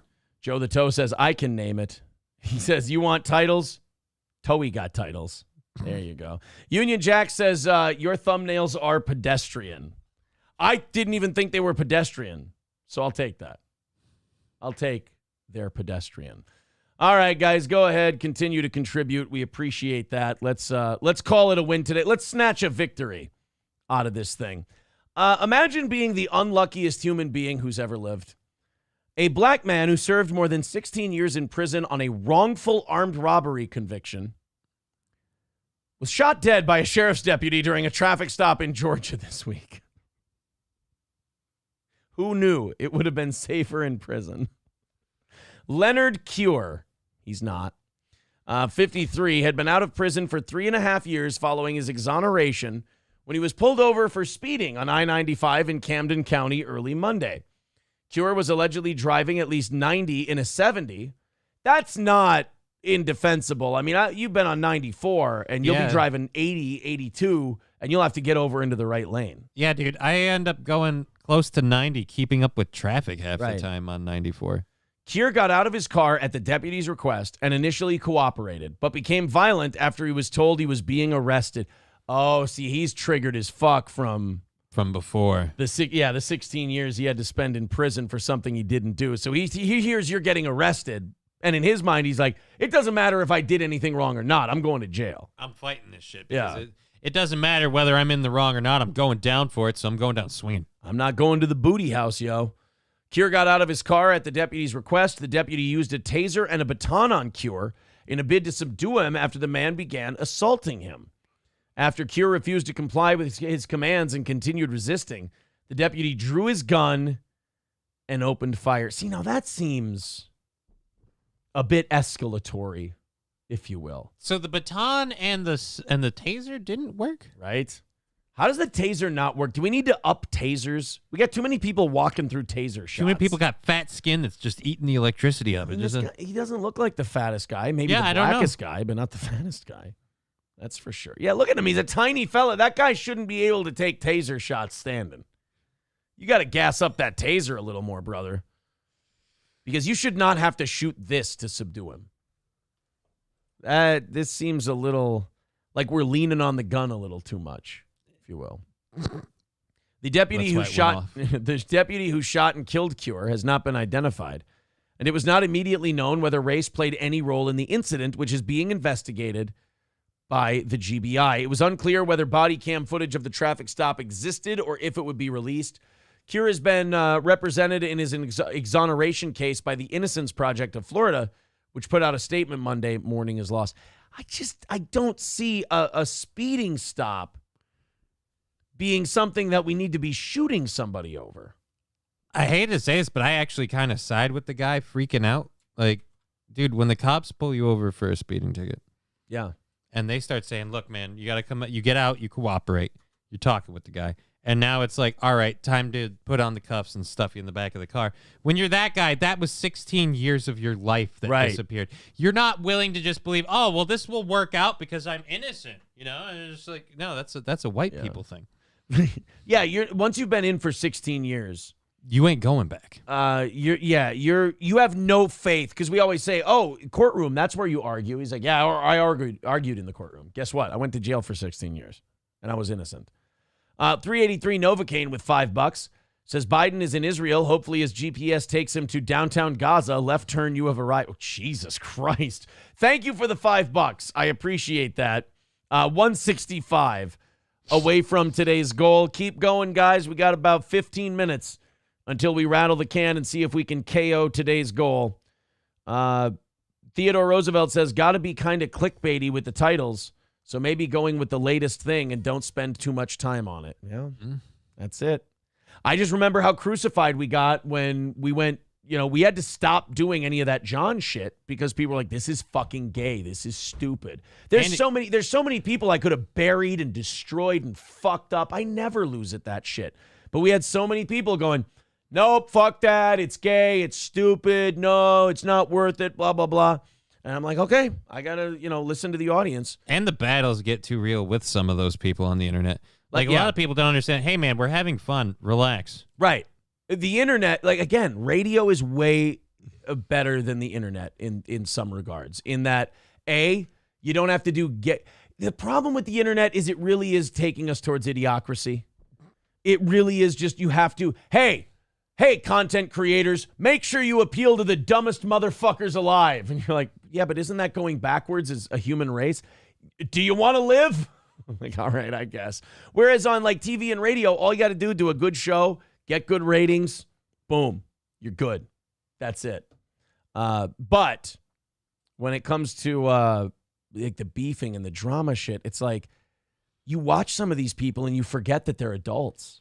And then they get done with their show and I have to find out where you live so we can expose you. Wait, what? Right. I got to find out where that fucking guy lives. You don't. You really don't. I promise you don't. Wayne Chambers with $4.99 says your self-esteem is based off your show, not floppy boobs. Keep up the show, you butt plug. Thank you very much, Wayne Chambers. Thank you. I appreciate that. Razor blades found on Eagle River Park slide. This is one of those things that you've either got too many junkies in your neighborhood or somebody's just being a fucking asshole for no reason. Like violent crimes that have a purpose, as they said in Shawshank, that can be understood if not condoned. But if you're just putting razor blades on a slide so you can cut little kids' balls and pussies, you're just a special kind of evil that I really think a jail cell is a waste of time for you. Yeah, I really feel like, what are you contributing that's worth keeping you around for? What's going on here? Right. If this were a slide that were only ever used exclusively by pedophiles, this would be a great service that you've done the community. But you just put razor blades on a slide, and I don't think pedophiles are big into slides. Let's check it out. Razors were found twice at a park in Eagle River. Georgina Fernandez says a 3-year-old was just inches from sliding into a razor, and now police are investigating. Kid's got a new scooter. What's wrong with that? I miss the good old days when you just found syringes at the kids' playground. Those were the days. We're just accelerating how bad shit's getting because now we're like, oh, man. Remember 5 years ago when they just found syringes and Fent? Remember when you were a kid and you just found cigarette butts and then occasionally you'd find one roach? Yeah, right. Laughing and playing with an immense sense of joy. Of course, the heavier set mom doesn't try to why am I down having... and go under the thing. Why do I feel like I'm watching my daughter playing with her mom? Oh, you piece of shit. Boy. Because I see her in that's my daughter. What you think okay. A playground should be for a 3-year-old child. It's a chow. Thank you. It's a chow. It's a chow. But this sweet, joyful laughter is something Felicia Pope thought she would not hear from her daughter again at the playground. All right, everybody just calm the fuck down. All right, there were razor blades on the slide. I guess that could cut your femoral artery. That could fuck up your kid, but more importantly, do we have to make it that dramatically? I never knew. I didn't realize how close she was to dead. Did she suffer any actual wounds? No, she has no idea. So again, close. Yeah. I mean, you're lucky dads don't tell moms the shit they do with kids, because if you're thinking that's, had them within a cunt hair of death, you should see the shit. Oh, man, I took my eyes off him for a while. He almost fell off a 4-story deck. I literally just grabbed him by his coat and went, yeah, we're good. We were playing too rough, and I socked him a good one, and I just thought, please wake up. Yeah. Please wake up. I gave him a DDT. I heard his spine compress, and I was like, oh, boy, I hope he can walk. Really? Hey, honey, what's the problem? And this is how guys work. Guys don't tell a woman about that. And then a woman will have something like this going, oh, you have no idea. It almost slid on a razor blade, and it could have killed our baby. He's like, well, you need to be more careful. Meanwhile, he was having a beer talking to one of his buddies, his kid's face down in a lake, and he's like, oh, shit, I should probably go get him. He's not a strong swimmer. There you go, bud. You're okay. Oh, yeah, there you go. Cough it up. That's good. There you go. Remember, we'll get ice cream. Don't tell mom. Yeah. Then mom goes, I caught the kid going down the slide before they could be cut by razor blades. Like, wow, you need to be more attentive. I would think since you carried it for 9 months, you'd understand how precious that life is. I should get to buy a gun because of your malfeasance. When we would drive to go take me to work and drive by other playgrounds, she would start yelling and screaming. Up until today, she's not been comfortable near the park. Well, you slide into like a batch of knives and then tell me if you're going to go back on that thing. And by the way, here's the shitty thing about modern moms, is that kid's going to be terrified to go to the park. And you know what the mom will do? Reinforce it. Because they're needed then. Then they're needed and they get to coax and comfort the kid. Instead of doing what needs to be done and going, no, honey, that was just one bad man. You're fine. Go have fun. It's going to be great. It's the park. It's your favorite. Can't take that away just because of one bad experience. I mean, bad people pull shit, but that's not going to be every day. No, every day sucks. Stay by mom. Yeah, exactly. That's modern moms do that shit now where they're like, yes, the world is a scary place. Never leave my side. It's like, you fucking narcissist. It's the first time she's been back to Schroeder Park with her daughter, Abigail. Or like Shredder Park. But I don't think I will ever forget what happened here. You okay? I like Shredder Park. Shredder Park's a good one. On October 8th, Abigail was doing one of her favorite things. Sliding down slide. Correction used to be her favorite thing. Oh, let your kid go down the fucking slide. Don't scare the shit out of your kid. As a matter of fact, even when those razor blades were on the slide and you saved the kid, you take her off the slide, you clean up the razor blades, you report it, and then you don't say anything about it to the chow. Yeah, unless the kid actually suffered an injury, how does the kid know they were in any danger? Mom did. Mom let them know they were in danger, and they let them know that mommy saved them. God. If we replaced the amount of single moms with single dads, children would be better off. But if you've noticed, she is avoiding the slide. Home. Exactly. Like they can't go out for cigarettes or booze or any of that anymore. That's true. You got to stay there. I didn't say guys' lives would get better. On Sunday, when she was sliding down this slide, Pope, who was standing by the park swing set, saw razor blades lined up halfway down the slide. I ran as fast as my body would let me run, even faster. I moved like a gazelle. It was a beautiful beast in motion. That's why I couldn't be one of these journalists, because she would go, I ran as fast as my body would let me. You'd just see me going, you'd see this shot, you'd see my shoulders going like this. I ran as fast as my body would let me. So a brisk walk. Yeah. So an 8.540 is what you're trying to say. After immediately catching her daughter right here, her husband called 911, and police have since been investigating. The Anchorage Police Department says they get B-roll of a cop staring at a slide. He's like, hey, could you get a shot of me not being retarded? All right, so the kid goes in there. Yeah. All right. That makes sense. Yes, sir, that's about it. Hey, do I tell you how to do your job? Thank you. What is this, polyurethane? Good slide. Do you think you should check for fingerprints? Who's the professional? Officers have been walking around the park searching for additional items. And just over the weekend, APD says it found more razor blades next to the staircase of the playground structure. This incident slicing away at the family's innocence, security, and they say slices away. Did she make a fucking razor blade pun when this kid's femoral artery almost got nicked by a razor? Did she really? The family has aborted plans to go to this park ever again. They really love their outdoor time, but say that this fear is cutting into their activities. sense of home. To have this happen in our neighborhood is incredibly unsettling. On Monday, Abigail is back here playing, giggling and smiling, but it will be a long time before they revisit the park. And now he's leaving. And then he walks off. Dad of the year. Is she on the fucking swing? All right, job done. She in the swing? Good. I got to go watch my purple FTW videos. Fuck. I like that guy.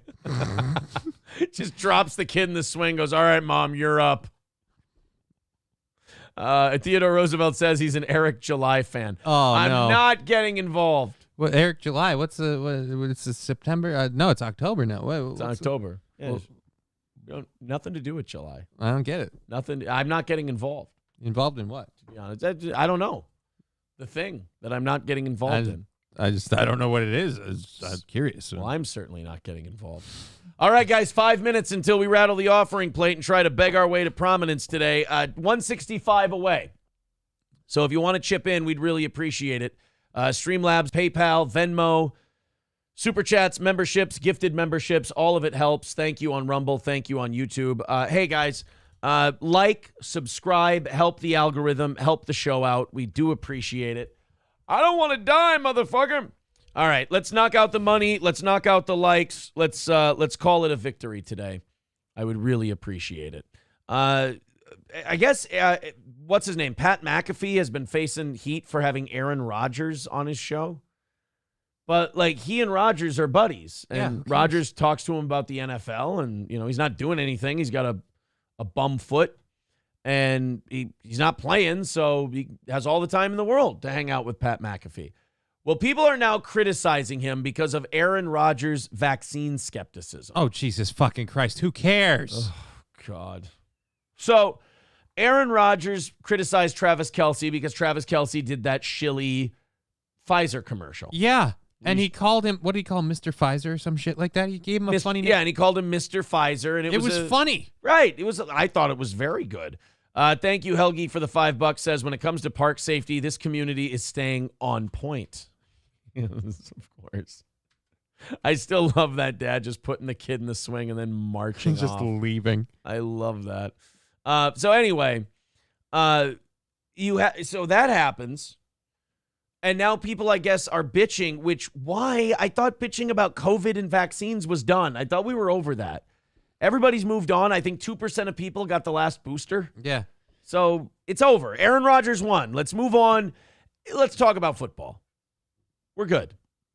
I mean, just don't tell. God, I was going to say Howie. God damn it. Stephen A. Smith got involved, and he said, I would like you to play this soundbite when you and Aaron Rodgers are on the air together today.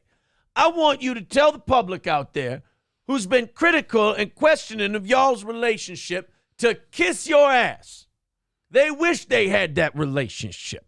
All these people. Tell them to kiss your ass twice. That's right. Quote Stephen A. It's ridiculous. There you go. It's my best. That is not generic black guy voice, by the way. That is my best attempt. At a Stephen A. Smith voice. At a Stephen A. Smith impression. Thank you to Scarface for $5. Appreciate that. Brings us down to 155. And Scarface says, Eric July just sent you a cease and desist for not getting involved. God damn it. I knew that was going to happen. Those damn cease and desists for not getting involved. All right, guys, just about striking distance here for today's goal. 155 away. Let's all chip in together and make sure this thing can go. Otherwise, we're done in about 9 minutes. We'll rattle the cans in 2 or 3 minutes here and see if we can knock that out. We've got a bunch of stuff to talk about. We got 3 or 4 stories left. We got Gen Z. Turns out more likely to fall for scams than boomers. This makes me so happy because Gen Z, I mean, they all got their side hustles, right? They bring on side hustles. So somebody calls you with a side hustle scam. Easy pickings. I like it just because we always say, oh, well, the reason that the The reason that these people fall for these scams is because they're old and they don't know any better and they're infirm or they're feeble. Like, right. So what happens if you're not an elderly person and you fall for it? You're just retarded. Yeah. Red Fox mad with a link. Aaron Rodgers on Dr. Fauci. Maybe we get to that during. Ooh, ow. Fuck my butt. Maybe we get to that during overtime today as it's open. Thank you, sir. 150, so exactly striking distance away from today's goal. Well, then I say fuck it. Let's start it up. Let's fire it up and see what our fate's going to be today and see if we're doing overtime. A total 150 away from today's goal. I'm busting out the offering plate. We're begging for your dollars to see if we can nail this thing. And Johnny's not getting involved. It's not getting involved. Here we go. Let's start a big rally. It's a $150 rally right there within striking distance. Gang up on that PayPal. Gang bang the Venmo. Throat fuck the Super Chats. Do it all to make sure that this show stays properly supported and on the air. Union Jack says, where's MSO? He's going to miss his win. No way in hell. Don't let him win, guys. Throw a couple of bucks in the offering plate here. Here we go. A little bit of offering plate love for Steel Toe as we head into the last 5 or 6. We got about 6.5 minutes left. And we either knock out that 150 or we call it a day early. Thermodyne Diesel with 10 gifted memberships. Thank you. Thank you, buddy. That is a huge drop today. And that's going to start the rally. 125 away. Theodore Roosevelt, Patches the Furry, Sean, Dolly's Llama, T. Jefferson, Mario Yanetta, Sad Boy, Professional Horny Boy, Fats McGee, Patrick, and Cash 45, all getting memberships. Thank you, buddy. Thank you. Only 125 away. Everybody jump in and get involved. And no, here. Oh, wait. There we go. Johnny, there you go. There's your sign. There. Get involved. 125 to go. Let's do it. Thermodyne Diesel's row just threw a bunch in the offering plate. Let's go down the other rows. Shake it at a few other people. Hopefully the sermon was good today and you feel like throwing a couple bucks right in there. The steeple needs repair on the south end, and we're doing a mission trip to Botswana, so that's very important. Gordy says gifted memberships are $5 each. No, Baby Boot we take $2.60 a piece from. Sorry, Gordy. I'm glad we could clarify that. Theodore Roosevelt says I was going to buy membership tonight when my deposit came in, but no, I will gift tonight. Hey, you're a good guy. Thank you. You're all right by me. Aristocock says, I would donate, but I gave all my money to Ukraine and Israel. I'm doing the Lord's work. That's all right. Everyone else do the Lord's work and keep chipping into this program. It was a great Thermodyne Diesel start to get us down to 190 or 125. Very manageable. Let's get it done. Everybody chime in. Don't wait for a whale because that ain't going to happen. Yep. We got to knock this one out a little bit at a time. 5 minutes. We have 5 minutes to go.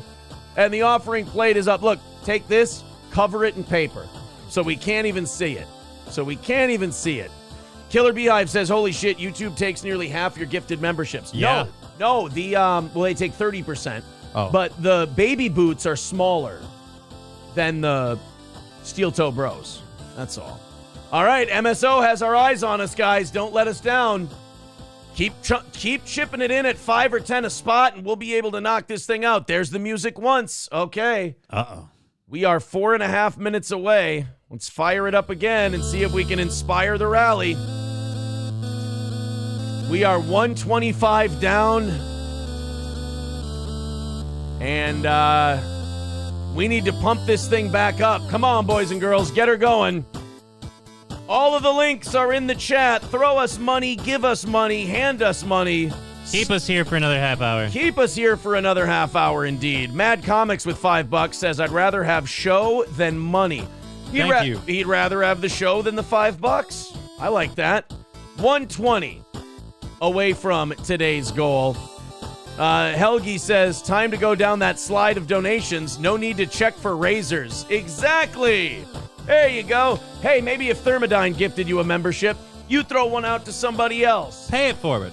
PayPal, Streamlabs, Super Chats, memberships. That PayPal, Streamlabs, and Venmo works really well to knock that 120 down with no 30% being taken off. But we are bone dry, and we are trying to knock out that 120. Not Chandler says, sorry, can't help you. I understand. It's okay. Well, you're not Chandler. Wayne Chambers with $4.99 says, when I make fun of you, I'm trying to be a poor man's hobo chili recipe. I cannot live up to him, so take my money, butt plug. Well, thank you. 115 away, guys. Can we rally together? Can we knock this thing out? Or are Johnny and I going our separate ways early today? 2.5 minutes to go. Big Earn with $5. Thank you very much, Big Earn. 110 away from hammering it out today.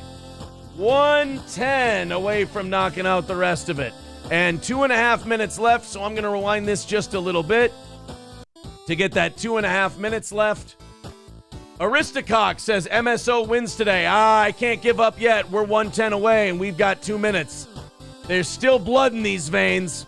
Trucker 18 Wheeler says donate. The economy is doing great. The Treasury Secretary said so. That's true. She said it's going very well. Janet Yellen your money into that plate. There you go. Do a little Janet Yellen. Ryan the Garbage Man says April really wants a kitten and throws in $5. Yep. Thank you very much. 105 away from taking it down today. 105. That's getting close. MSO says no whales. Yep, no whales. We got to do it together, guys. Everybody's got to jump in this thing together. 1.5 minutes left. 90 seconds to knock out the rest of this thing. Sup my new sevens with $9.99. Thank you very much. Even hundo, guys. Even hundo, we can do it. Even hundo, and it can be done. We're right there. Streamlabs, PayPal, Venmo. Those are the best ways to do it. Super Chats, memberships, Rumble Rants. 1 minute and 15 seconds to do $100. Can it be done? Zeke Kyle says adios. He doesn't believe so. Oh, no, man. Officially 1 minute and 2 seconds to go to fill up this here offering plate. There you go. Hold it up. Get involved. Sup Manu 7 says, thanks for the show. Helps me get through my day. Well, hey, tell everyone else about it. Share it with everyone else. And hopefully this will be a thing of the past. Wheat Diff says, come on, people. I need more show. Aristocock says, it's like a sad New Year's countdown. It really is. It really is.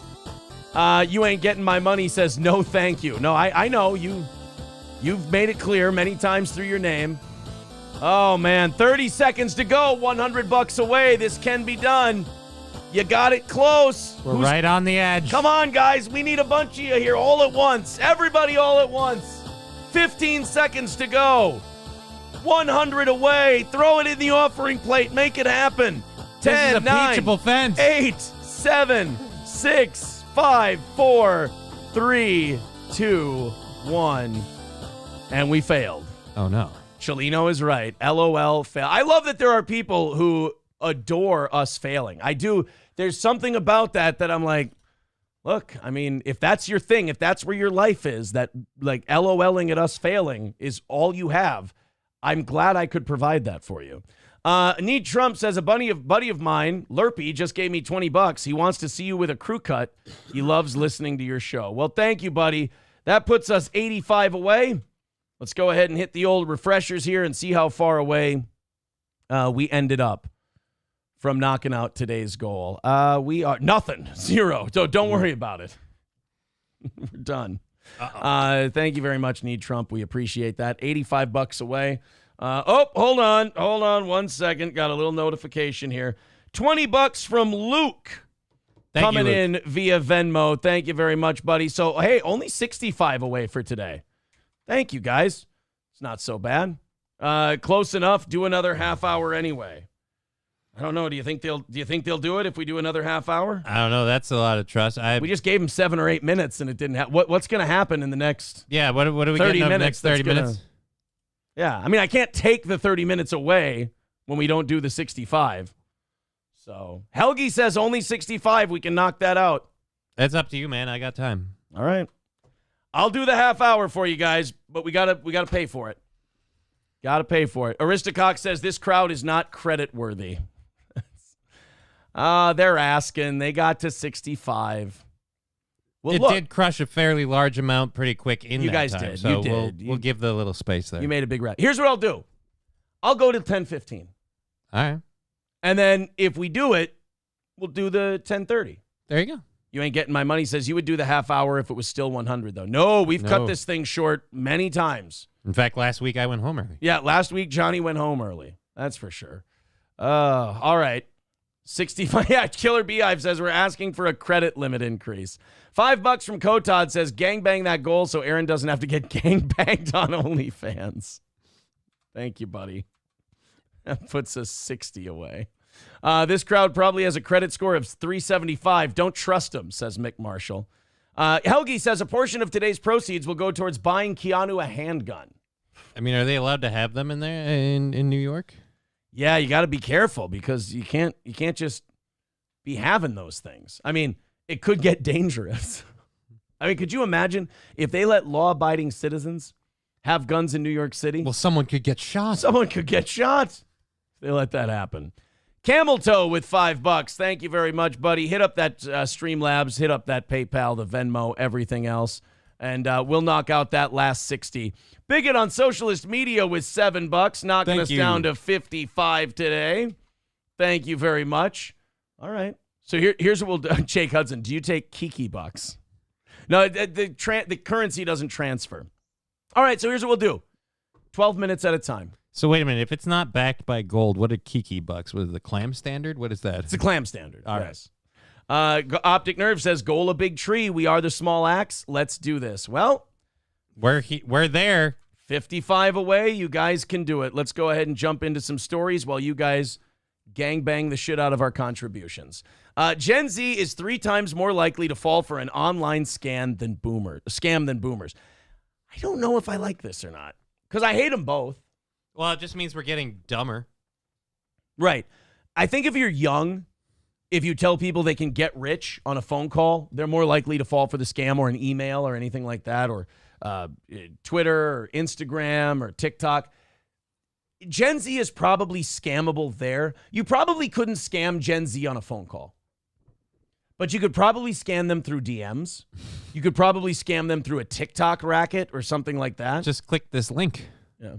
Sid Saraf says, dance for this, talking to Johnny. All right. Thank you, Sid Saraf. $10, 50, and even 50 away. You guys have got it. So Gen Z, I think if you DM'd them with like a business opportunity or like crypto, I bet you Gen Z could fall for a shitload of crypto scams. They have. Yes. So it's not necessarily how old and stupid and out of touch the person is. It's really more a case of going where they are and scamming them there.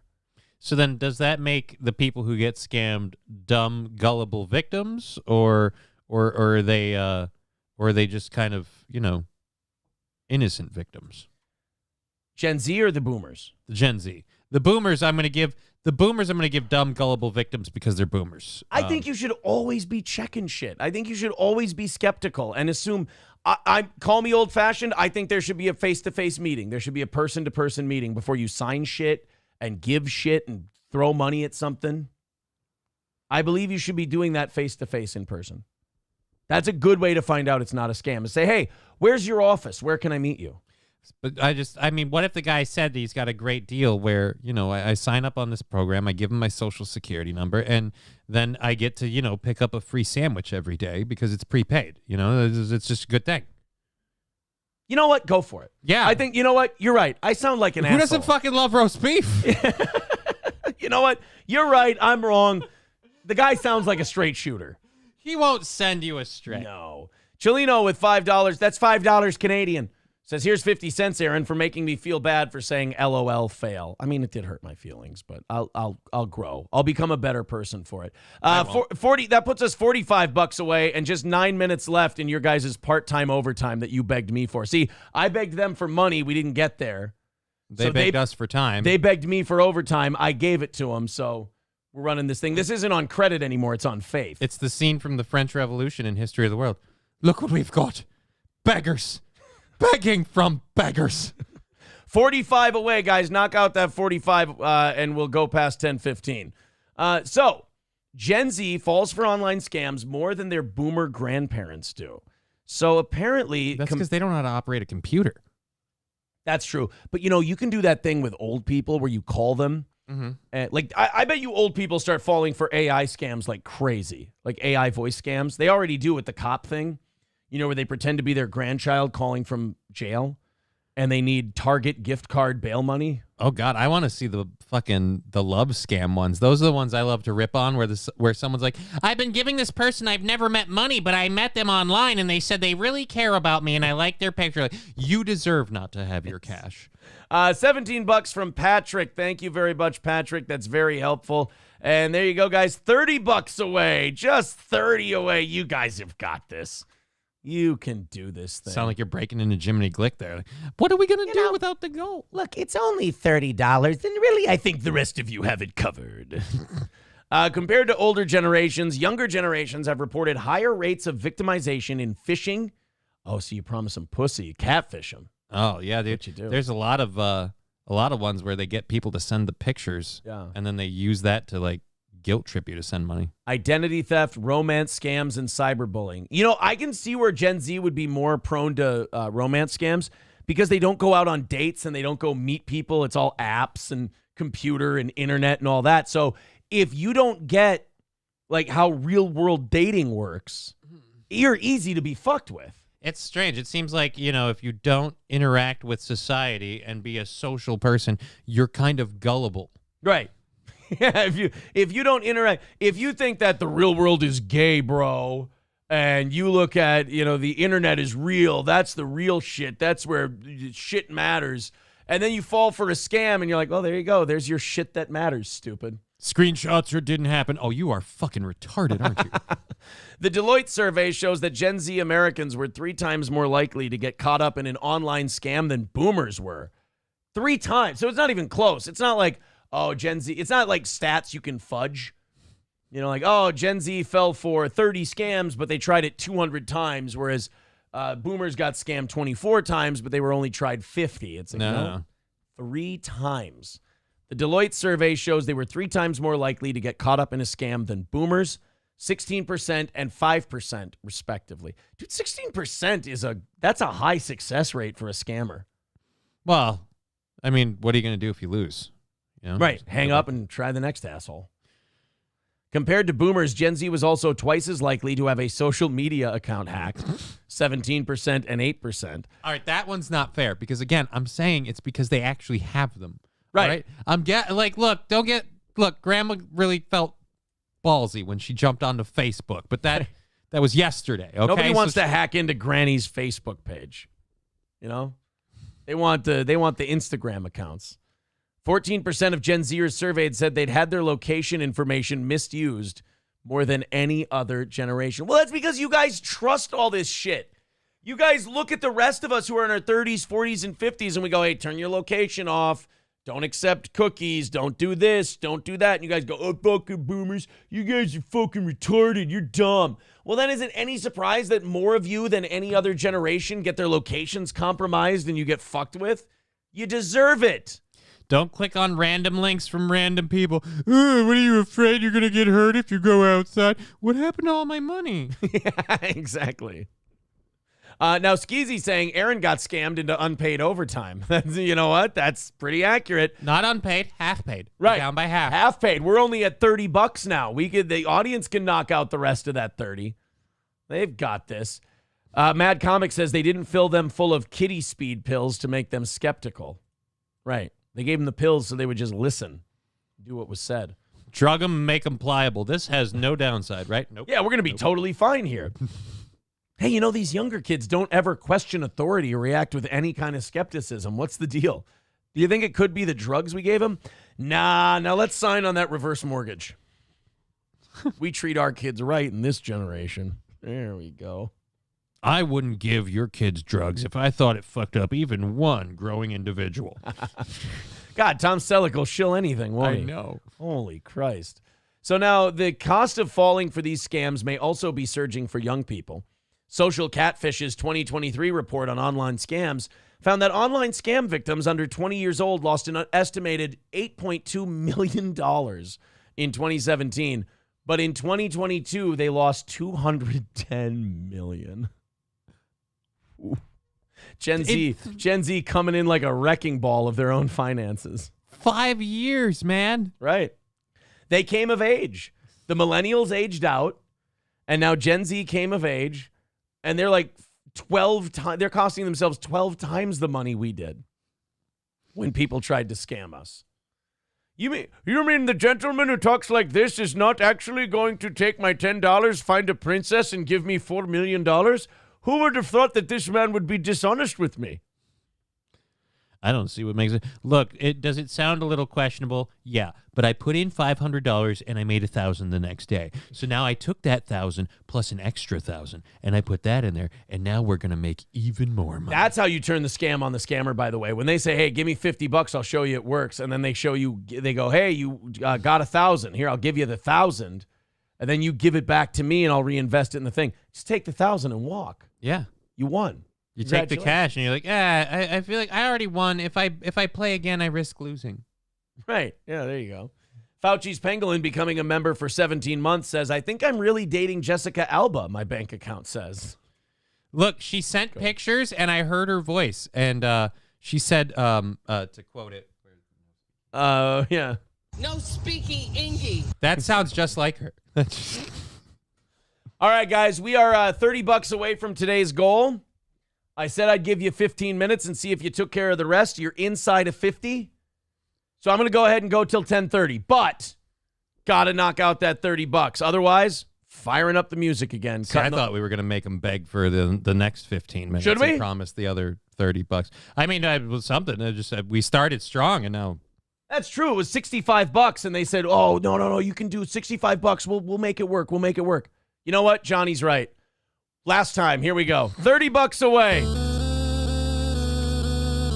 30. I said 10:15. I have to be a man of my word. So we do this one time. The quicker it gets knocked out, the quicker we kill this music and we move on with the show. And we end with Gay Men North of Gaymond if we don't hit the 30. All right, shoestring operation. Let's make sure we count every little shekel and hit that last $30. You guys know what to do. The links are in the chat. It's right there. It was a fucking struggle today, but we got close. We got close enough where a loss doesn't break our heart. It's just disappointing. $30 is what I call walking distance. We're out of here in a couple of minutes, but we might stay till 10:30. All we got to do, knock out that last $30. Streamlabs, PayPal, Venmo, Super Chats, memberships. MSO says, "I got this." True, we flop sweated and begged our way to just barely away from meeting the goal today. It was a rough one. If people are saying MEA, I'm really hoping it's MEA, because if it's not, I got a fucking problem that I got to fix immediately. We haven't touched, we've touched 400 on Rumble, but we haven't touched 400 on YouTube since you were here last Monday. Yeah, I wouldn't clip that. So we were, we've been 388, 392, shit like that. Never over 400 since last Monday. That is bad news bears. Rusty Grammar says, "Say your prayers, take your vitamins, and donate to your favorite show, brother." Well, let's see. Is our favorite show still viable? Let's make sure it is. $30 away. And I think we got a minute or so left. Yes, we got about a minute and a half left to get that last 30. We gave you 15 when we were still 65 away, and you guys got it down to 30, which was great. Now finish it off. Streamlabs, PayPal, Venmo, Super Chats, memberships. And unfortunately, I do have to wrap it up this time or they won't take me seriously. Yeah. I'm a sucker. Gotta be a man of our word.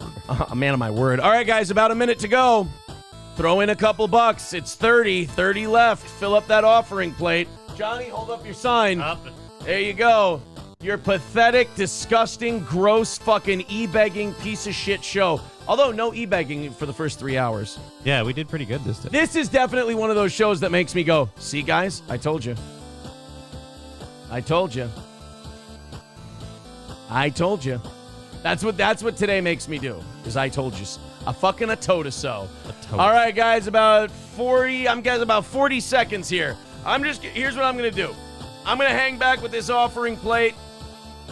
I'm going to let this last 30 seconds or so run off the clock, and we're going to see what happens. Make fun of some people for another 15 minutes. Oh, by the way, you'll get the full 15 minutes. I will add a couple minutes on the clock here. Johnny's putting his keys away. Uh-oh. I'm going to have to get going soon. The keys are gone. Can we fill it up with paper, or did we miss by 30 today? Might have missed by 30. Not the end of the world to miss by 30, obviously. It happens. Shit happens sometimes. Here we go. About 5 seconds to go. Uh-oh. And then we're all done. Let's take a look. I haven't looked yet. Here we go. Let's take a look-see and see if anything happened. Nothing. Not a fucking thing. And survey says, oh, go fuck yourself. Oh, okay. All right. All right. Guys, message received. MSO says, by the way, that's a win for me. Yeah, today was a big fucking win for you. I humiliated myself with the levels of begging I did, and we came up $30 short. Well, thank you guys. Hopefully we make up for it tonight during the last evening show of the week. Come back tomorrow, please. That's where I'm at. Come back tomorrow, please. And let's have a big bounce back day for Thursday. I hope you enjoyed the show. Talk to you very soon. Bummer. We'll talk to